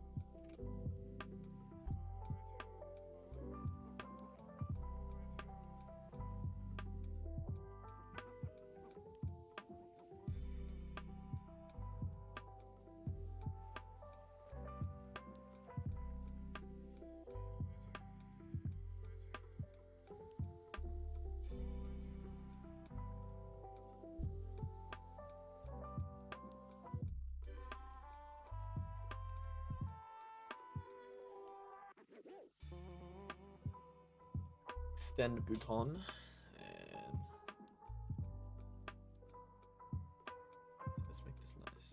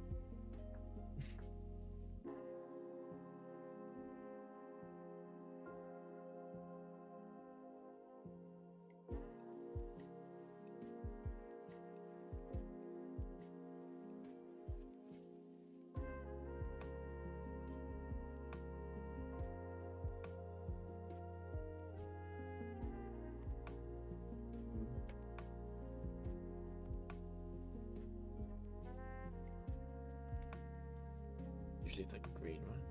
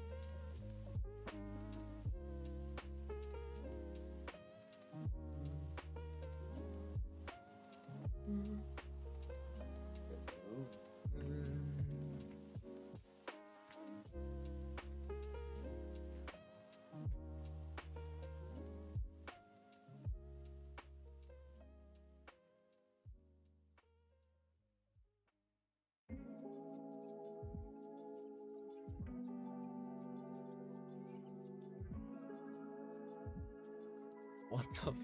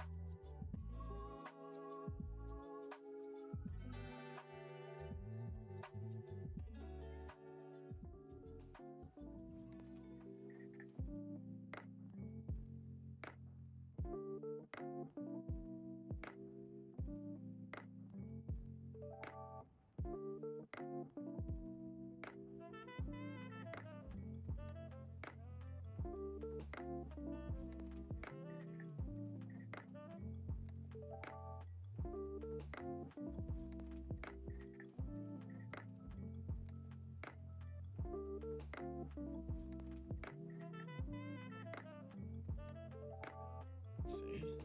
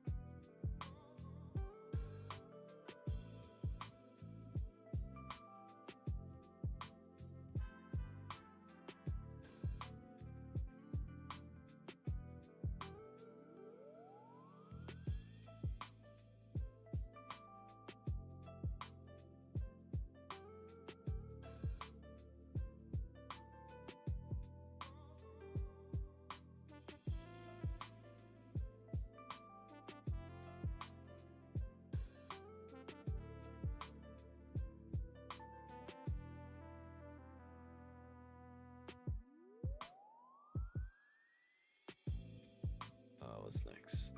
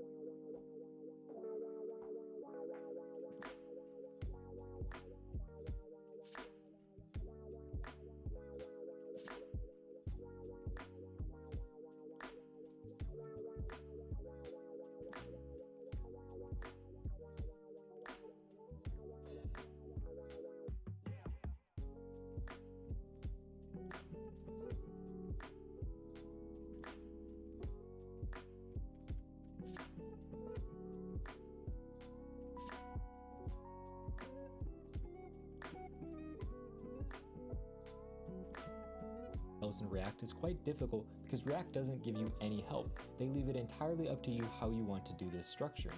So in this video, I'm going to go over 3 different examples of folder structures in React, and these are going to be for beginner, intermediate, and advanced users. But just because a folder structure is beginner or intermediate doesn't mean it's less good than the advanced version. For example, smaller projects definitely benefit from these more beginner approaches to folder structuring, while larger enterprise style applications are going to benefit from the advanced section. Welcome back to Web Dev Simplified. My name is Kyle, and my job is to simplify the web for you so you can start building your dream project sooner. And today we're talking all about React folder structures. Now to get started, I'm going to be covering the beginner-focused project layout, then we're going to go into intermediate, and then we're going to go into the advanced one. But like I said at the beginning, make sure you watch each one because smaller projects definitely benefit from a simpler, more beginner-focused approach. Now, for most people when they get started in React, their source folder is going to look something like this. And the whole crux of this video is going to be focused entirely on this source folder because really all the other components like your public folder, your node modules, and any package.json and ESLint files, those are going to be very project dependent, but the source folder is where all of your main code is going to go.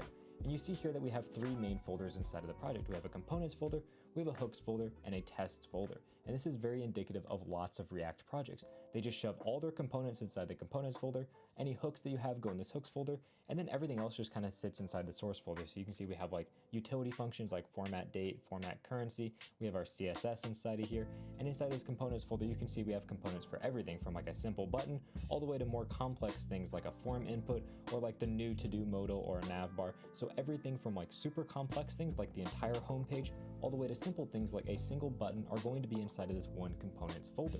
And when you're working with a smaller project, you know, like a simple to-do list like that, this project that's just a simple to-do list, it's fine. You only have, 10, 20 components. They can all fit inside of this components folder, and it's pretty easy to understand what's going on. Also, you can see we have our hooks separated out, which is just kind of a handy feature to have all your hooks in one place to make it easy to reference those in your components, and that way you know which are components and which things are hooks. Now, this is, like I said, good for smaller projects, but as you start to scale up, this components folder is going to get really unruly because you're going to have so many components shoved into this one single folder. It's going to be hard to know what are pages, what are small components, what are stateful components, presentation components. So with all your components in one place, it's hard to distinguish what is what. Also, you'll notice we only have a couple folders. So things like our format currency and format date, these are like library methods or util methods. These are all shoved inside of our source folder. And if you get a lot of utilities, such as tons of different formatters and different things like that, this source folder is going to become very large very quickly, which is a huge mess to work with.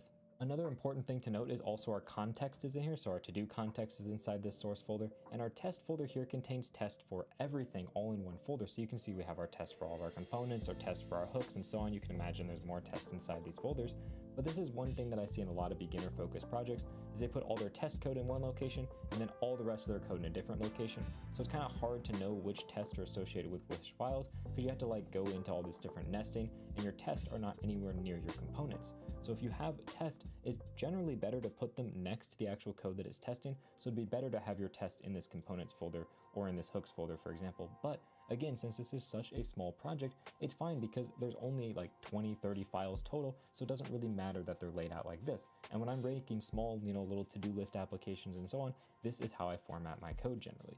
But let's say you want to step it up to the next level to a slightly more advanced project, not super large, but still quite a bit larger than this toy application.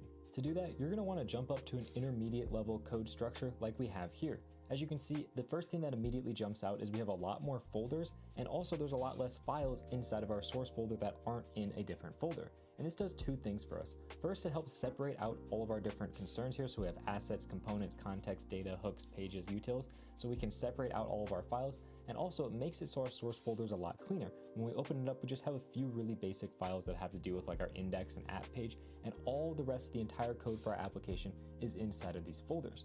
Now, first I want to go through the folders that are new, and then I'm going to go through the older folders as well. So the first new folder we have is an assets folder.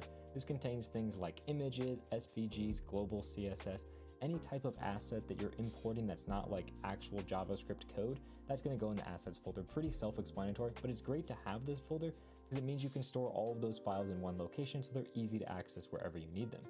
Next, we're going to go down to our context folder. This folder here has our auth context, or just any context you can think of. So anytime that you have a context that you want to have, just put it inside of this context folder right here. Also, you'll notice inside of these folders, I have the test directly there. So my test file for this auth context is directly inside this test folder. And that's going to be for every single one of my different folders. I'm going to have the test directly inside the folder for those tests, so they're as close as possible to the file it's testing. Next, we're going to go down to a data folder. This is a folder that's great for containing like any JSON data that you have. So like if you have a store, for example, you might have a store JSON file, or maybe you have some constant variables that don't change. You can store all those in this data file or this data folder. Super convenient. Hooks folder, this is exactly the same as before, but now we have our test localized inside this folder. This page is one I'm going to skip over real quick because it's the largest change by far. And then we have our utils folder, and this just moved all those utility functions that were inside of our source folder and put them in one location so that it's easy to save them in one place and access them other places. Now, an important thing about this utils folder is the code I put in here is generally very small and simple functions, and generally I want them to be a pure function. Now, if you're not sure what a pure function is, I have a full tutorial covering it. I'll link in the cards and description. But the general idea behind a pure function is that no matter what input you give it, it always gives you the same output for the same input, and it doesn't have any weird side effects. So it's really just a small function that is very simple to understand. That's what's in that utils folder. Now, moving on to the pages folder, inside of here, we have some changes as well as inside the components folder, and they actually link to each other. So the thing about our components folder is now you can see that it's broken down into different folders instead of being just a bunch of files. And each of these folders has, a purpose. So here's all of our form components. Here you can see we have all of our UI components like a modal and a button. And then we just have our random navbar component as well. So the reason we're doing this is because now it structures our components folder, because as it gets larger, we make more components. They're going to be slotted into these different folders. But also you'll notice we're missing some of our components, like where's our to-do list? Where's our to-do item? Where's our form for our to-dos? None of those live in our components anymore, and instead those live inside of our pages. So each page in our application is generally going to have some components to it that are shared and some components that are unique. And a lot of the shared components are things like a checkbox or things like a button. Those are shared between all your pages. But if we go to our home page here, for example, you can see things like our new to-do modal, that doesn't show up anywhere except for on our home page. Same with our to-do form, our to-do item, our to-do list. All of those are specific for our home page right here. So it makes sense that we only include those components inside this home page. And that's the idea behind using this pages folder. You have one folder inside our pages folder for each page on your screen. For example, home, login, settings, and sign up. And then for each one of those pages, you put all of the code that is unique only to that page inside of here. So our to-do context is only used on the home page. So all the code for that is inside this home page folder. Same thing with login. We have things like our login form and a hook for using login. Same thing for settings. We have a settings context, a settings form, a use settings hook. All that stuff that is only for that particular page goes inside this pages folder. By doing this, you're able to break down your components and your pages and separate them from one another. So now your components are like general small components. A lot of times these are just presentational components. They don't even store any state. You just give them data and they render out some output to the screen. They're really straightforward components, and you use them everywhere in your application. A lot of these things are like UI components and form components and things like that. And then your pages, this is for each individual page on your screen. So that means that this new to-do modal, like I said, it's only used on the home page. So we're not storing that in the components folder where you could use it other places or where it can get confused where it's used. You know for a fact, since it's in this folder, it's only used in one single place. Another important thing about these pages is you'll notice it contains everything. It's not just components, it's also hooks, it's context, it's everything that is only for that page. Even if we have like utility functions that are only used on our home page, we put them inside of this home page folder. And this is great for like medium-sized applications where you have a handful of pages, maybe 10, 15 pages. It's pretty easy to handle, and each of the pages are fairly unique from one another. That is where this type of structure is going to be perfect. It takes it away from that beginner focused structure where everything was shoved in like 2 folders, but now we have separated out folders for everything, and it's pretty easy to follow exactly what's going on. But as you scale up to really large enterprise style applications that have tons of different features and tons of different additions, you'll quickly run into problems with this structure. And the number one problem you're going to run into is more and more things are going to be shared across multiple pages. So now as you start to add more and more components and more features, you're going to have to start pulling things out of your pages and putting them into components so they can be shared across your entire application.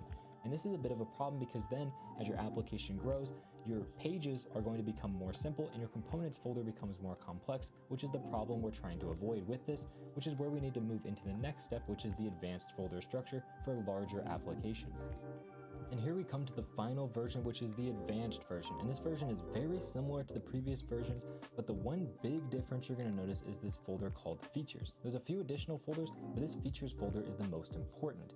Now we're going to cover all of the folders here, but this features one is the one you want to keep in your mind as the most important. And we have our assets folder, that's the same. We have our components folder, exactly the same. Context folder, again, the same. Data folder, the same. Skip features for now, go into hooks, which is also the same. We have this new layouts folder, which is specifically for components that deal with laying things out. So like nav bars, sidebars, footers, those kinds of things that are used across a lot of components and a lot of pages. That's what this layouts folder is for. This is optional. If you don't have that many layouts, just put them in your components folder and it's fine. But if you have a page with lots of complex layouts, using a layouts folder is really helpful. Now we have this lib folder. This lib folder is really important because in most projects you're going to build, especially larger projects, you're going to pull in a lot of third-party libraries. Whether you're using like Fetch, which is built into the browser, you're using Axios, or any other third-party library, you're going to want to implement that in your code. And generally you're going to put that in many places in your code.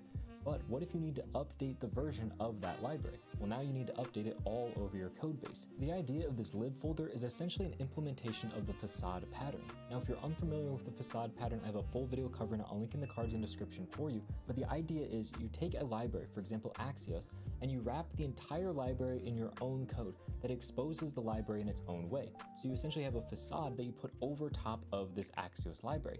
And then you use that facade everywhere in your application. So now if you need to update Axios, you only have to update it in one single file in your application and everywhere else is just going to work. So this makes working with large scale applications way easier because instead of changing it in a million places, you change it in one single location. Now we're going to skip pages again, go down to services. Services is about integrating with an API. For most applications, you're going to have some type of API you're going to integrate with. So services is where you put all your services for calling your API. For example, like logging analytics, that's what this is doing. So you put all the different service-based API calls inside this services folder, and you can use them across your application. And then we have utils, same as it was before. Now I mentioned features and pages are going to be our big change. Let's open up pages real quick and you'll notice one interesting thing is we no longer have folders. We just have individual files for each of our pages. For example, home, login, projects, settings, sign up. Super basic, super straightforward, and it's really easy to work with. So how did we go from that folder structure of pages to this file structure? The way we did that is by implementing features. In application development, generally what you're going to do is you're going to add new features to a website. You know, the user's like, you know what, I liked your to-do app, but now I want the ability to like list my to-dos under a project. So now you need to add a project-based feature. And this features folder is all about taking all of the code for a feature and putting it in one single place. So let's look at authentication, for example. Authentication handling.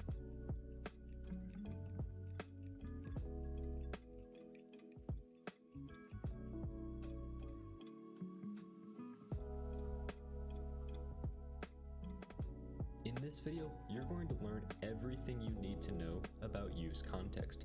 Also, at the end of this video, I'm going to be giving you a bunch of best practice tips for how to handle context in your application, so you're definitely not going to want to miss that. Also, lastly, if you're interested in learning React in depth, everything you need to know to get a job, make sure to check out my full React course. I'll link down in the description of this video. Oh. But first, I want to give you an entire year of free hosting. And that's by using today's video sponsor, Atlantic.net Hosting. They're giving you an entire year of web dev simplified. My name's Kyle, and my job is to simplify the web for you so you can start building your dream project sooner. So if that sounds interesting, make sure you subscribe to the channel for more videos just like this one. Now to get started, I have some really basic code set up to create a basic context in React, and I'm going to go over this so you can understand exactly what's happening, especially if you're not familiar with context. So at the very top here, you can see that we're using the react.createContext function to create a theme context, and then we're just exporting that so we can use it in the rest of our application. Then inside of our app component, we just have a single state set up with useState, which is just going to be a toggle true, false for if our dark theme is enabled or not. We have a function for toggling that dark theme between enabled and disabled. And then lastly, down here is where the real meat of the code comes in. We have a button that when we click is going to toggle the code. And as you can see on the right, you can see we can toggle between dark and light on our class theme here. And then we have two different components. We have a function-based component and a class-based component, which are going to do the exact same thing. It's just so we can compare and contrast the class version and the function version of context because they're actually very different. And another important thing to note is that when you're using context, it's broken into two different sections. You have your context provider, which is what you want to wrap all of the code that needs access to the information in the context, and it has a single prop called value, which is going to be whatever the value of your context is. And the important thing about context is everything inside of our provider, so all of these components, all of their components' children, and those children, and those children, and so on, all have access to the variable in this value prop of our theme context provider. So it's really important to notice that context is for passing down props essentially all the way down into any of the children without actually having to manually pass, dark theme equals dark theme into the props of each one of these components. It's just available to all of them. It's kind of like a global state for all of the children of the provider. So now that we have that done for our app, now let's move on to our class context component because this is already completely filled out. As you can see in our render down here, we're using the consumer portion of that theme context, which is a function that we need to pass here. That function is going to have our value, which in our case is dark theme, and then whatever we return from that function is what's rendered. So in our case, we're just returning a single div here that gets some theme styles and then has the word class theme inside of it. And that's this black rectangle. And when we toggle, it becomes a gray rectangle. So we can easily change our theme. And we just have our theme styles being defined up here. And we're also, as you can see, importing that theme context from our app here. So it's important that we export this out of here. Now let's move over to our function component here, which is just completely empty. It's a blank component that just has a div of function theme.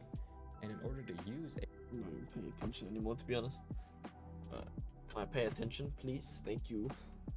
React does a pretty good job at managing state inside of a single component, and if you have a child component, you might get away with passing the state down as props. But what about components multiple levels deep?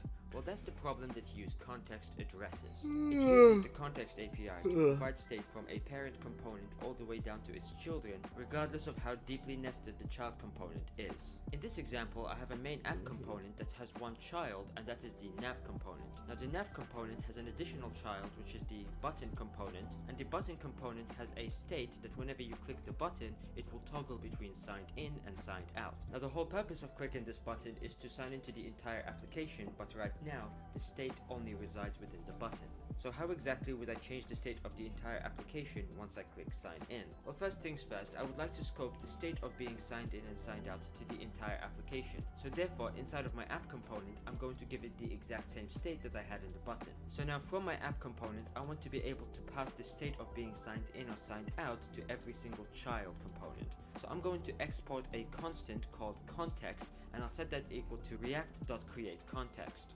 Next, I'm going to wrap my nav component and my h1 tag inside of a context provider. And the context provider will have a value, and I'll just provide to it an array with signed in to view the state and set signed in to change the state. And now inside of my h1 tag, I'm just going to place a ternary operator to check if signed in is true, then display sign out and vice versa.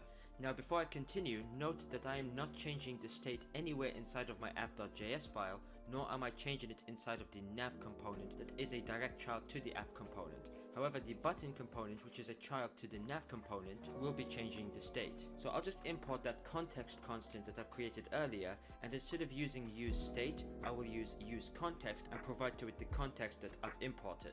And just like that, I have state that is scoped to my entire application. Stay tuned for the rest of my React Hook videos, and if you've learned something new, please make sure to like the video and subscribe to the channel. And on that bombshell, thanks for watching. On that bombshell. That's good. I like that.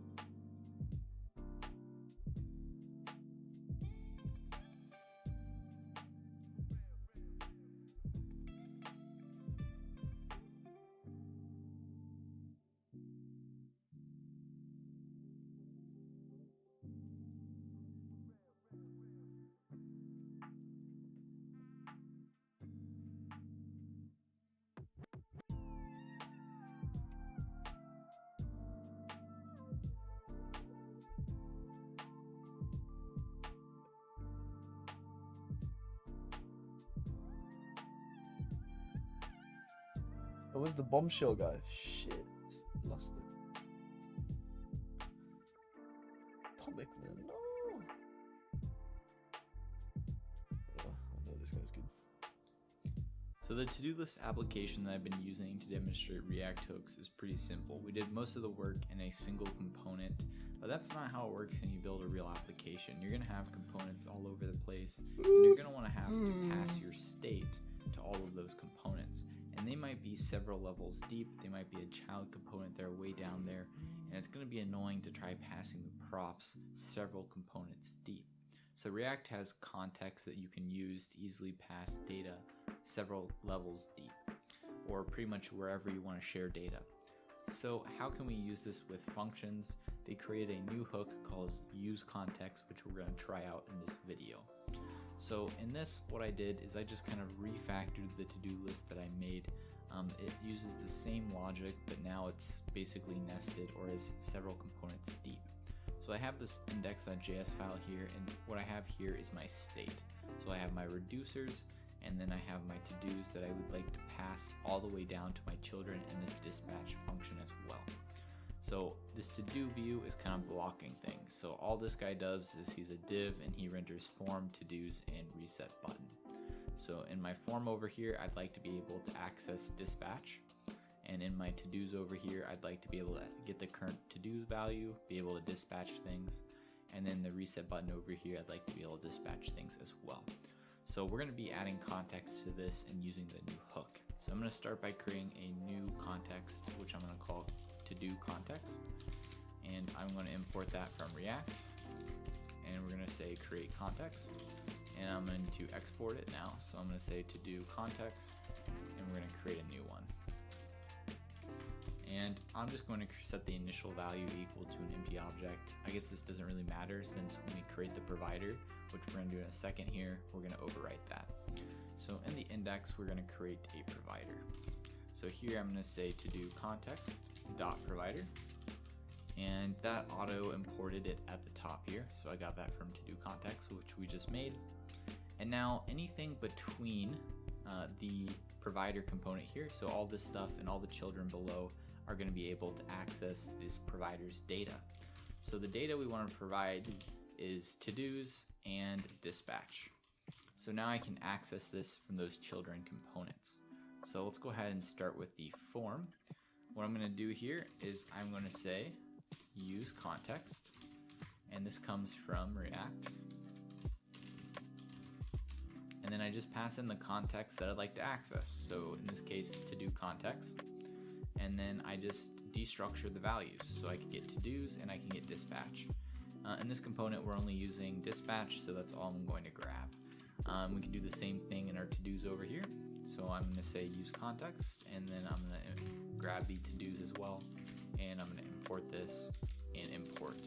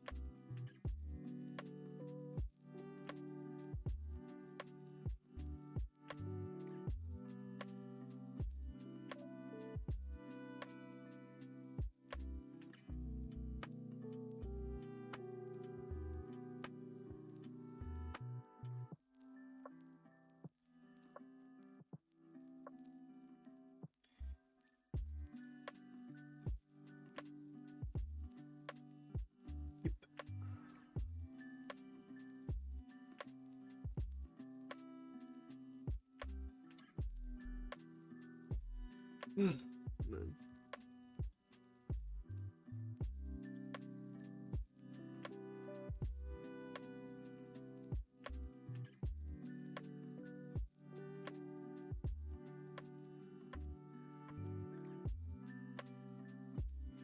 Context body and then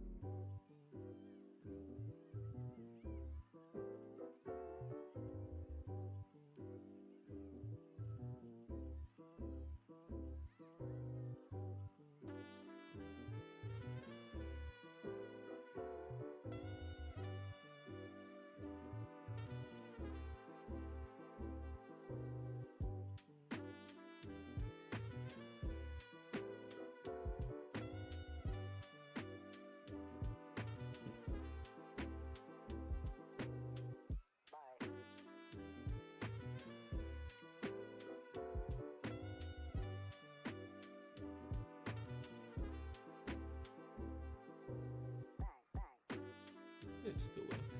Just doesn't look like that.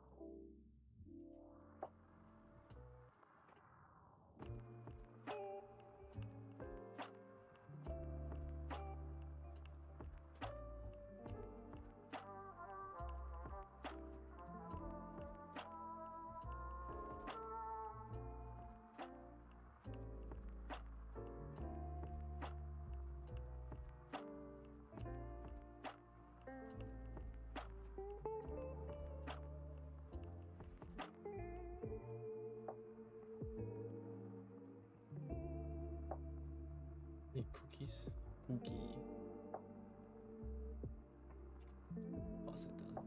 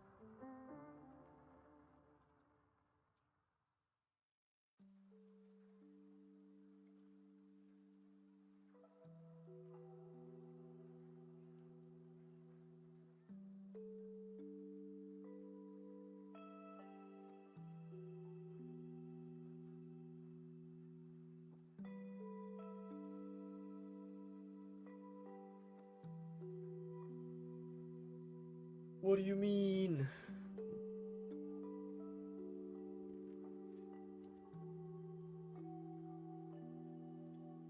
There's data. So the data we want. But I'm guessing it needs to be like user.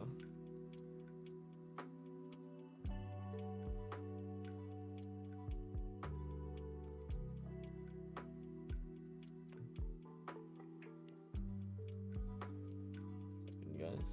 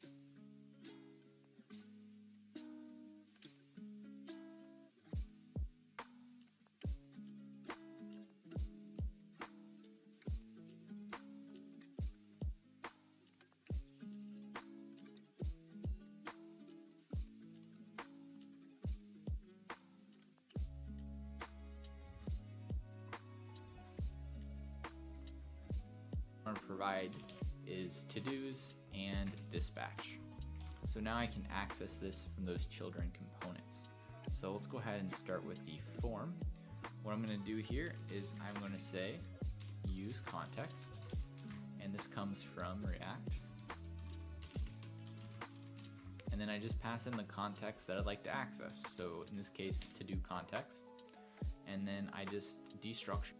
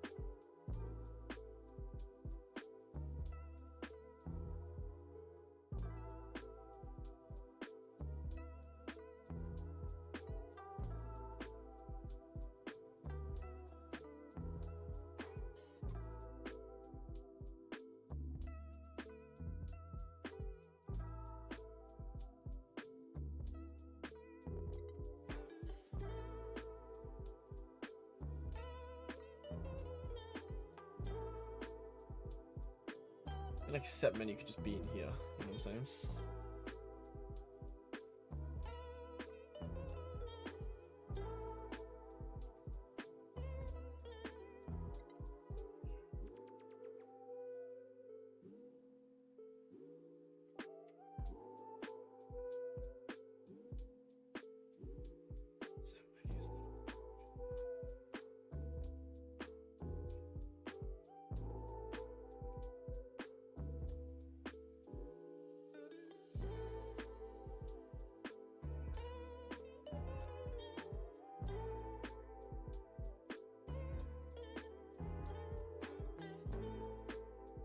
Does it not function? See if they ordered. Yeah.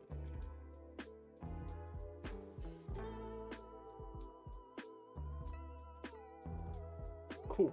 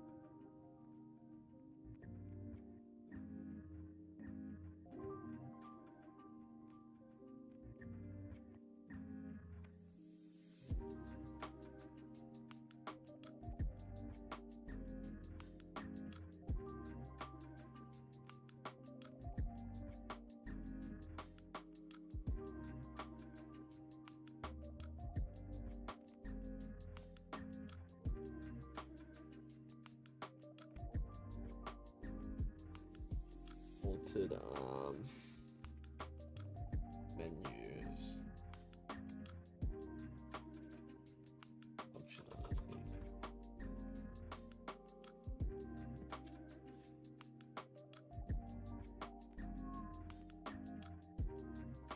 So we did the header, which is good.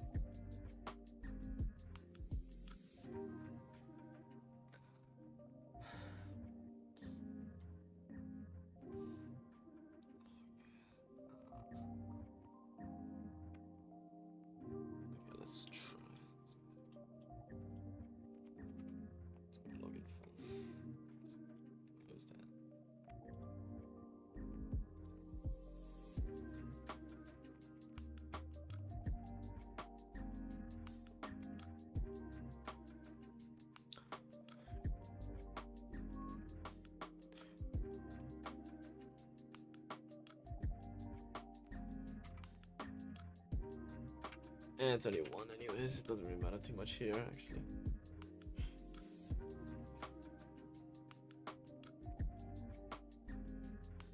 Why do I need set user and board? Out of curiosity. Don't mind me asking.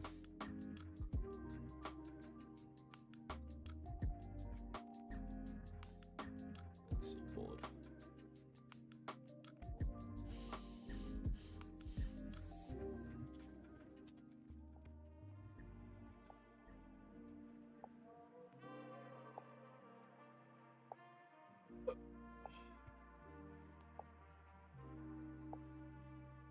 Perfecto. Where's menu go?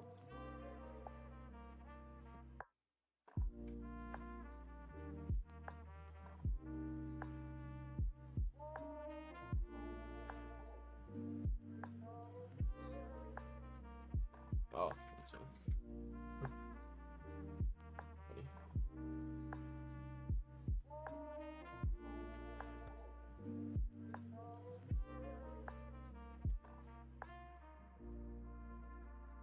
So where exactly do I use set user? Huh?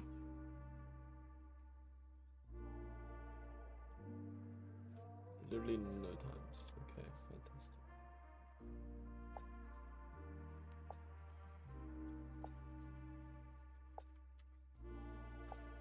Just get rid of that entirely, and it still works. The question.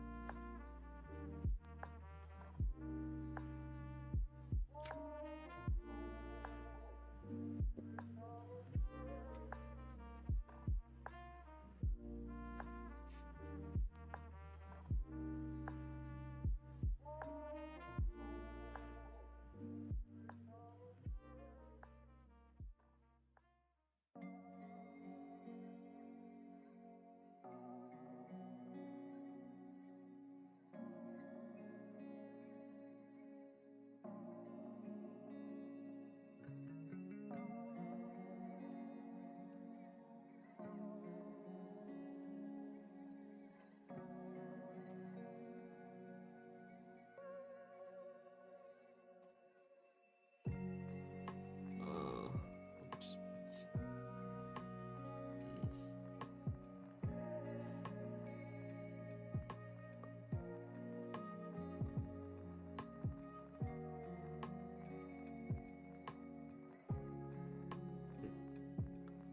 See.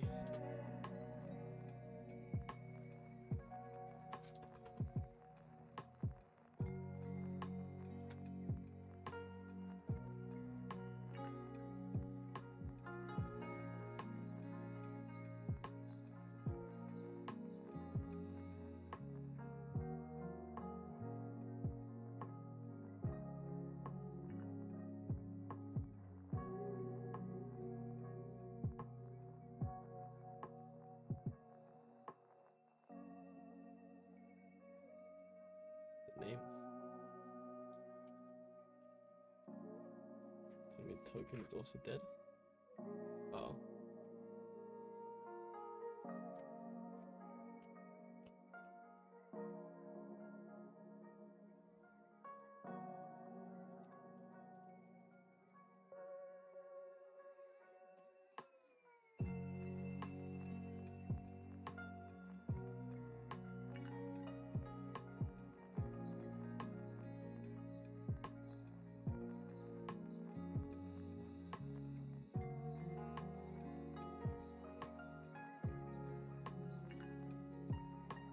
Why does user not work?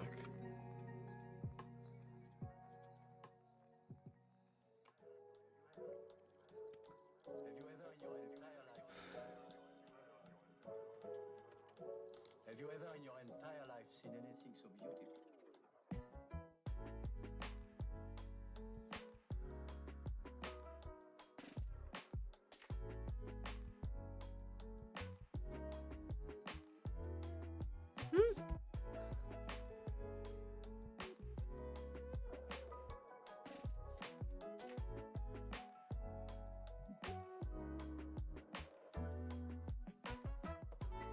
What? Oh, is that why? Is that why?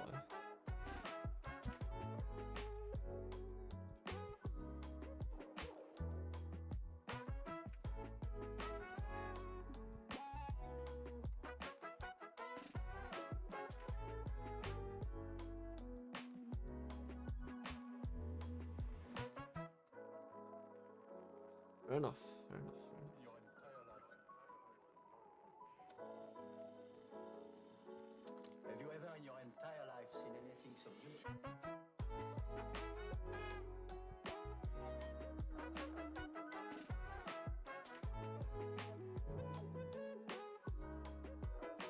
Your entire life.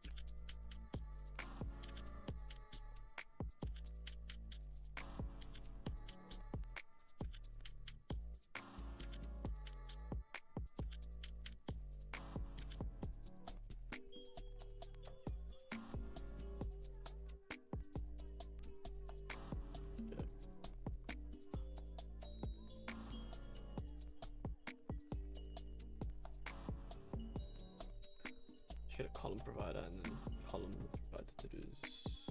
Actually, no. Just pass it all in.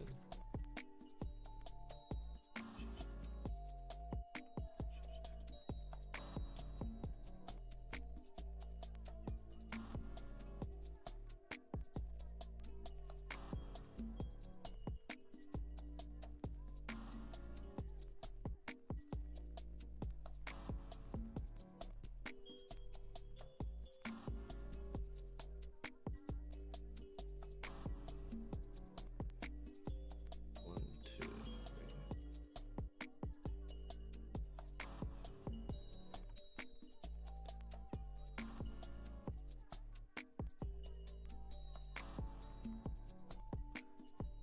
What? Oh, changed it.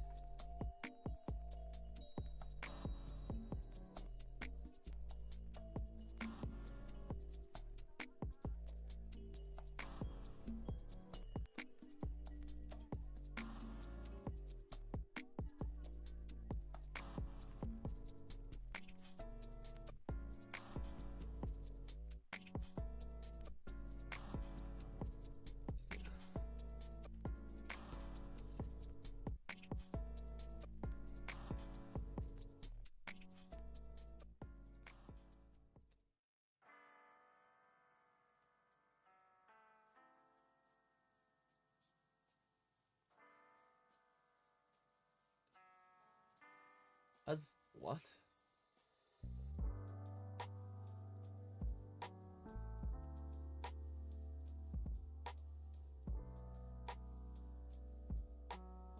What? Okay, whatever. I'm bugging, at least, but goddamn.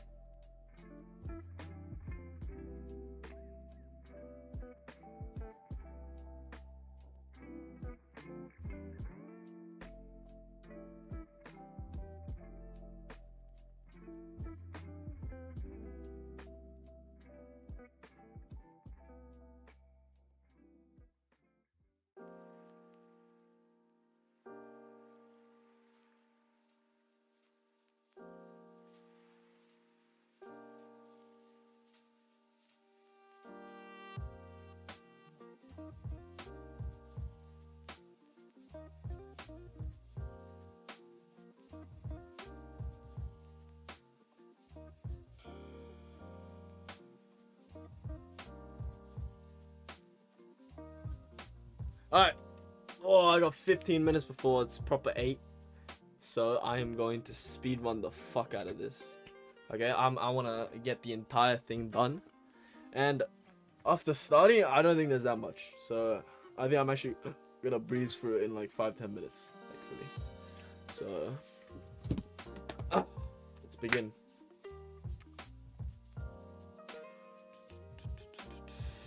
Delete column.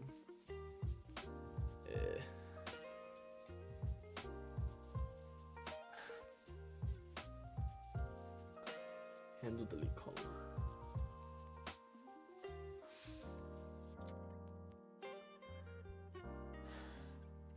Get rid of that. Anything break? Delete. Nice. Fantastic. Okay. So I think 1, 2, 3, 4, 5, 6. All 6 of these can just go straight down to tasks. Put that here and then go const. Use context. Ooh, not callback. What the fuck is use callback? To do next. And I don't know why I need user here. Do I even need user?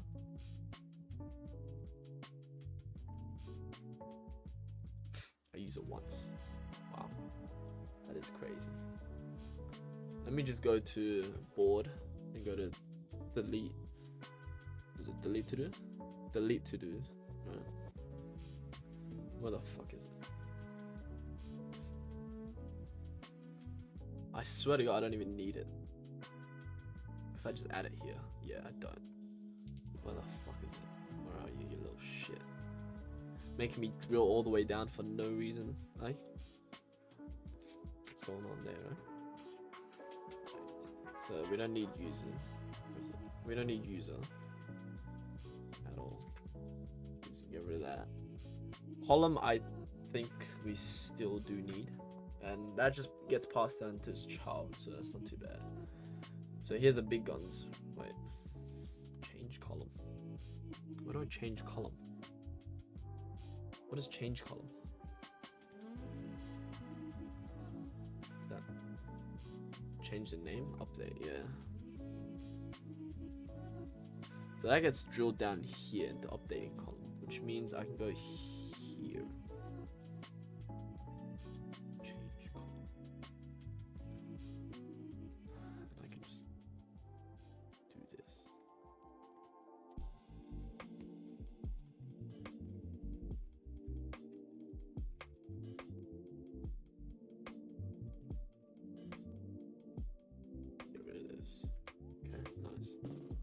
Now if I go and if I, shit, why'd it break? Why'd it break? Why'd it break? Huh? Why did you break? Huh? Change column.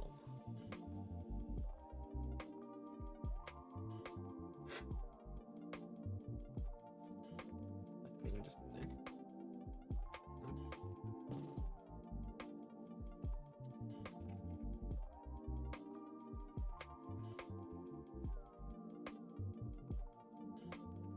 Done.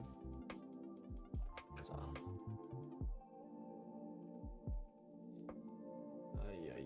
Ay. Guessing. Let's just set that.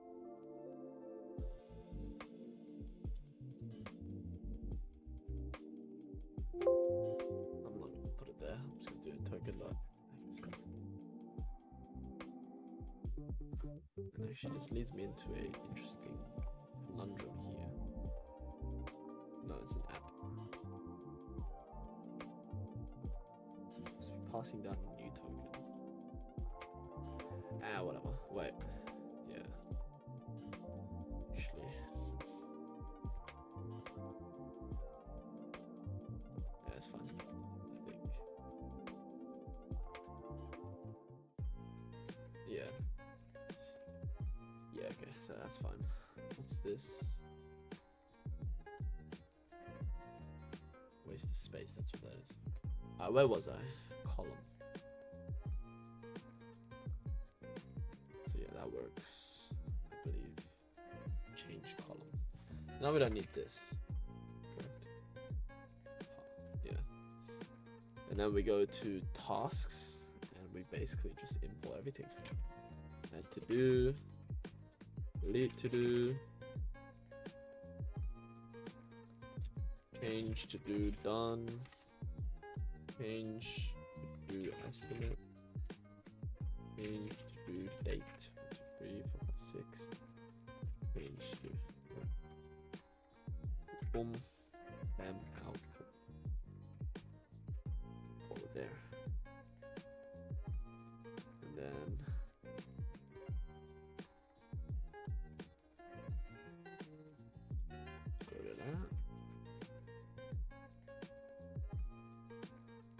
that's already set to that, which is good.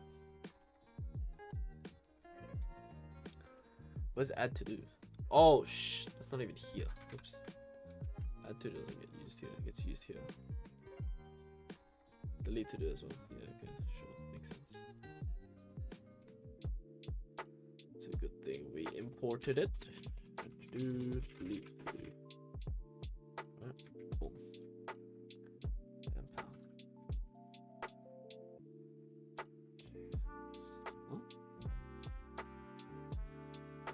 Still need it.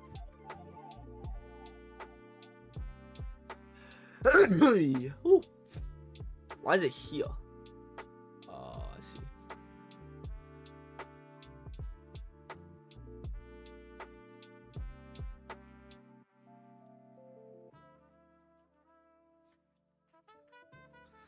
Okay. I see. Yeah, you think you're slick, huh? Think you're slick, huh? And it died again. Oh, his access token is broken again.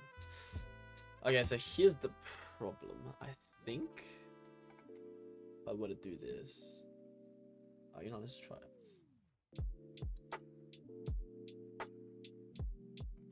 Where is it?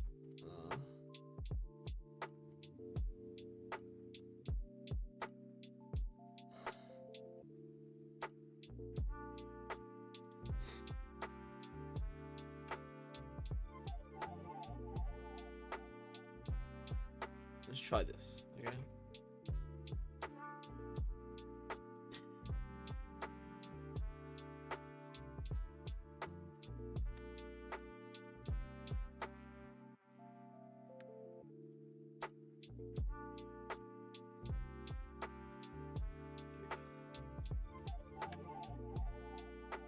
So now means update column, or it's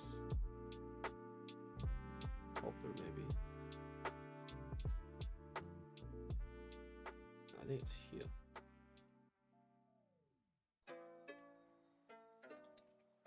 Maybe not. Here we are.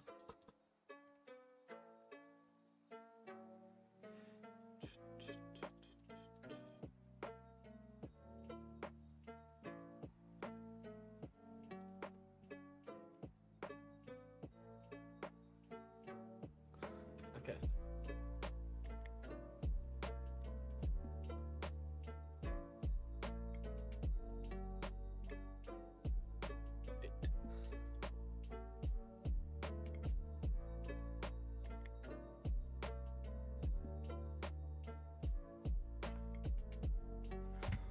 Cool. Let me add erga. Boom. Remove the erga. Add with nice. Move this around. Nice. Woo! It's less ugly. That's what we like to see. Aye. We don't need any of these. Boom.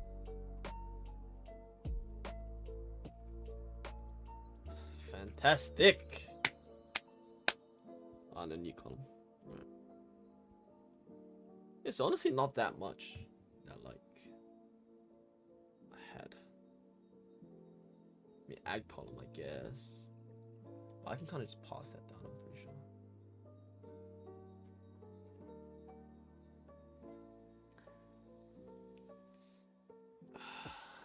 No worries, mate. Again, I don't need users. Why do I need users here? Like, what? Let's do this. Huh? Hello. Delete column. If I see that column. Why is this being popped? Shaking my head, my friend. Just doesn't make sense. Not needed. Why would you pass it out? Column. Where? Where do you need it? Okay, fair. No, not fair. Are you serious? Let's do this.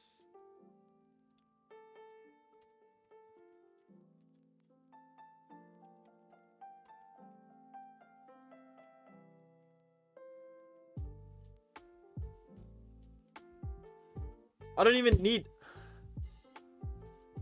What do I need user for here, man? Nothing. Nothing, I tell ya. So get rid of it. Boom. Where? This? New task? Why do I need it? Huh?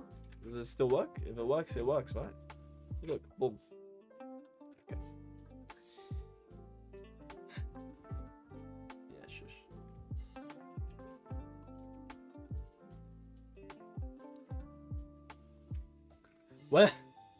Where is the column, huh? Here. No?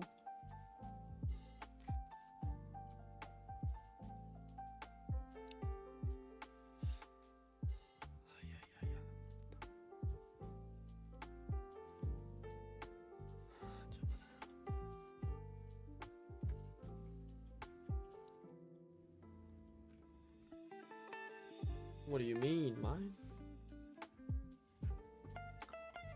Where's add to do?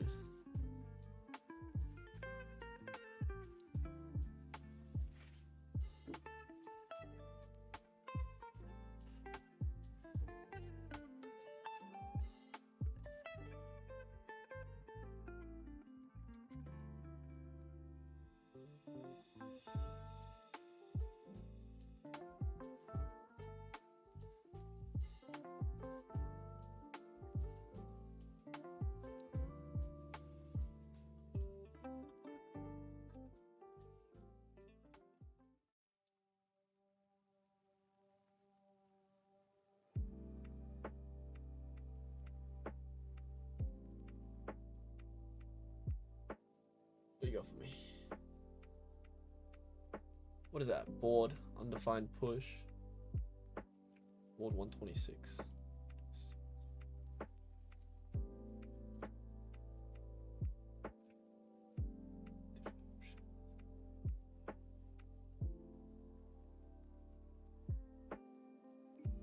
Oh, it's this. This little shit. You don't need it. Stop saying you need it. Alright, buddy? What else? New task. No, you don't need it. Task. You don't need user. Understand? Understand?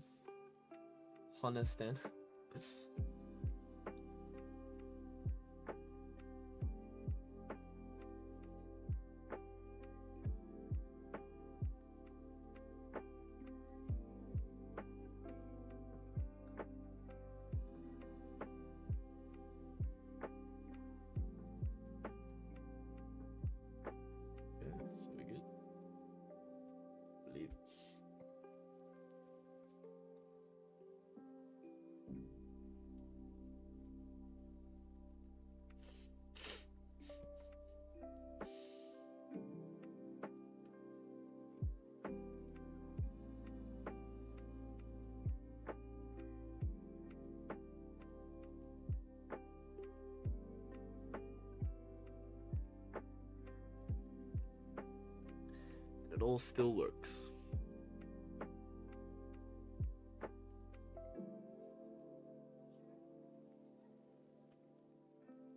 That's a beauty, that. Tell ya.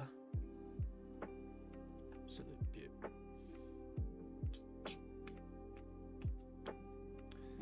Still not abstracted away, granted.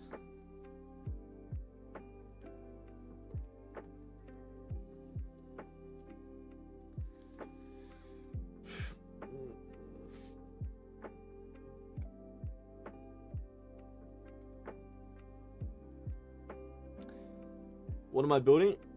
Oh, sorry. Didn't have a look at my message. I was just concentrating. I'm building a to-do. It's a drag and drop to-do.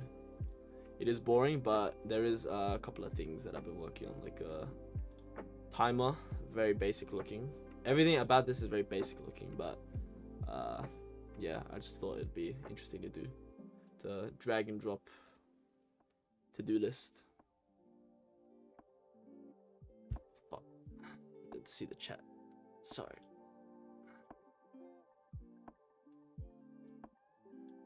My fault, sir.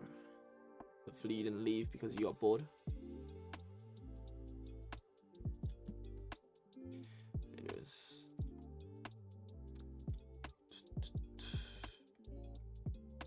What else do I need to do? I don't even remember, to be honest.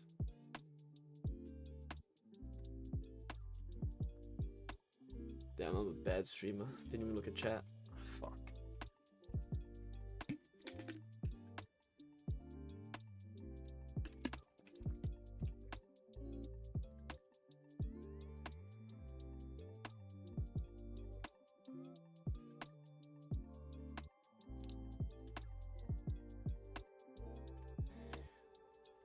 Oopsie. Oh well.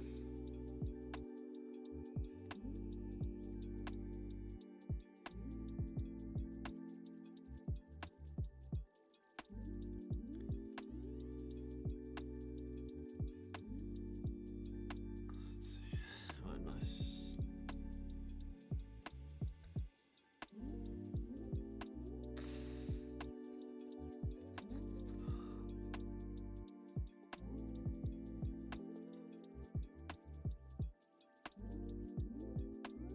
Alright, nice. Abstracted most of it away, I believe.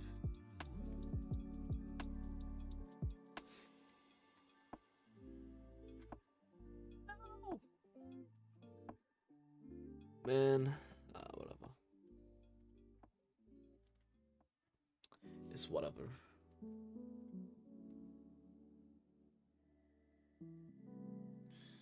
Columns, update column. New column. I'm just gonna look at it one by one now. Delete column, add column.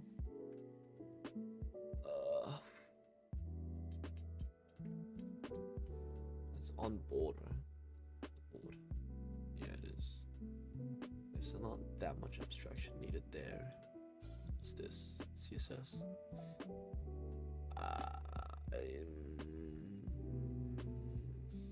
Column, I guess. Actually, this is done. This is done. This is done. This is done. I mean, this should be done. This is done. Estimate. Perhaps task. Yeah, okay. So const change to do estimate is equal to stop fucking give me callback. There we go. Like that.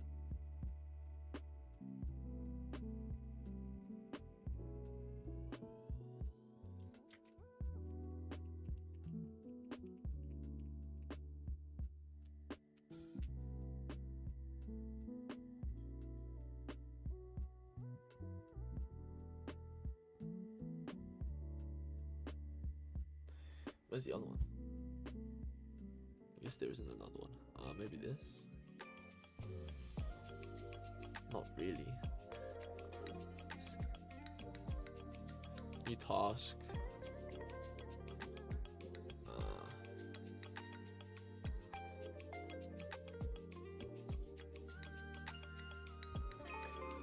That's fine.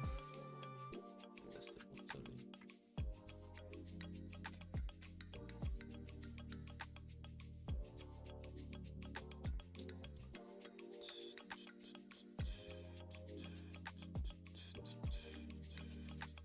I don't even use this. Fair enough. Yeah, because I don't need it. The task. Yeah, probably.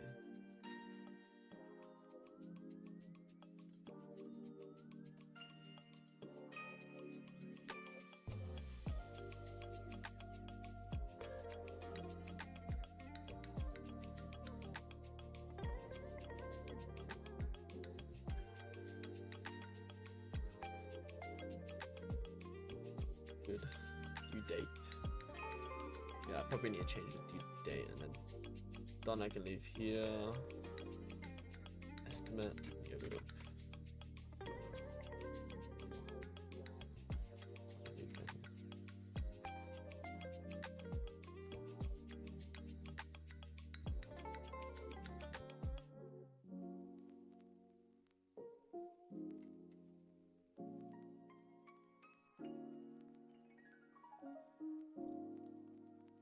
And then after this, I think we're done.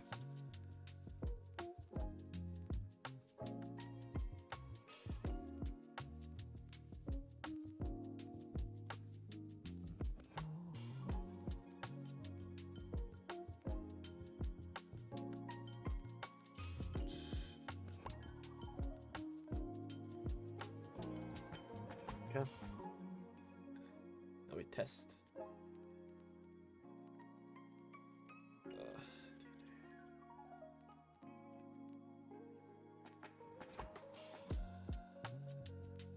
Actually, that's unrelated. It's fine.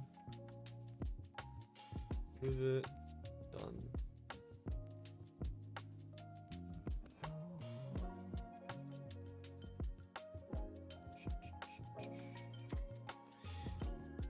Let's go. Okay, we're good on that.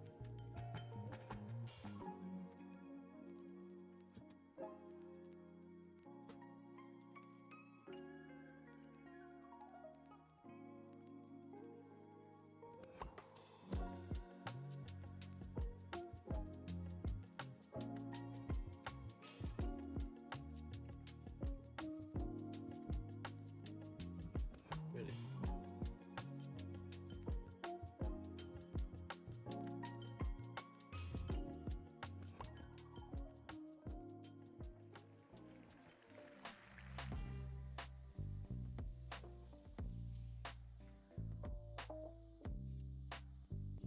Oh yeah, because I changed it, now it's back.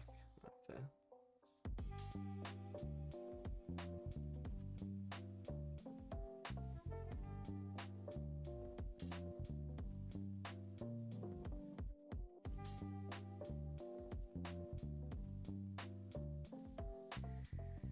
Um,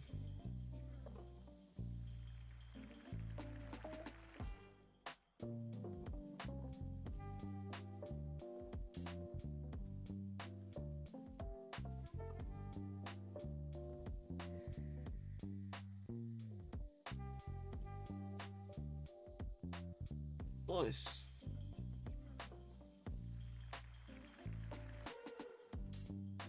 What? Woo. Lovely. All right. I'd say we call that a day. Not a bad 8 hours. Oof. Damn. Okay. Fair enough. Oh, let's merge it. Or maybe make a PR. Abstraction. Hopefully I didn't make any. I mean, it was sort of just refactoring.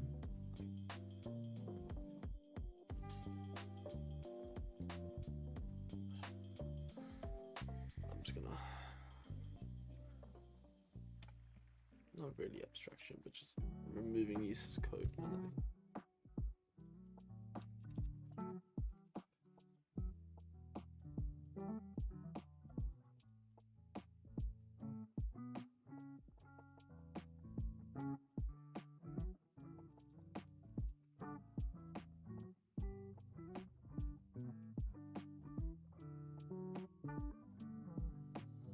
Lovely.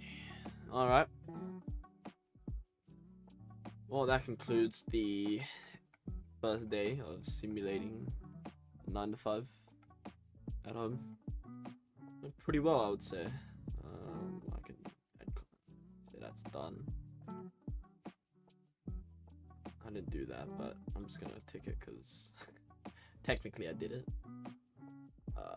We missed 2 of our benchmarks for the day, but for the most part, we got a decent amount done actually, I would say.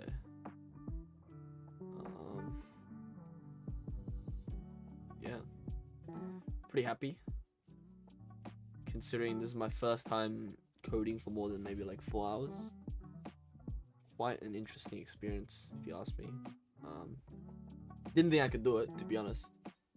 But it seems like the time just went by, like just like that, you know. And yeah, 8 hours just breezed past.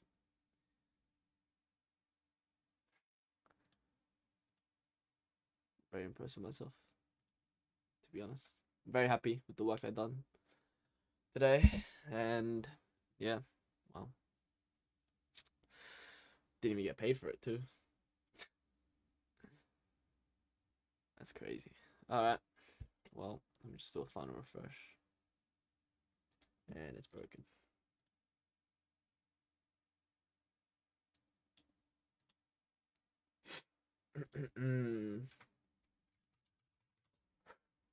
I should not have done that final refresh.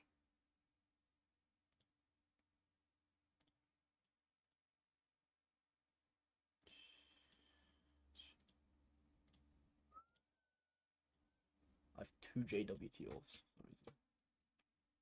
Very interesting.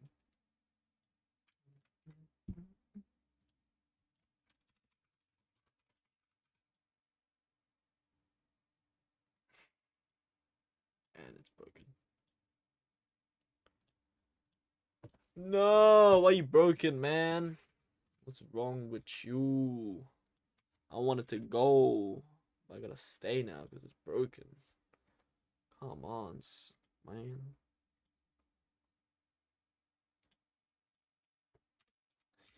You're kidding, man. Alright, give me a second. Why you broke? Why? Why are you broken?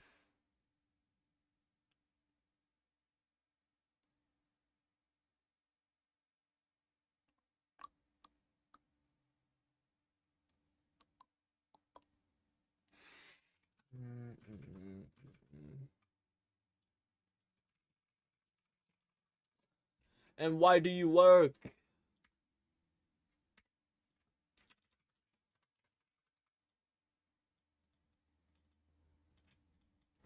Do not tell me all my data is gone. I think all my data is gone.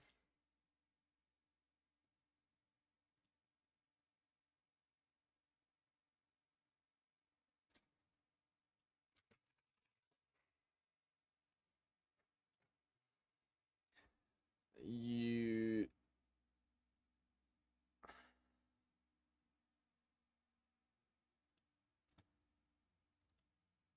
cannot be serious. Okay, that's what it is. Ay, ay, ay. I thought I didn't push it, man. It's still there. What the bloody hell is that?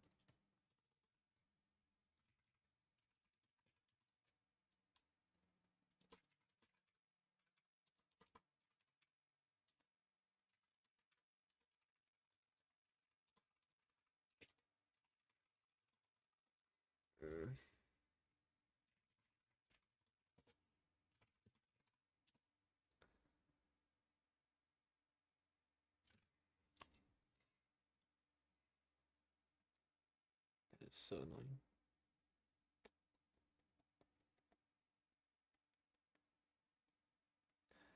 But alas.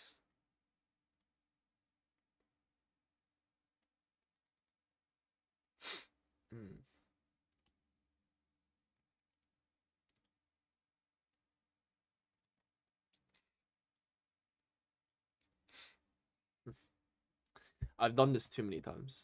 Let me tell you. I'm gonna end it here. Oh.